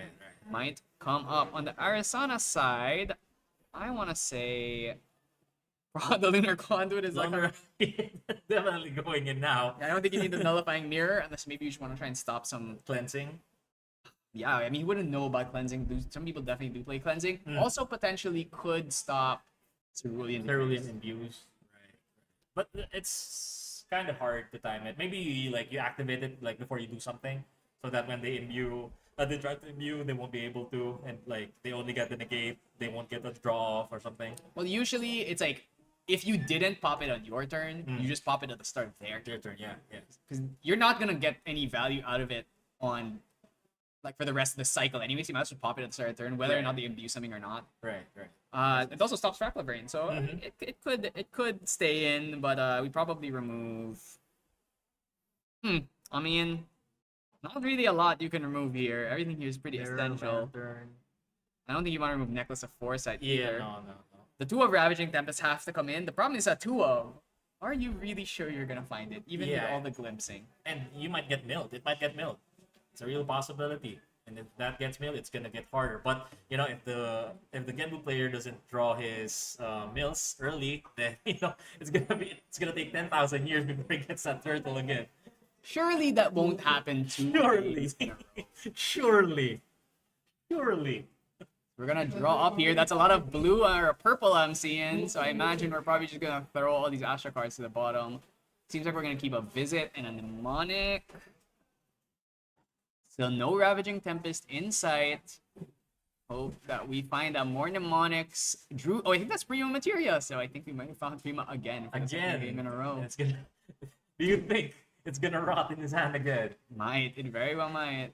Yeah, that's Prima Materia. The thing is, when you know Prima Materia is in your hand, that's when you try and play for it. We unfortunately did not find the Fertile Grounds this game. But he has the DG. He has that DG. Yeah, last game didn't have the Dungeon Guide, but this game, no Fertile Grounds. I think I'd rather have Fertile Grounds than Dungeon DG, Guide. you're right. Especially in this slow matchup. Yeah, but is it going to be slow at all? Let's see. Maybe this time we can actually open some mill cards. Oh, that's a Right. Penguin. That's a Lost in Thought. Seeing Primordial. Yeah, but I don't know. Is there a Rain in here? Rain and Bovine are really the cards you want to see in the turn one, especially going second. Does it look like there's a Rain? Ooh, 3 down. Might be Bovine. Okay, that's an early Polar Depths. Now, actually, on the side of Leon, he is playing Scatter Essence sideboard. In this matchup, do you feel that it is worth it to play a Scatter Essence against this deck? Because oftentimes you'll find that the Fractal or the Genbu decks, you have maybe 4 to 8 Fractals in your deck between the Rains and the Polar Depths. Is it worth it with Scatter Essence when oftentimes you don't even find it? Right, I think it could come up. It could definitely be of some use. It's especially with it being floating. It has its it could be there. It's nice to have. I feel. Could just randomly mill it too. Yeah. Doesn't hurt that much. Ooh, okay, we've hit two non-pair herbs yet, which means the Prima Materia is looking more and more possible. Are we gonna see the Prima Materia drop this game? If there's any world where you're gonna do it, it's gonna be here, where you go level up to 2, Dungeon Guide to 3, drop Prima, it gets negated. Classic. Classic. Let's see. I mean, this is a good start. We've hit a lot of float already. We've hit a non-class one, so we got the Bovine. You play another Mnemonic. Okay. I mean, when the Ravaging Tempest does show up, we are going to be playing it for free. Yeah, seems like that's it. Bringing out the cauldron, the pot. Pot coming in here, but I'm really not feeling it because we also didn't hit. We didn't hit Fergal, but we also didn't even hit like an Indolent. Because we have the Right. Monix, nothing we need to use it on. Doesn't feel good to be in this spot. Oh, also hit the Pelagic as well. Oh.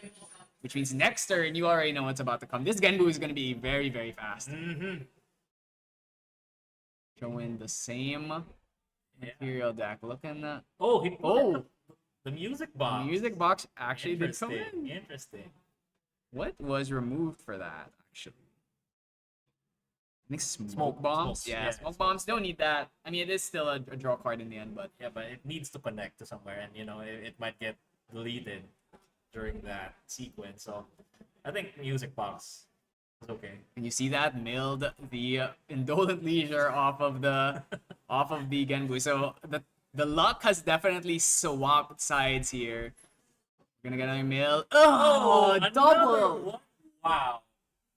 Wow.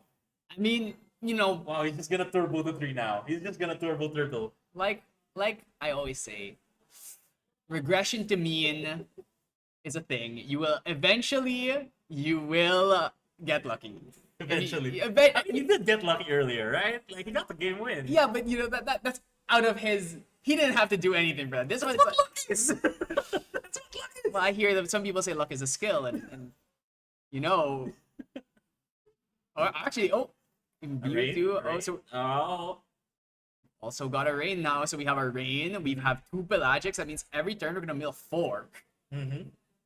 Kind of an insane start here. We already have 1 quest counter. If we go level up next turn, drop those 2 Pelagics into the banish to level up, we are going to gain, or actually 2 quest counters already, because we did have the bovine mill as well. So that means we're actually going to be, next turn is going to be 3, 4, 5, 6, 7 from Goja on enter, and then bovine. So we can actually flip Genbu next turn. Right. As long as we have, it's going to be 2 Pelagics, plus a rain, plus a bovine, plus the Genbu stone, Yep. 5.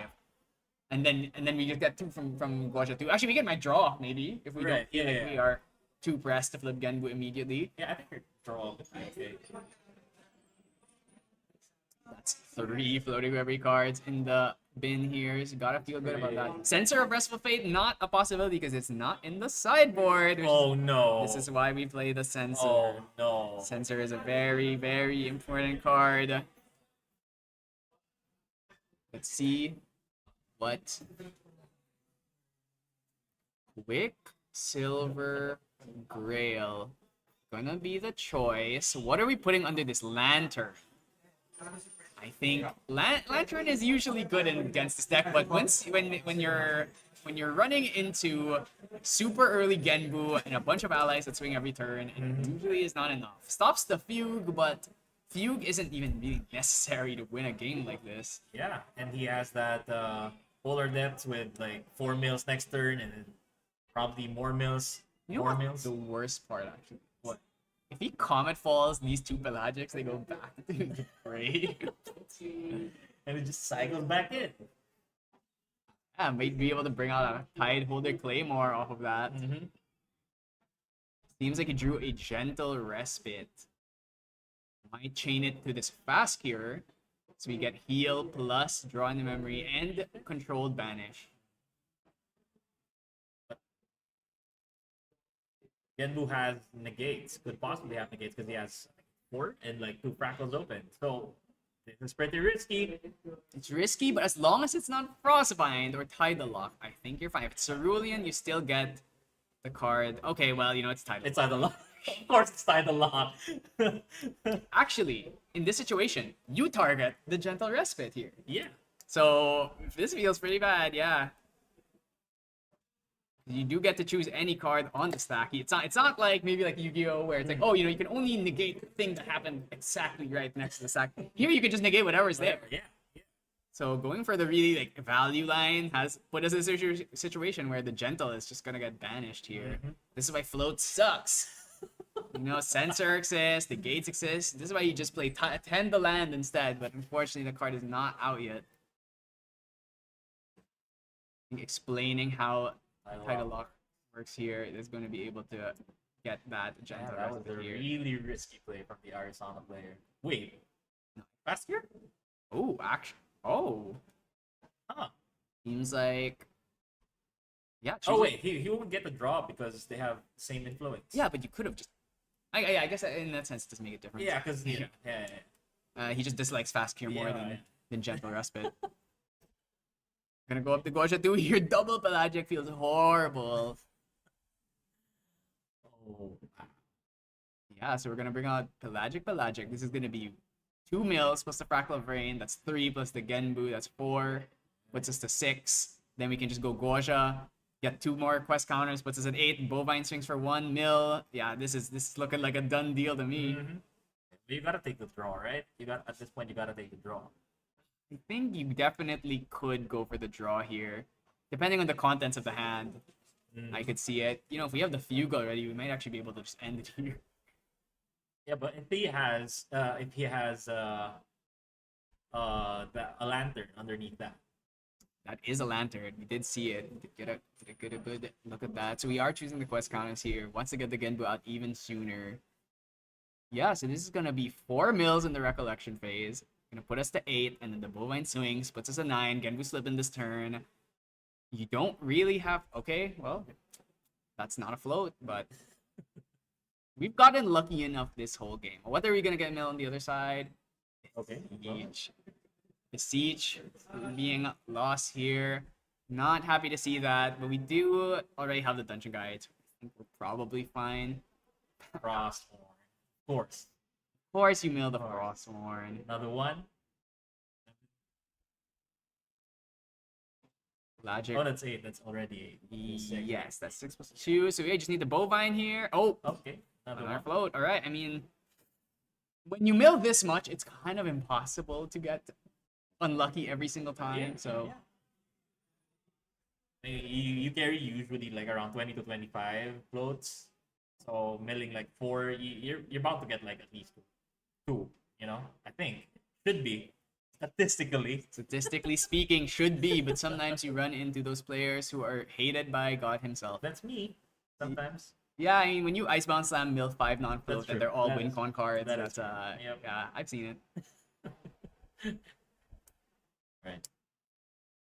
Getting that bovine value. I think we might have missed a quest counter actually. No, we are not. No, So, yeah. there we go. Okay, Okay. All right. Let's go time. it's go time. If we want to bring out Genbu, we can do it now. Another Fractal of Rain, we can actually do again if we want. Might actually just go for a. Well, Might just go for Polydef's mill out here at this point. does he have? Oh, actually, 3 Must have. visits. 3 visits is a card. Can't I mean, if you hit the Polyd that's after the Cosmic Bolts have all been put in the deck, Mhm. then you're guaranteed that there's no Cosmic Bolts left in the deck. Mm-hmm. So you're fine. As long as they don't have enough, like maybe 1 or 2 in hand, Right. that's the issue. Where it's, oh, if I have 1 in hand, then it's like bolt you for 25. But you can just have a boot out on field first, and you'll be okay there. So again, we're just gonna swing for 3. Okay. You know, Opting for the safe play. it's 3 damage. Gonna use the gentle, and I think there's nothing else. Yeah, just gentle level up to 2. Not sure how he's gonna get out of this because his influence is so low. Even if he gets dungeon guide Prima, the Prima is almost assuredly gonna get Oh, and he's negated. also risking the dungeon guide. Yeah, the dungeon guide here is Safe.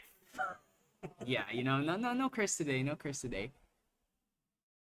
Oh, a pair herb. All right, well, Prima's gone. Okay. The Prima Dream is dead. Unfortunately, I think you are happy to hit the pair. Yeah. though. Gets a draw. Let's see if. Ooh, another visit. He has to guide here, right? He's got a guide, but he's almost assuredly gonna get negated. So I think this game is probably not gonna end Leon's way. Unfortunately, 6 minutes left though still. So there's a way. There's a lot of water cards. There's a lot of floats. Got it. Counting all the water cards. 6 card hand. If we commit the dungeon guide, we can at least pay for 1 negate. But if it's double, we're not in, but I think you're okay with letting an Arasana hit level 3 with 2 cards in hand and holding up a bunch of negates, right? Should be. You should be. Oh, you don't think the bomb? No. No. Interesting choice to pop Lantern or QSG with the Lantern under it so early. Okay. Okay. In response, are you gonna pop? Are you gonna pop the penguins here? Do you do that here? I think he maybe I think you probably do.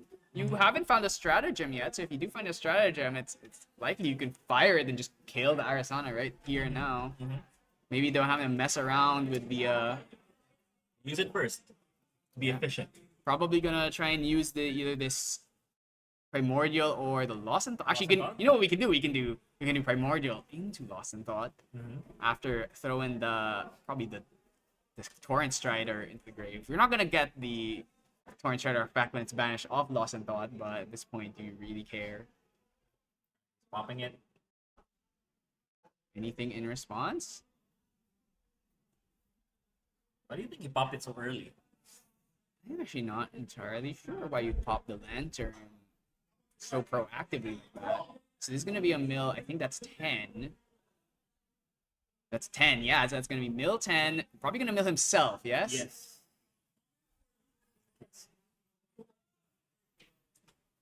All right. Let's see. I mean, if he has a stratagem, this should 3 be. stratagems. I mean, if you mill all 3 of them in the top 10 cards of your deck, Alright. See a diver. There's a couple of floats in there. there's a ringleader. That's for sure. Yeah, I'm just gonna. I mean, he could also just Lost in Thought for like 6 here. Yeah. I don't hate that one bit. Oh, this Dungeon Guide. GG. Dungeon Guide here. Okay, I see a Blanche in there. I think, yeah, that's a ringleader. Fugue. Floats. There's refracting in there. I think there's some more pelagics. Wait, he popped one of the pairs for a level so that he could use the draw. Oh, I think worried that because if he does play the Dungeon Guide here, he will not be able to pay for it. Oh, right. But I think what you do is you just play the Dungeon Guide. If they try and negate it, then you do that. So you're showing your hand a bit too early here. A bit telegraph. And I think if you're in as this position here, you just let the Dungeon Guide go. Yep. Yep. And then now you just negate everything that comes after, Yeah. which is nothing because the Prima is not happening. Just nothing.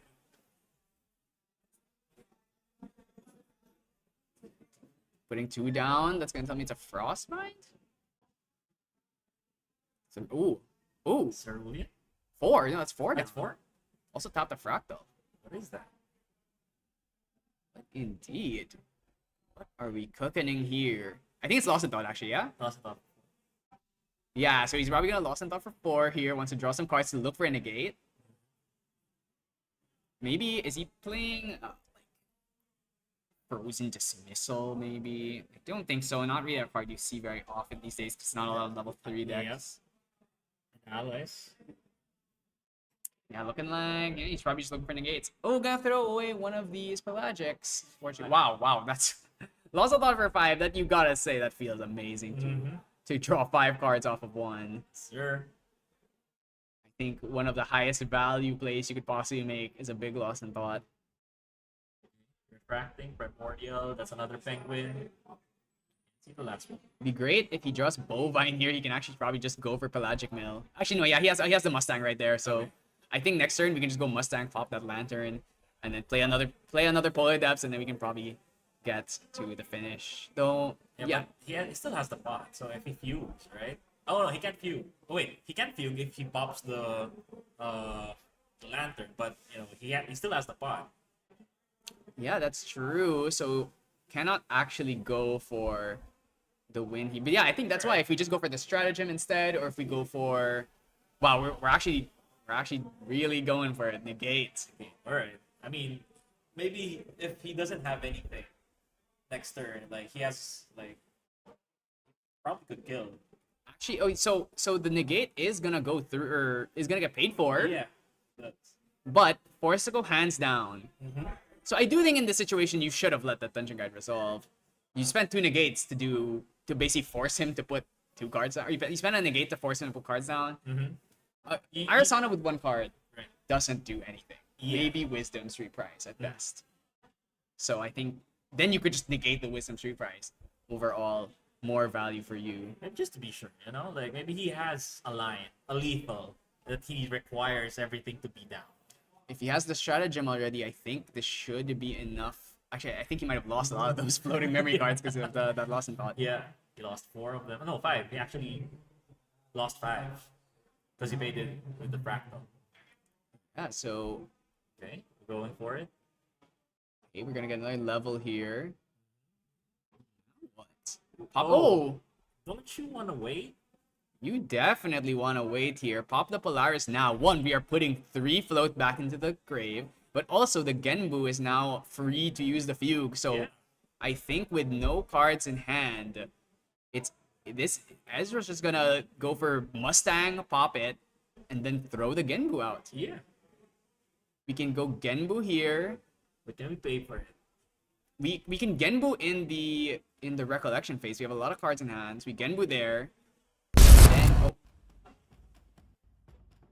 Not sure what happened. It seems like the stream might have cut out, but I mean that game was looking like it was moving towards its conclusion already. So I definitely think, yeah, unfortunately we lost the footage there, but I do think that that game was basically lost at that point. Mustang into Fugue wins the game. We throw like Mustang into a second Polar Depths. I think probably also wins the game. So that we can also just Fugue, Mustang into Stratagem, or we can go like Polar Depths into Stratagem. There's a million ways to win that game.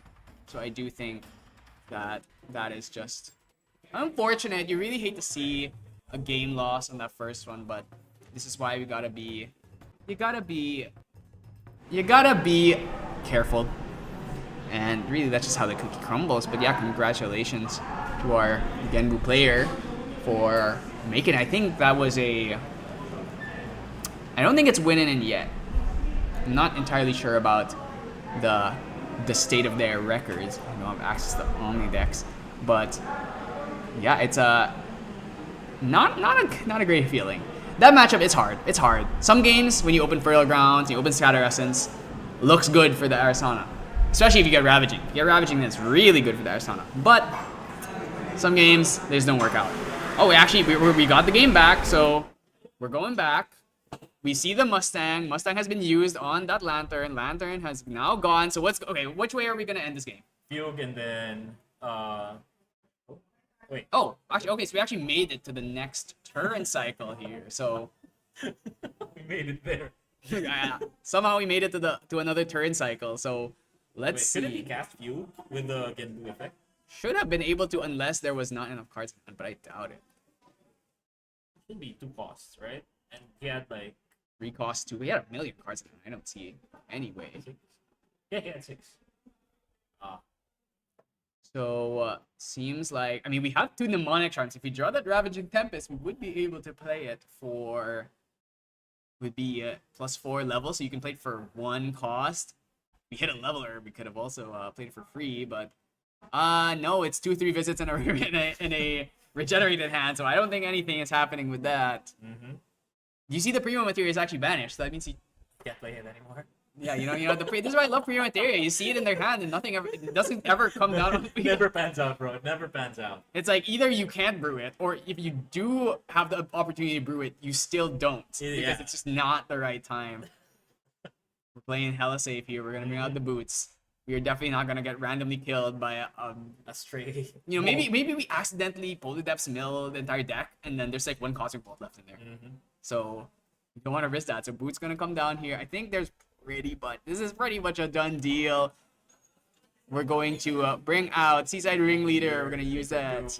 Get an extra draw as if we haven't drawn enough already. Mm-hmm. And then at this point, we just go for it. I mean, we can't Genbu here because of the risk of a Wisdom's Reprise into a Comet Fall. Or rather, we can't Fugue here. We can Genbu right now. And then try and force some cards down. Especially when you have Negates in hand, it's pretty much guaranteed that we'll be able to stop anything. I mean, the Claymore swing plus the Genbu plus Claymore is already 9 damage on board, so pretty close to being able to just Yeah, just Finish it swing. up. Swing away. Claymore gonna be used here for free. Ah, that feels so good. Take 5 Five damage. damage. Take 5 damage. Genbu just swing. You know, he's not even gonna bother going for the few. He's just really taking his sweet time, you know? Play a paladin. Hey, look. That Torrent Strider hasn't been flipped back. Mm. I think that's a game loss. Mm. I'm kidding, obviously. Paladin gonna come out here. We're gonna banish this card that should be a Pelagic Fatestone, excuse me, and we're gonna just finish this game up. But he does have to regenerate, so he does have to heal. can heal through this. Visit is the yes. choice. We can maybe glimpse into a Comet Fall, or are we just gonna negate this? But he doesn't expect. Well, he can't play the second 3 visits here, so yeah. I think this is probably a done deal. See, I see the Cerulean Decree in there already. Or we're just gonna refract. Yeah. That works as well. 3 refracting for 2. Gonna come in. You have nothing. Yeah. Oh, okay. Maybe we can spike an Astrocyte into nothing. Never say never. Never say die. I'm pretty sure there's nothing. Yeah, that's Yeah, nothing. that's That's nothing. Okay. And that's it. That's the game. We have congratulations to Urza for an incredibly unlucky first game and into an incredibly lucky second game. So this Sometimes it just works for you. yeah, the Wheel of Fate is always turning. The situations are always changing. So yeah, that's a great to win for him because he was really in a bad spot. In that Yeah, first he game, was, So he was. it's kind of bailed out there. But you take what you can get, right? No Yeah. one's complaining. Maybe aside from the player who got a game lost. I mean, he had the sideboard card in the main deck, you know. Yeah, that's And it unfortunate. happens. It happens. But Yeah, unfortunately- no, mistakes always happen. I mean, I have made that mistake. I want to say most of the members of True Sight have made some kind of You're the one who catches that deck mistake. Yeah, because I get access to the deck list and I can see them. Yeah, we have Alec over here. World's competitor Alec is in front of us right now. Also an Astra. Hopefully he didn't put a Lunar Conduit. Actually, no, I don't think he plays Lunar Conduit at all. You play Lunar Conduit? No, Alec is not on Lunar Conduit.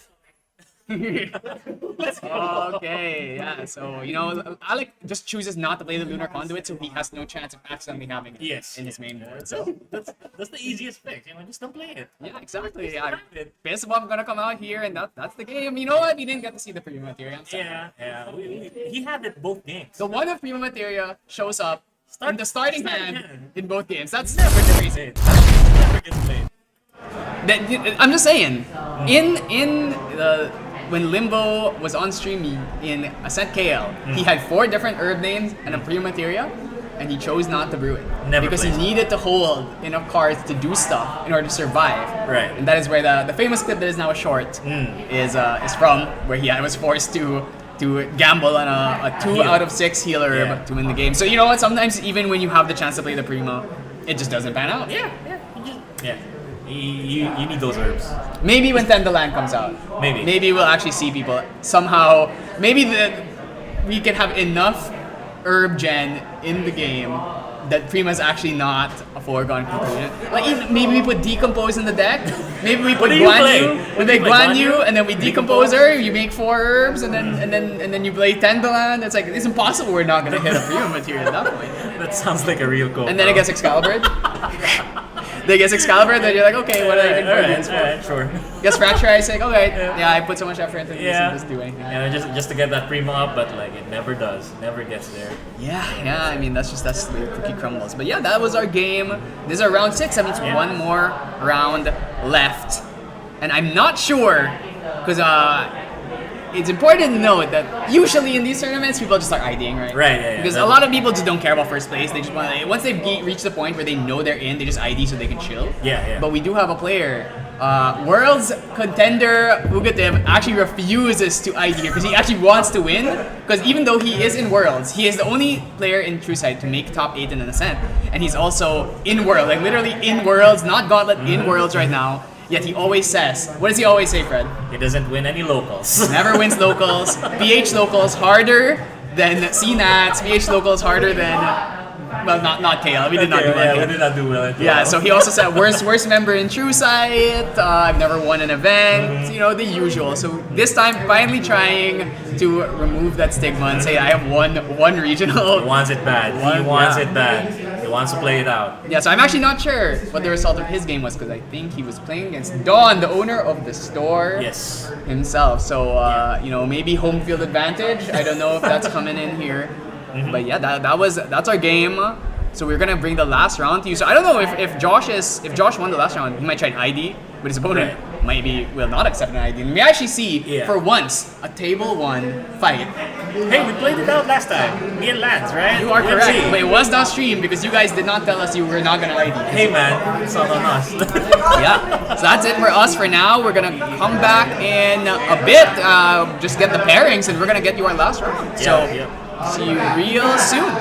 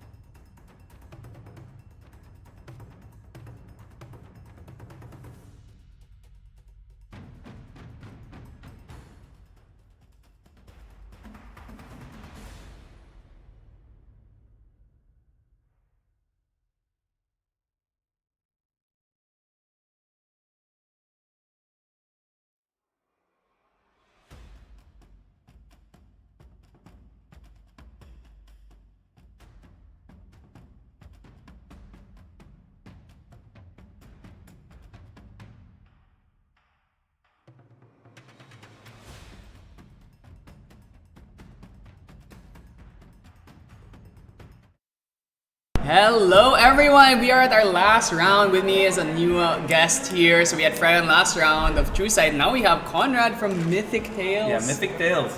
We're gonna announce our team real soon. Really? You have a logo yet? Yeah, we do actually, but like we're gonna bring it up maybe around next month when we bring out an event we're planning for later. Right, I have heard rumblings of that, but we're not gonna spoil it. So tell me, how did your team do in this tournament? So far, I'm the only one who's lost. I'm the only one who's dropped out. The other two are on the cusp though. They both have 2 losses. Yeah, so Lance is playing. Do you know what they're playing against? I don't, but I know Mark said he's in an unfavorable matchup. Must be Tristan then, I imagine. Probably. Say, are you Fractal or Tristan on? Yeah, and Lance, I'm not sure.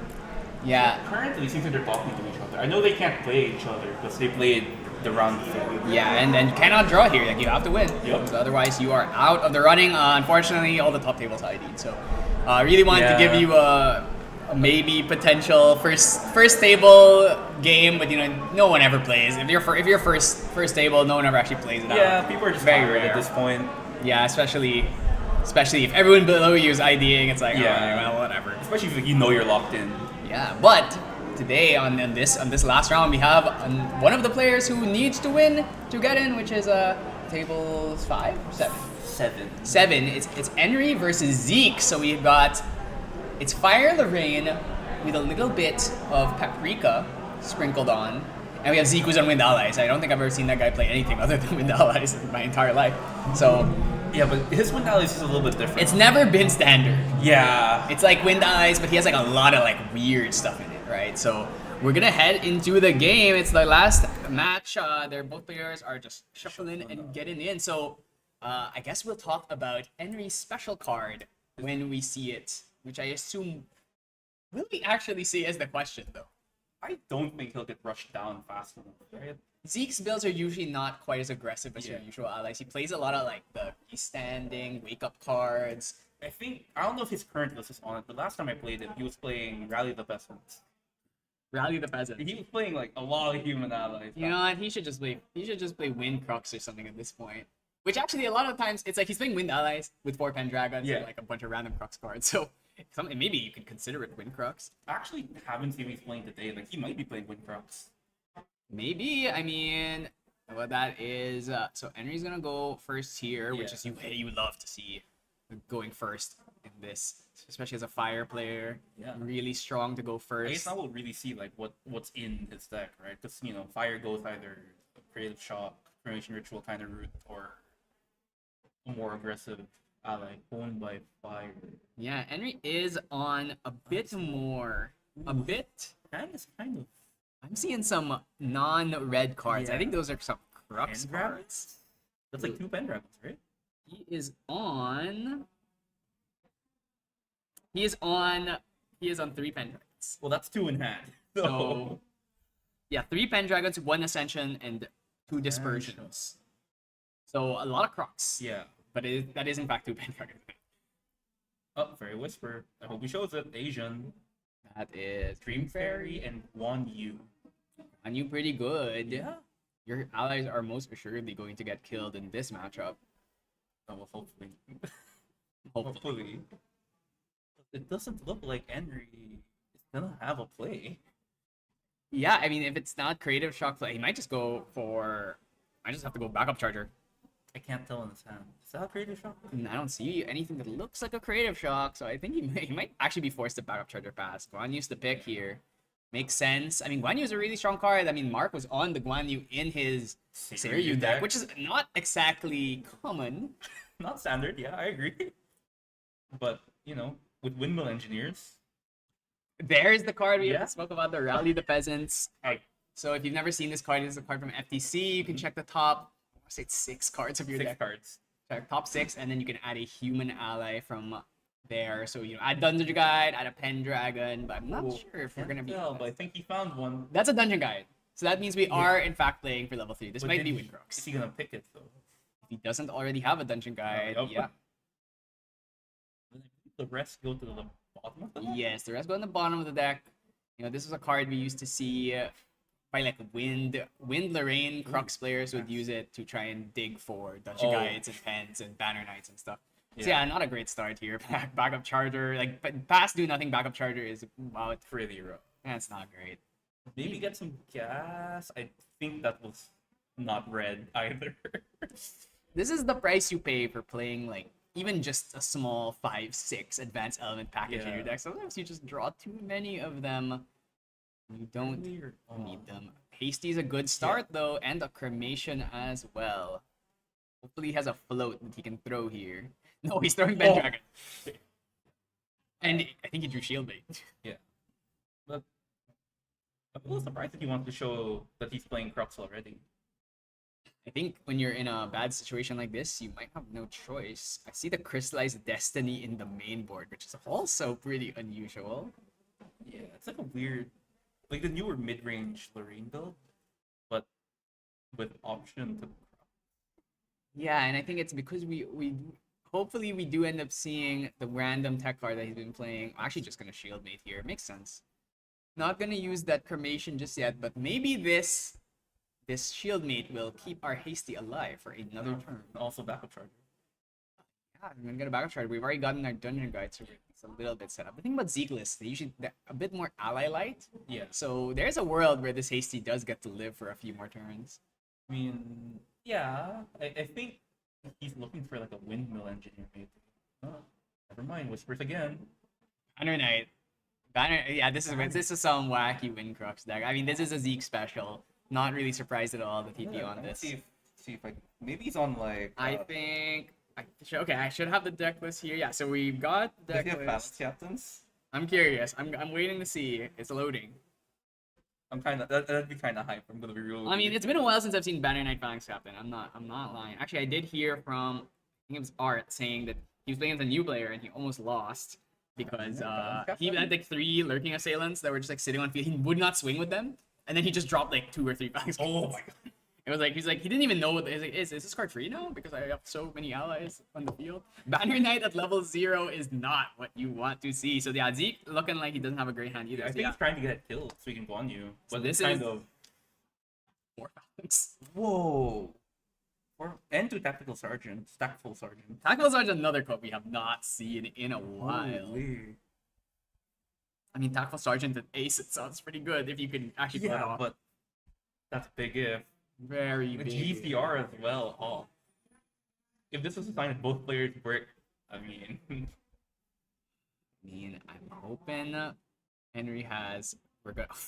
Another Pendragon Oh in the boy! bin. Oh boy! I mean, we do have Cruxites, I think. Actually, no, we're not on Crux. Oh no, okay, we're on 2 Cruxites, so we can bring them back. We can bring You them might back. have it. That's Cruxite in hand. Yeah, okay. So I mean, we can at least get those back later on. Yeah, neither player is leveled. Neither player has done much.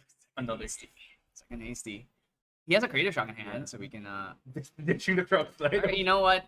We're not even a Crux deck anymore. Draws a Hone by Fire off of that. It's probably gonna. I mean, isn't this a pretty scary board to see double hasty shield bait?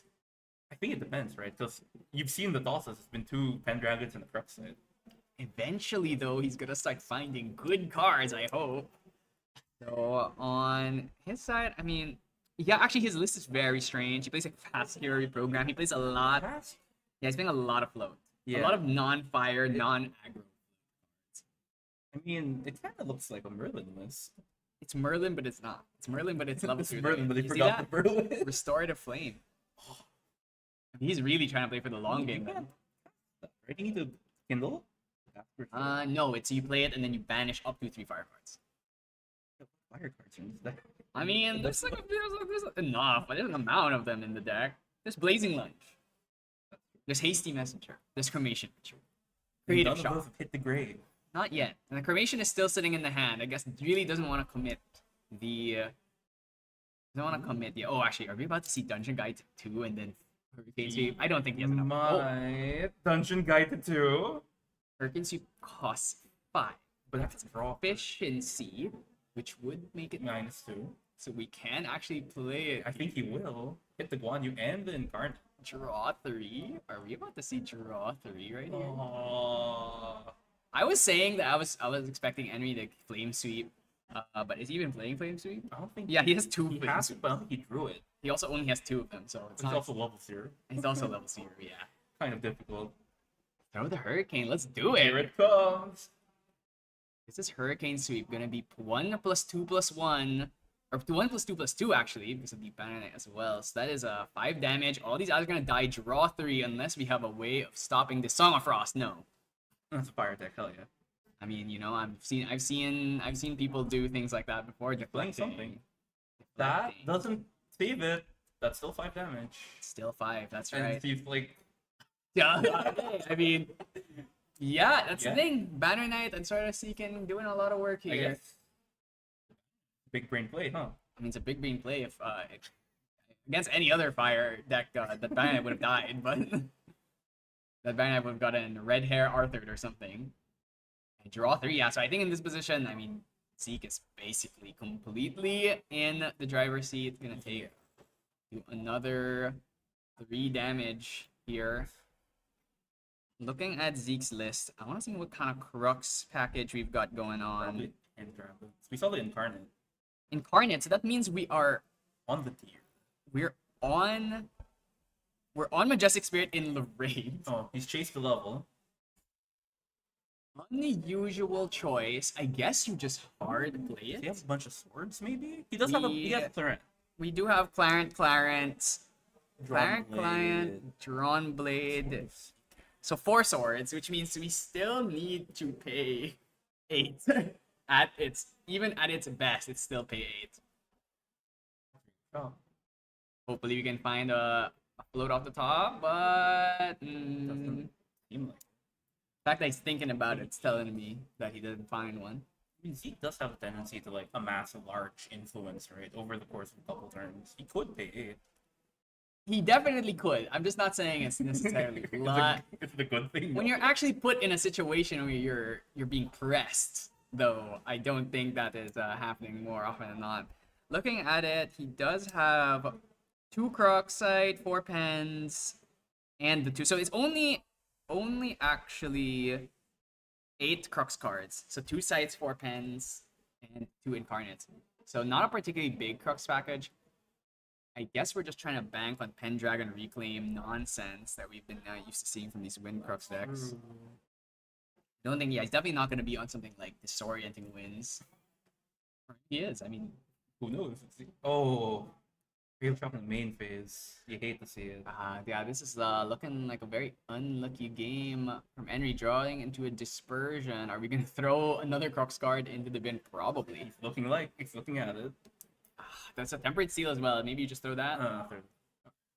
Creative Shock Dump Float. It's Tale as old as time. He also has like a reduced action hand. He could like pop the sword, I guess.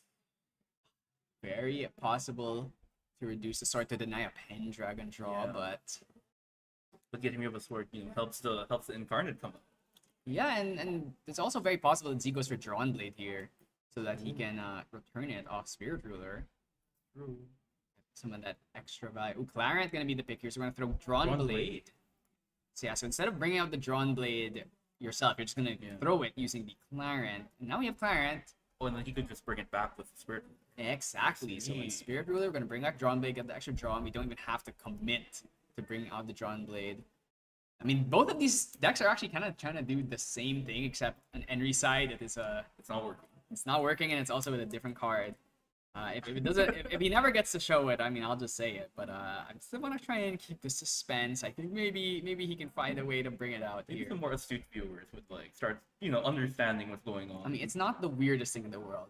Some other Fire Lorraine players have been on this weird new tech card, so I hope to see it because it was a card that a lot of people were trying to cook with early on, and it kind of took Clarent coming out. It also took Fire Lorraine just being a deck yeah. for it to show up again because really Fire Lorraine is the only deck that can. Display. Oh. Yeah. Displace the choice here. We're gonna displace. Immediately bring the Dungeon Guide back. On enter effect will trigger. Leveling up the Lorraine, Spirit Ruler comes out, and we now get to bring out that Drawn Blade, which will trigger the on enter effect. And give us another draw. This is Value City. For a second, I thought he was going to bring back the Clarent. It would have been very I fun. mean, if Henry threw out the Purge and Flames, the Clarent would really help there. Using the Drawn Blade. Also has another Dungeon Guide in hand as well. So yeah, Zeke was loaded. I mean, after drawing 3 cards off of your your Hurricane Sweep, I would expect you to be completely loaded. Oh. And the Pendra. Yeah, and in this situation, there's 3 things on field. You can't really stop any of it. Drawn Blade gonna go back. Typical choice here. Yeah, I mean, okay, Crux Sight as well. So if this Pendragon does end up going the way of the Dodo, we'll bring it back. I think Henry in the start is basically it's over. Yeah. It's over. You cannot, even if you Hurricanes or Flame Sweep at this point, it's just impossible. You're so A behind. little just a little bit, you know. And actually, let me check if Henry's on Dungeon Guide. He's on 4 Dungeon Guide, so he could try and pull a Zeke move here, level up to 2, Flame Sweep, Dungeon Guide to 3. He has to flame sweep if he's trying to like one shot. I don't see a Flame Sweep though, so I think, yeah, I mean, we just gotta level here. I don't think there's any other choice. Either he has the Flame Sweep already, or he has to hope to top deck it. And even then, I think you're still in a pretty bad spot. Especially you're playing against Wind. It's very possible that they just reclaim a bunch of stuff. I mean, we also saw that Zeke has Crux Sight in hand, so even if he sweeps it, Scorpio just lets it happen and takes back the Pendragon. Oh, that's a lot of hones actually. Maybe there was a universe where if that rending didn't get thrown away, we could have gone hone rending, but Not to the Swift. fortunately, maybe we could have gone hone Hurricane or Flame Sweep. No, that's okay. We're just gonna hit the Swift Recruit. Pray for a good draw. Maybe we can draw Dungeon Guide off of this and If you're doubting for 2, I actually, is that how it works? Because I honestly Baron says their attacks get supposed to. I don't yeah, remember. their attack power gets plus 1. Yeah. Because some cards are like, oh, the attack gets plus Oh one. yeah. You know, actually, if you didn't, I don't know if you know this, but range doesn't work on retaliations. I've heard. Yes, because range only says their attacks get plus, but it's not an attack because when you're retaliating, it's not counted as an attack. Yeah. So, some of the technicalities you gotta be sure about. Luke killing that Swift Recruit though lets us bring on Drawn Blade again, so kind of just a little bit of nothing happening. Henry, well, here. No, there's nothing. We have the Crystallized Destiny, so we would survive for another turn, but you're so far behind. You know what? Play Incarnate Majesty. Why not? We have enough cards. Nah, I think he's blocking in the game. He doesn't need to. It'd be funny. I'd love to see a Lorraine summon an Majestic Spirit.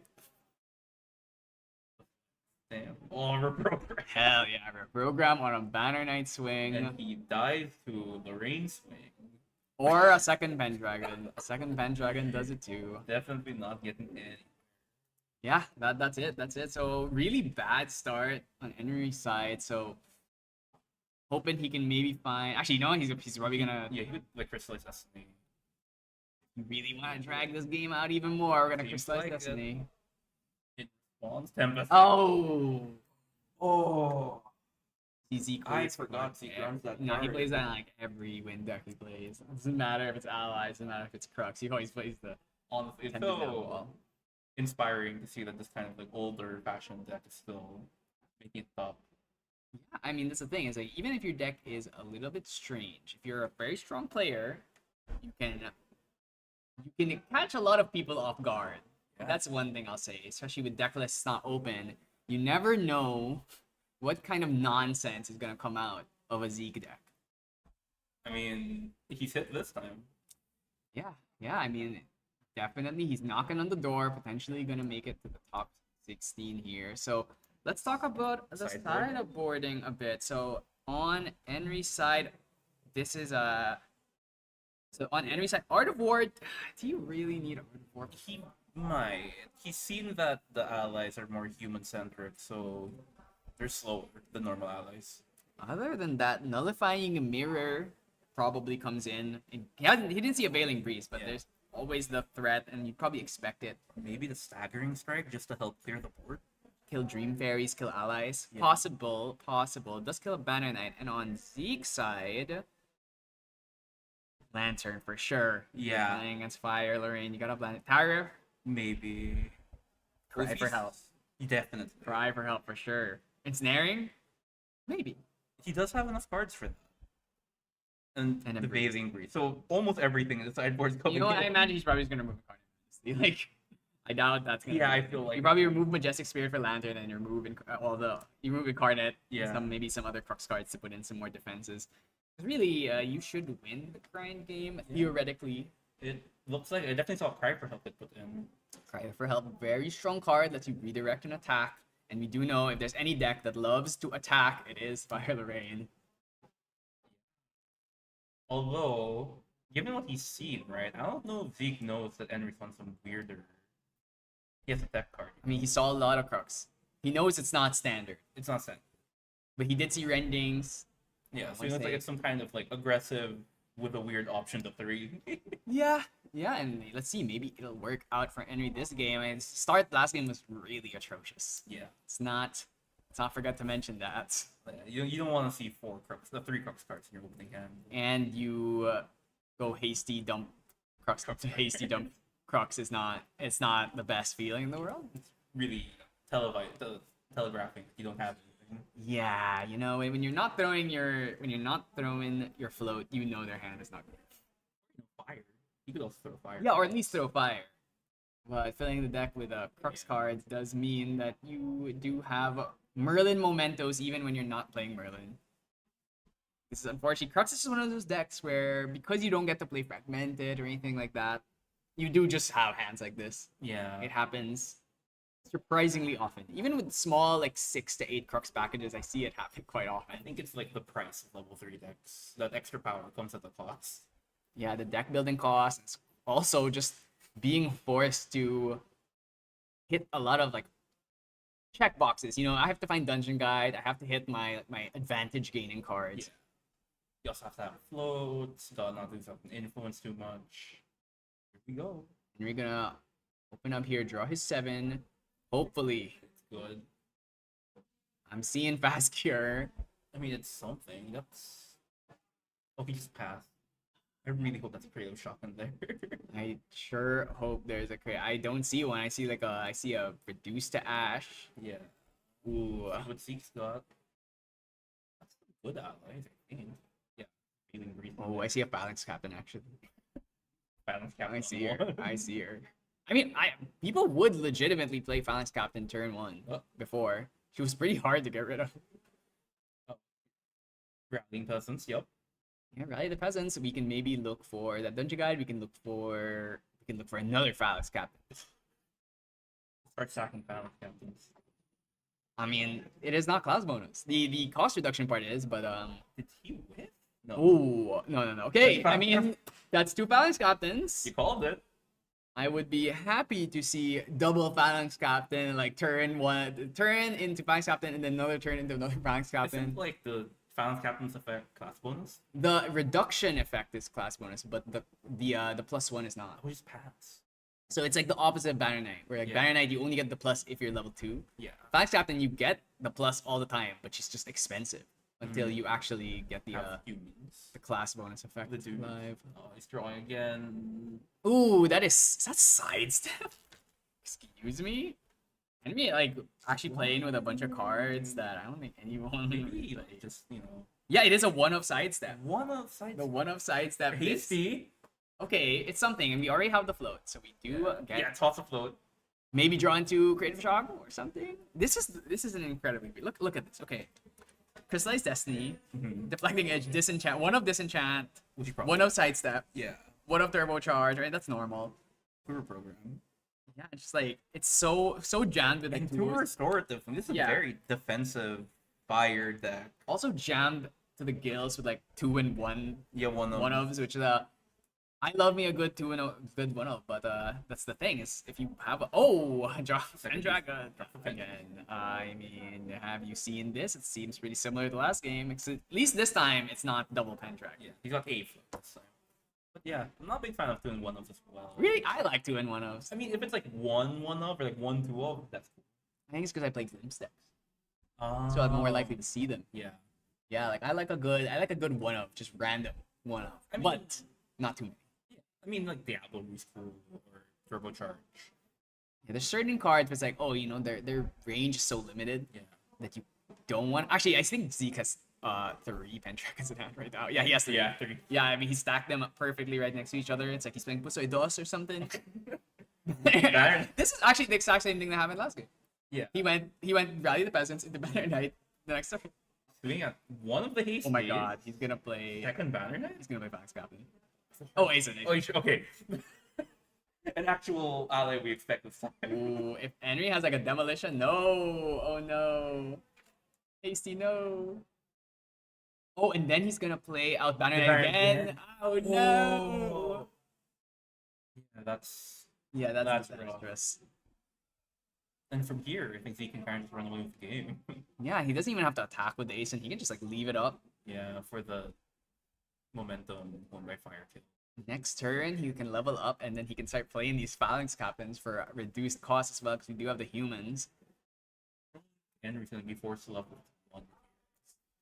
He does have a dungeon guide. Now Maybe he can try and bank on hitting a big flame sweep, but I don't think I saw a flame sweep in the hand. maybe he's praying for a good top deck. I saw he had a creative in hand, but unfortunately not enough cards to play it here in the recollection phase. There we go. See, maybe he can find a way. I don't, you know what? He'd have a 9-card influence to play DG into Flame Sweep, which would be the ideal situation now because he has no cards in hand, no threat of a reclaim or a Deck protection spell. favorable wins, obviously. Dave wins. I think would still let the Asian die. Yeah, because the Flame Sweep would be 2 + 2 + 1, 5. Doesn't look like it. Looks like he's gonna have a creative shot. Creative Shock main phase again? Yeah. Oh, there's the Restorative Flames. But with he does a fire Yeah, Serene. you know, he does. I just don't know if healing. Oh, he has Flame Seed. Yeah, but he can't love. Next turn though, so Zeke is gonna commit Phalanx. I feel it. He's gonna be greedy. He's gonna go Phalanx, and then we're gonna Flame Sweep for 4. He's gonna like take the damage, store the flame so he doesn't die.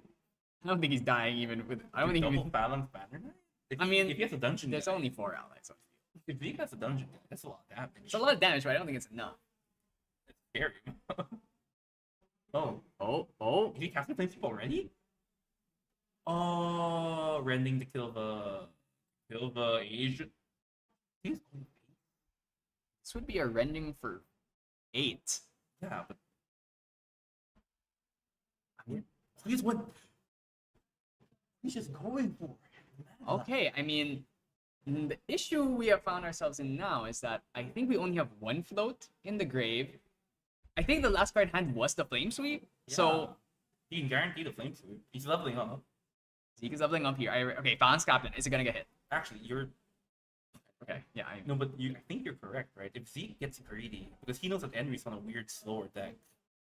If Zeke wants to speed up the tempo and plays 2 Phalanx Captains, he can't kill, but he puts a lot of pressure.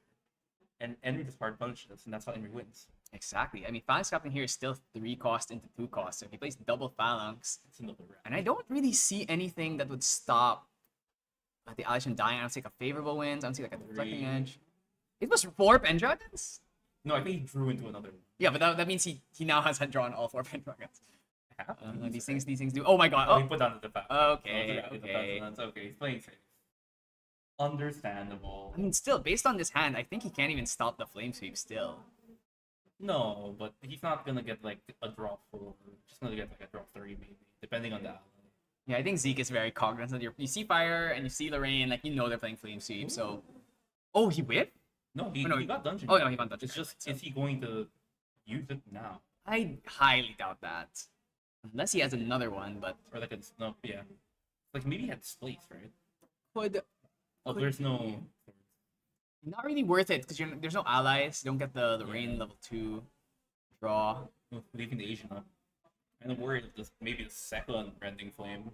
If he does have a displace, that cannot avoid that. But you know the thing about her Flame Sweep is that if you displace the Asian, you can return one of the other allies. Yeah, So- just save it. I'm like, this is actually very old ruling, but I think you can actually dodge a sweep or a cleave card with a displace. Oh, because during the damage, the Asian is on the field. There, it's been a really long time since this. I do remember something of that nature, where if you displace at a specific timing, it might not be displace. It might be a different card, but I want to say it was displace. where if you displace at a very specific timing, you can dodge the sweep, and then also since the Asian is gonna come back and on enter, We'll it see would, if Zeke knows the ruling. yeah, I don't remember actually, And but even better, we'll see if our head judge knows the ruling. that's a very old one. This is an FTC because this is back when I think When Displace came out. when Displace came out and people were playing like Wind Allies versus Fire Lorraine. Yeah. On a level with it, this feels very Magic the Gathering. Does it? Yeah, the flicker. Yeah, exactly. So let's see if he knows it. I'm actually gonna try and see if I Find can the ruling. find that ruling. It was He's doing it. okay. Display. Yeah, I think Zeke's been playing this game for a long time. You Yeah. remember he's been here since FTC. I think. All right, it's time to see. Let's see. Now the thing is, the question is the street Is able Asian judge even dead? though? Yeah. Okay. So Oh, the Asian. okay. So the So I guess. I mean, I mean I'll try and see if I can remember what it is, but I do remember something like that where it's like you can dodge it and then still bounce something back to hand. It was weird. they might have like fixed that though, right? Not sure. Okay, I think Yeah, they're talking. yeah they're talking about. I think maybe one of the judges remembers that this is something that does happen. Yeah, so this is like I said. Yeah. Yeah, exactly. So I think the way it works is, Uh-huh. if I remember correctly, when you play the sweep, you lock all the targets that are gonna get hit. So what happens is you play the displace. The Asian is no longer like valid as a target, so it's not part of the attack. In a magic kind of way, right? Yeah. Like you set who is attacking what at the Yeah. start of the turn or the start of the combat phase, and then because Asian is not there to be selected by the cleave, it is not part of the attack. And then when it comes back, it returns the other thing. So yeah, this is Very specific. Oh he had the double no! What the hell? I wanted to see them come out, but I mean, unfortunate. The Baronet will be coming out again. Yeah, I mean, it's very impressive that Zeke remembered that because it really has not come up in a while. It's like I remembered it, but it was a very big. And the thing is, you have to do it at a specific point. Yeah. You can't just throw the space. It has to be a very specific point Might in the be, combat like, phase. right before damage applies. You flick. It's either before damage or it's like during attack selection. Because Cleave doesn't really. shouldn't. I don't remember what it is. I just know that you have to do it at a specific time. Because I think you can't displace in response to the attack card. Because the attack card technically hasn't like resolved yet. But I think if you displace, I think it's probably before damage or on attack deck, something like that. Thing is, we're gonna see how far Zeke can take this, because he's running out of cards in hand, surprisingly. Yeah, and no Another drawn. ban- oh, and the Banner Knight hit. Okay. In this situation, even after getting So, wait, how many Banner Knights has he managed? so 2 phalanxes, 1 Banner Knight was returned. Yeah, lost 1 Banner. No, well the Banner Knight was the one that was. Oh, okay, we still have pen. So that's a third pen. The thing about the situation here is that Henry is actually he's in a range where he can't find a kill here. Zeke has 2 cards in hand. If one of those is not veiling, maybe he can bring out the card we've been talking about. Maybe go Clarent, and then we get to banish a special card, Dungeon Okay. Guide to 3. Clarent. There it is. There it is. Sword Saint's Vow is coming out. Sword Saint's Vow, if you've never seen this card, it is strange. Can you explain a little bit about what this card does, if you're familiar? So Sword Saint's Vow has an effect where it gains damage equal to its durability. Oh, sorry, it's a 0/1 weapon. Yeah. Gains damage equal to its durability. Every time you play a craft card, which are cards like Tempered Steel And that Home by Fire in hand and right there. Home by Fire, it gets 2 durability counters. And when you on hit, it loses 2 durability. It loses an additional durability. Yeah, so essentially it's like when you hit with it, you lose 2 durability instead of the usual 1. Yeah. Because you lose the 1 from using it, but you also lose an extra. Yeah. So in this situation, the plan that Henry's trying to find here is he wants to level up to 3. Yeah. He banishes us off the Clarent, and then he levels up to 3 and is able to use the Spirit Ruler Lorraine to bring the Sword Saint's Vow back onto the field. It's going to get 3 extra durability counters, which means it's a sword that can swing for 4. If you throw a craft on it, suddenly it's swinging for 6 plus whatever. If it's honed by fire, it's swinging for 8. You throw a rending for 16. That or 90 actually no, yeah, it's gonna be 19. Yeah, no, I mean no, it's more. It's 11 times 2, yeah, 22. wait. 22. So yeah, I mean pretty nasty. But the thing is, you're playing it to win. I think he just passed. Yeah, he just passed there. Oh, I think he might actually play the Restorative Flames here. No, I think he's gonna Resolute Stand for cost. So he can level up to 3. I mean, in this situation, you're not actually dead yet, so maybe you should hold here. They're gonna choose to Resolute here. Doesn't want to take this damage.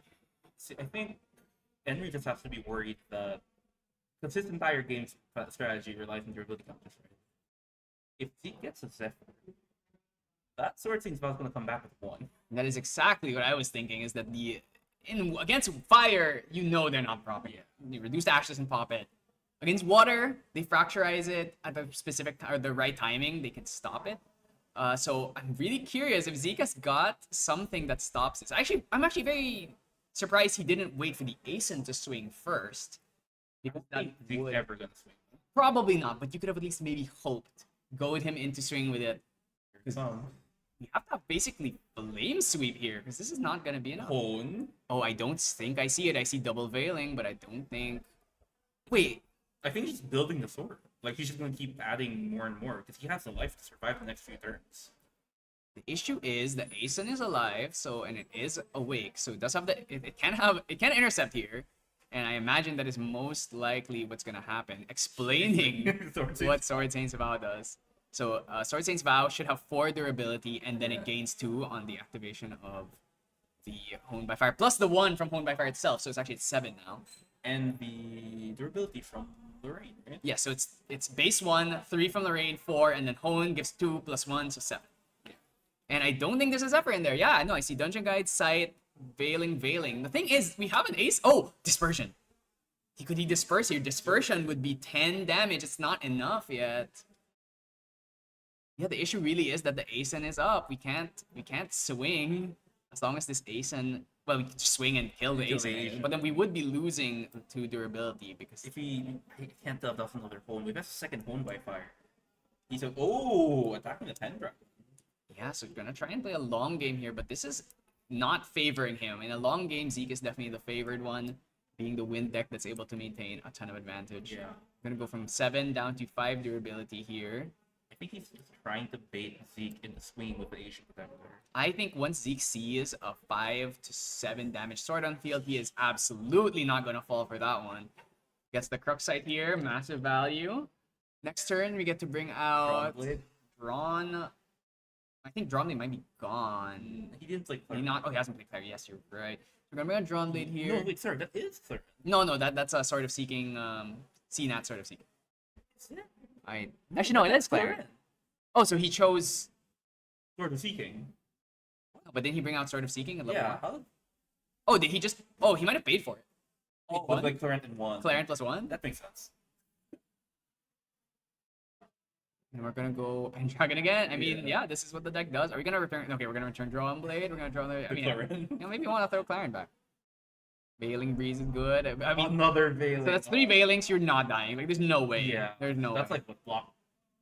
Probably like 9 or 10 at that point. I think this is looking a little bit over. You're pretty locked in. Henry's gonna have to try and hit a mirror here if he wants to try and get around these Veilings, and he's not close yet to the amount of damage he needs to. Dispersion might actually be dispersing to kill board here. Yeah, but he doesn't have to declare yet, right? On activation, he doesn't have to declare the targets. Yeah, Dispersion is a choose card, so I believe he's trying to bait Zeke into playing Veiling Reasons. definitely a possibility here. See if he bites the bait. I mean, even then, this is only 5 plus 3, right? So that's 8 damage in total. I mean, you're still alive. I think you're fine with taking this and then just holding your Veilings for later. Oh, actually, he also has Clarence, so he can just use the Clarence.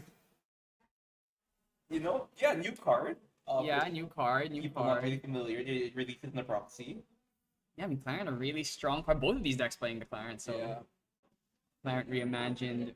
Doing it. Is he just gonna pop all? Well, he did -2, so Probably wants to hold it to hand it back. The question is, eventually. who did he declare as targets for Clarent? I'm imagining it's Champion. Oh. It could be. He could just target both like the Pendragon and the Asian. That is true. Also the. Ooh, what's gonna be okay? Displace The here. Pendragon to flicker the Clarent. Yeah, but that's It's a paper. Pendragon comes back. We're gonna return the Clarent, which now we are going to actually have to pay 2 to bring out because I know we still have Drawn Blade, but we lost Clarent already, so Yeah, we he cannot. can't do it. You can only use the effect of Clarent Reimagined if you banish a Clarent. So Clarence for the piece first. Yes, you have to banish the original Clarent. Oh my god.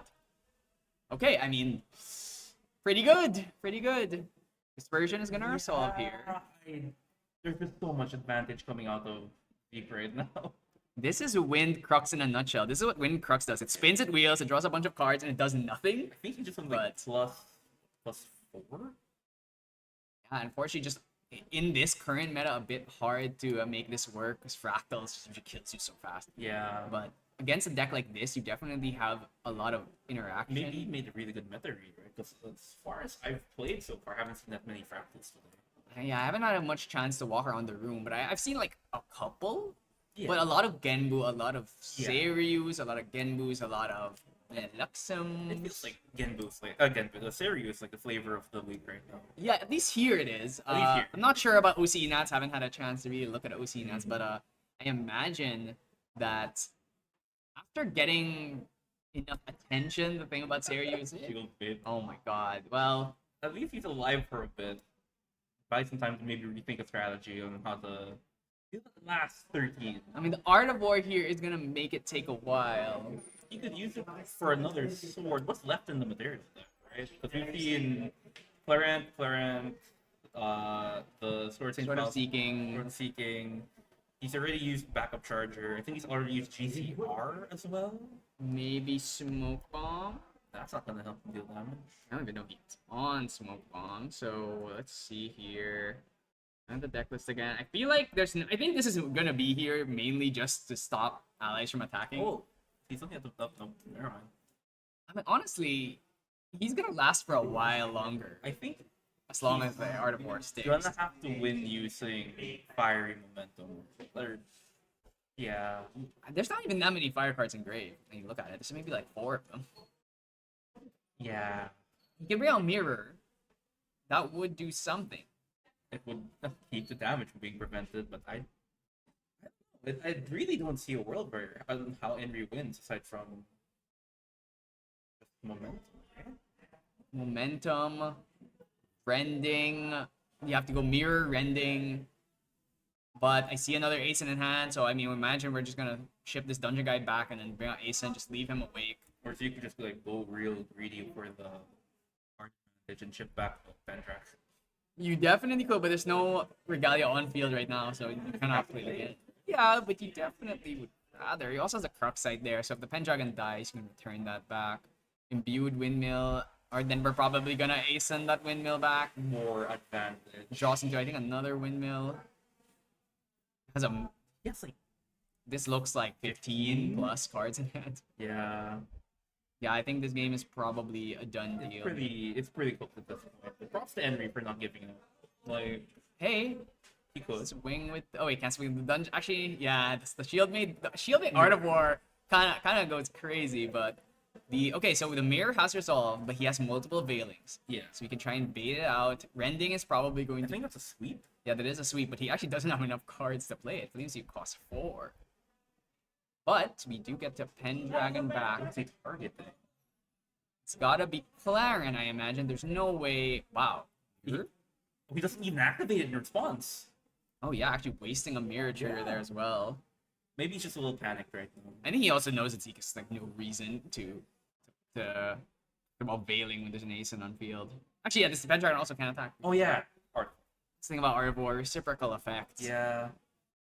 Oh, he's gonna bring out Clarent. Art casting. Oh no, Drawn Blade. Okay, that was strong. Ah, come on. I want to see hard class Clarent. I don't think he even needs to anymore. I mean, it's not like there's that much effect damage in the Fire Lorraine deck anyway, especially this version. Yeah. I'm not seeing anything like a Vermilion Decree or a Demolition or I anything. mean, there's more effect damage coming out of Zeke at this point with Tempest Downfall. That's true. Dream Fairy's good. We can use that to get rid of the shield bait. And the thing about Art of War is when you're behind, Art of War is very bad for you. Yes. Because now they get to swing and you don't. Yep. So we get to clear every single ally they play, and we basically can never stick another ally for the rest of the game. Yeah, I think Henry might have to get rid of the. Ooh, here we go. Target thing. Shield bait. Yep. Yeah, that's the Yeah, correct I think choice. Henry might have to get rid of that Artificer the following turn. Then we can just go swing Oh, it. no, he- Oh, Pendragon, and Dragon's the pick here. second fairy. I mean, we can just kill the shield mate if we so please. We can swing now with Aeson and Pendragon and Dungeon Guide. So, You know, 3 damage. ooh, I imagine the Phalanx Captain that might be coming out here. Yup. Yeah, 3 humans on field. Yeah, so just Dungeon Guy clears it. And Very efficient clear here. again, 4-4 and then 18 with a sword. Let's not swing with the Asian, right? Yeah, playing it safe. yeah, makes sense. Makes sense. We're gonna hold the drawn bit as well. So I thought you could gonna hold like the 6 cards in hand. I mean, he definitely is. 7. Oh, took 7. Veiling. I see the favorable wins. There's the smoke bomb. If Yeah. Henry's gonna try and win, it has to be now. But I really don't see a way, considering the Veiling Breeze is there. Especially since he didn't put back the nullifying. He's holding 3 Veiling Breezes. Yeah, no, because like if at least the mirror would have blocked 1. That's true. Draws into another dungeon guide. Not really what you want to Not what you see. wanna see. Try and sweep here is gonna take what? Another 4, 5, 6 damage retaliation, and then die on the crackback next turn probably. I'm hearing this one. Doesn't sound very great. That's another pend, but you could Pendragon the Art of War back, or maybe the Clarent. Actually, you need to keep this Clarent because your Flame Sweep will own. Actually, the Flame Sweep only does 3 here with Yeah. the sword, so wouldn't even clear Ace and or Pendragon or Phalanx Captain for that matter. Yeah, nothing. It would kill Dungeon Guide and Dream Fairy. Yeah, but draw 2 at this point, I don't think it's gonna help him too much. Yeah, I don't think so. Is he going for it? I think it's got to be the sweet. Ooh, turbocharge. Okay. Drawing more cards, then we can play the Pendragon right after. Draws a Hone, but not really much we can do with that. I think he might have to smoke bomb now. Just draw an additional card. Smoke He's Bomb. checking the fires engraved. Trying to see if we can try and hit a rending, but without that mirror on field, I don't see a world where he's able to kill 10 damage. 10 damage is a bit of a steep ask here. Especially because it is Clarent. We'd have to, even if we hone Clarent. Passing. Yeah, no, he's gonna pass. I think he's hoping that the Art of War is enough. I think he still has the, does he still have the Restorative Flames? I think he does on the left. On the left. Yeah, so yeah, he can potentially heal. But if he heals, he can't rending. Yeah, this is such a tough situation. Oh, hey, you called it hard cast Claret. I mean, at this point, Zeke doesn't have anything else to replay, and if he's lost Incarnate. Oh, he didn't hard cast Incarnate. You know, we should be hard casting Incarnate at this point. We can do it. Let's get another copy in hand. We can break the Clarent and the Drawn Blade right now. We can just Clarent 3 times and, For swing the nothing. Drawn Blade and then play Incarnate Magic. Oh no, he's just going for it. Okay, I mean, I imagine he's probably going to keep this Aeson up as the last attack, Yeah.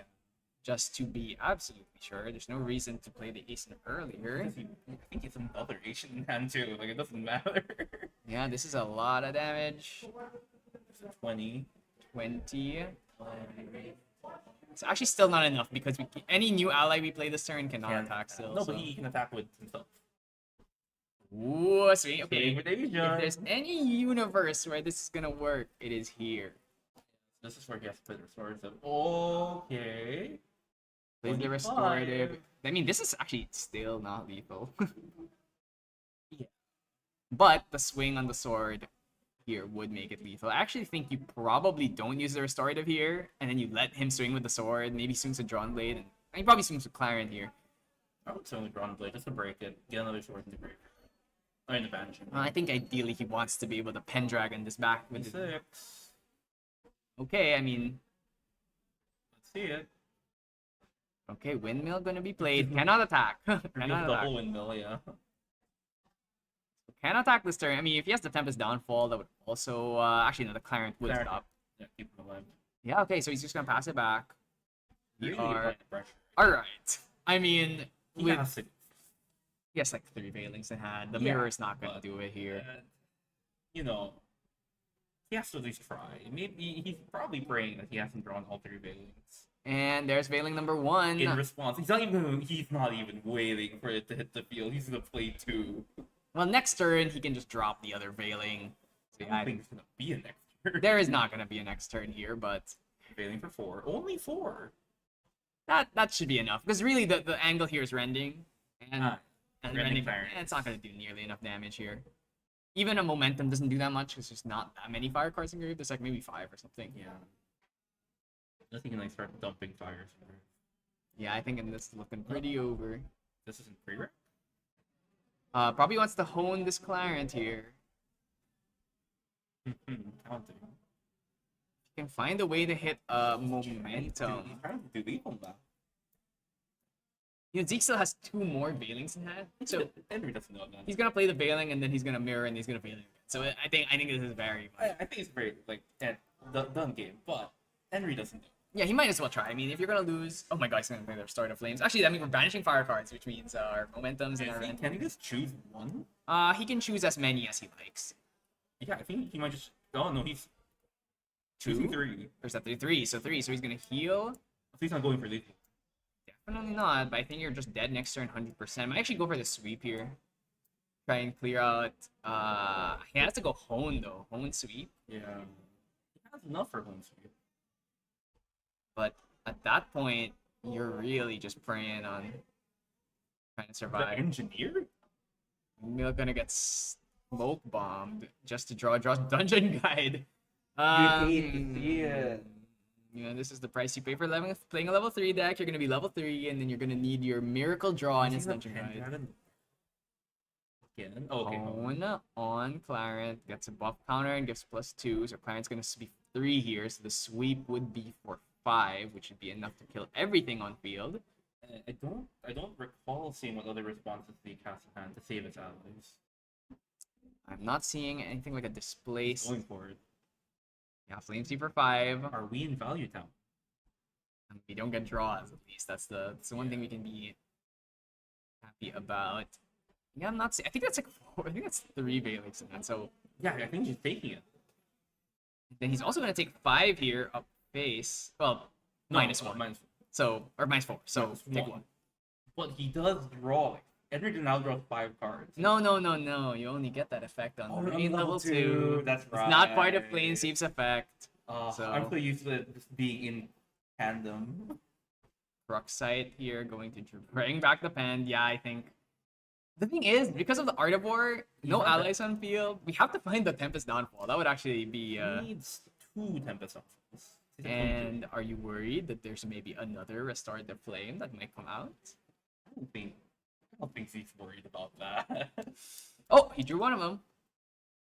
I don't think I see the other one though.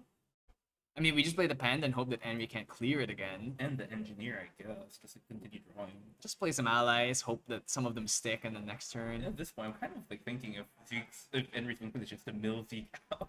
I don't think that's it. I think he's gonna probably try and hit a rending here, but Zeke has drawn a lot of cards. that is true. Henry's basically gotta find another. He needs a rending. He needs rending. He also needs to pair it with a hone or something else that gives power, because otherwise, really not enough. 8 damage here with just Clarent would be. He's out 24. of material that cards. He is in fact out of No, that material. means that Art of War's there forever. I mean, I think that was always the intention to begin with, but Yeah, but because Henry doesn't have allies, right? So he actually has to win with only an attack. that's. Oh my God, Tactful Sergeant. Been a while since I've seen that one. Mark Young is celebrating in front of us, which makes me think he won his game. He's in top 16, so congratulations to him. How about Lance? He also won. Oh yeah, talk about my Okay, teammates, so right? Lance- I'm the worst performing teammate at the moment. Yeah. That's, I mean, how does it feel to be relegated to the caster's desk? Pretty fun. You know, it's the reason why I'm back here and they're over there, you know? Max Opio. All right, I mean, we're just gonna pass it back. We have the tire Yeah. ring. So he's drawn another 4 cards again this turn? Fred is also celebrating, which Celebrating. makes me think he won. But since he is 3 losses, he is not making it. Yes. Okay. You casted the round. Yes. I see deflecting edge. That could keep us alive for another turn. Yeah, for 1 turn. He has passed? He can't attack. can't attack because of that armor. So Yeah, but it's not even gonna cast like. Oh, well, you can shock him in the face. Siegfried. So what is? I mean, he's got to basically hit a big rending here, but it's going to be very hard when there are veilings. Even with the Yeah. mirror, he has enough veilings to chain them through the mirror. He's All right, go for it. there it is. Rending Rending. for that's just rending for 8. Yeah. Well, potentially 8, 3 or 4. Zeke could just Double. take the 8, honestly. Yeah, life. he definitely could. But I think he's gonna play it. They... Oh, cry Cry for help! Well, you know, Yeah, he's drawn so many yeah. cards. It's impossible he hasn't found it yet. Who's getting cried? Who's helping here? Pendragon? Of course. I think it's Tackle Sword. Unless you want the Pendragon to stick the next turn. Okay. Favorable wins, Pendragon. Okay. Oh, that's game from there. Yeah, that's He just has to cast Tempest in the end phase. I don't think he has enough cards to play Tempest though. I think it's 4 and 9. Does he? Does he keep it? Well, no, yeah, he's just. I like how he's not even bringing out the Nullifying Lantern. I feel like Yeah. that's like, oh, you shouldn't bring out Nullifying Lantern, so you like 100% have no chance of No. losing. You can't even get the Restorative Flames if there's a Nullifying Lantern, but he's That's just. game. Deflecting Edge! Hello! That's Deflecting right, yeah, Edge! it's true. Tempest Downfall would kill them. Sergeant. Swinging for 1 over the. So deflecting is getting eaten by the Pendragon, swing for 1, and we just. And John Blade. Blade for game.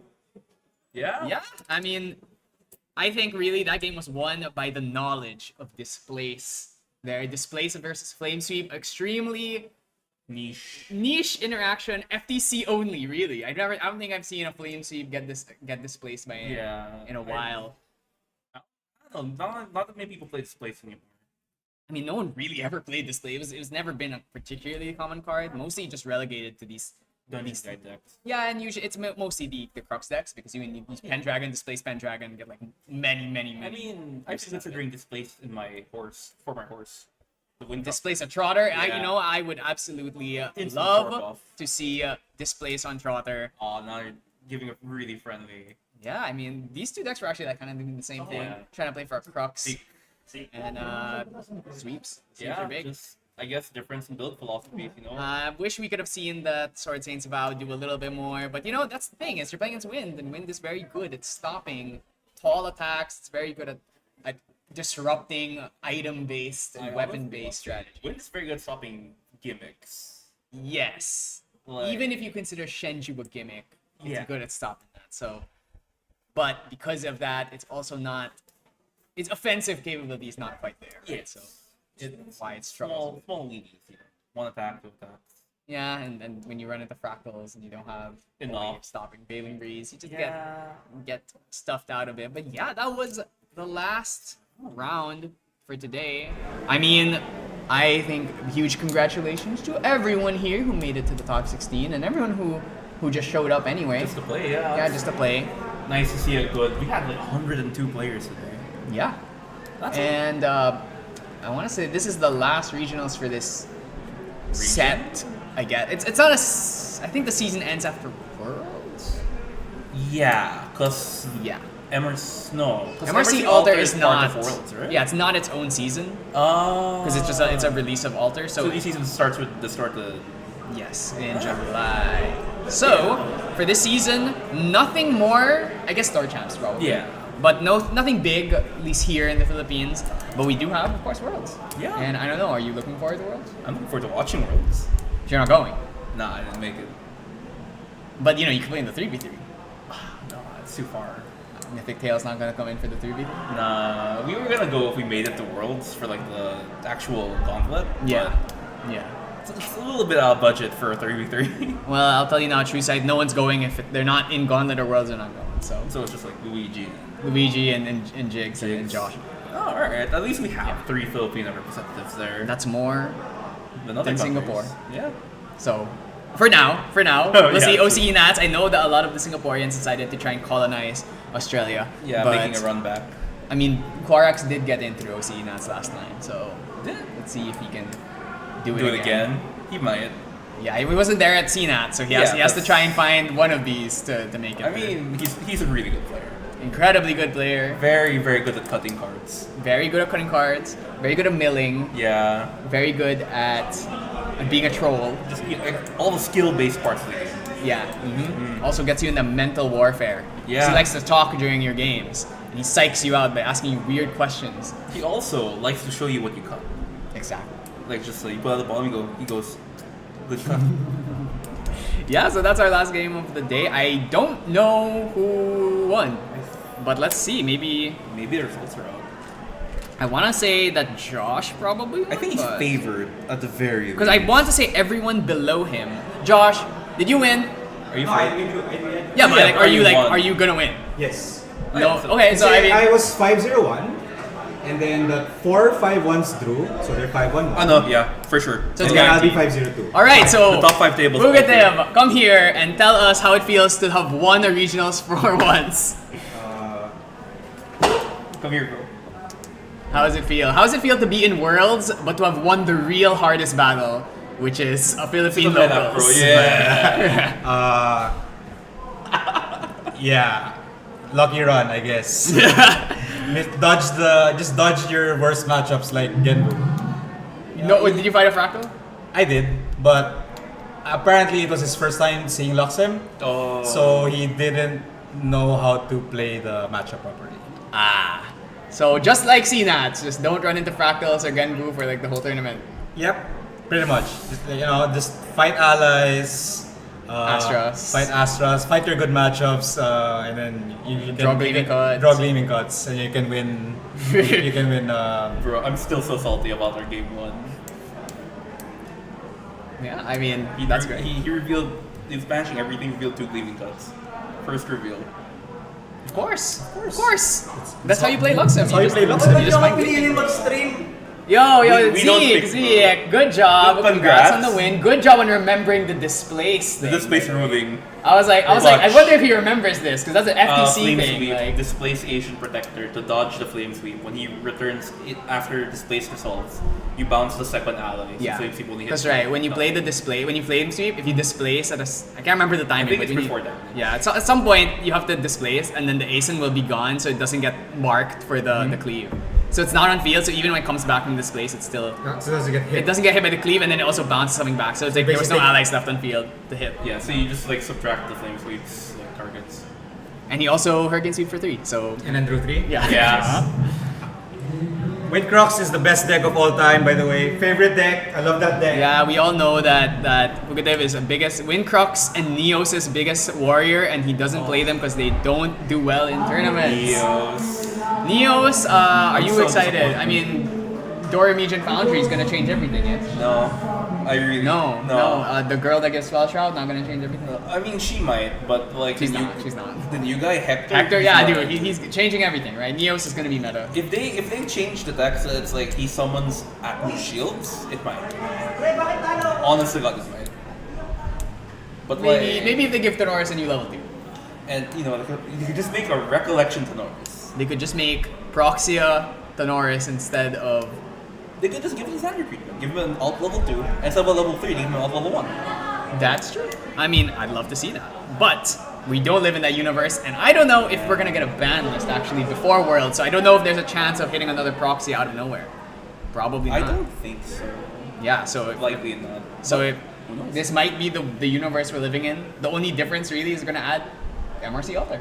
Yeah. And let's see how much influence it has. I think it's gonna change a lot. Like a lot of the decks that we thought were dead are now just gonna come back. Sylvie's gonna come back. Fire Sylvie, sorry. Really? I don't think I'm normal not Sylvie's sure. gonna come back. I'm I not think sure. Sylvie Okay, fire you can at least cremate, but Exactly. Cremate You the can cremate the slime. baby and there's a world where that works. I think Pendaland is good. yeah, I think the directive, the one that like the automaton or yeah, the commands. automaton command that They're could, interesting, that could work. but I think it's gonna bring a world where people are gonna play automaton, and in response, everyone's gonna play reprogramming.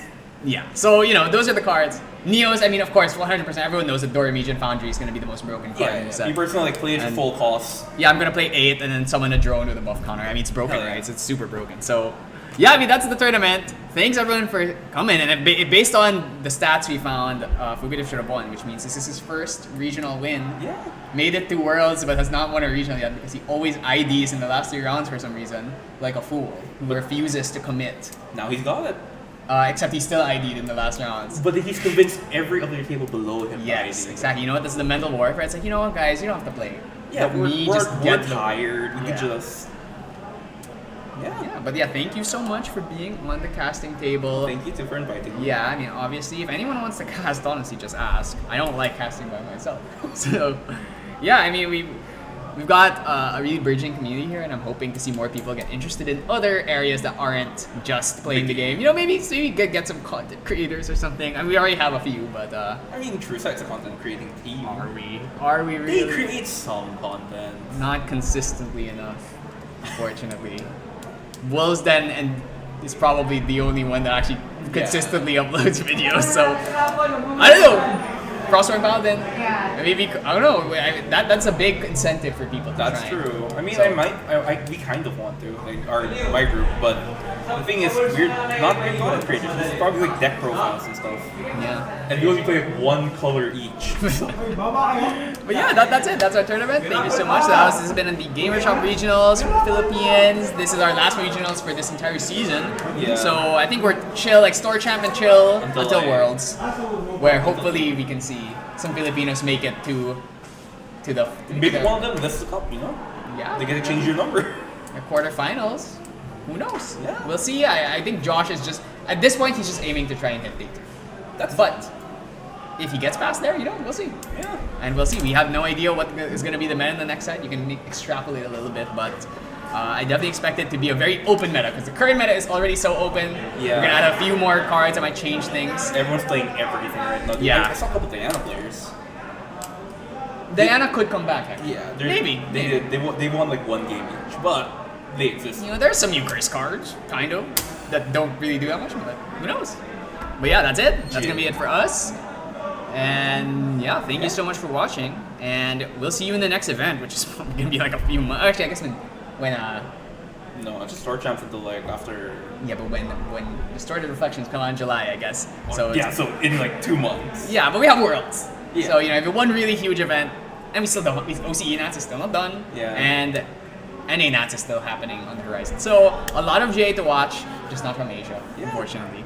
But you know, we'd love to see what the other people in the rest of the world Wait, are where are cooking they up. cooking? You know. Yeah, I mean, I've noticed that really the metas in different regions are quite Yeah. different from each other. So Like EU meta's weird, man.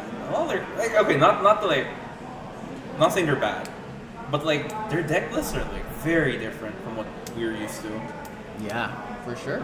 So yeah, look forward to that. OCE Nats, I have no idea what's going on there because I've been too busy with this. So I'm not sure who's doing well. Maybe Apex is all flubbed out. Maybe Quarix is not making it to Worlds. Who knows? But I'm sure he's gonna give me shit for saying that. But yeah, thank you so much for watching, and we'll see you in the next event.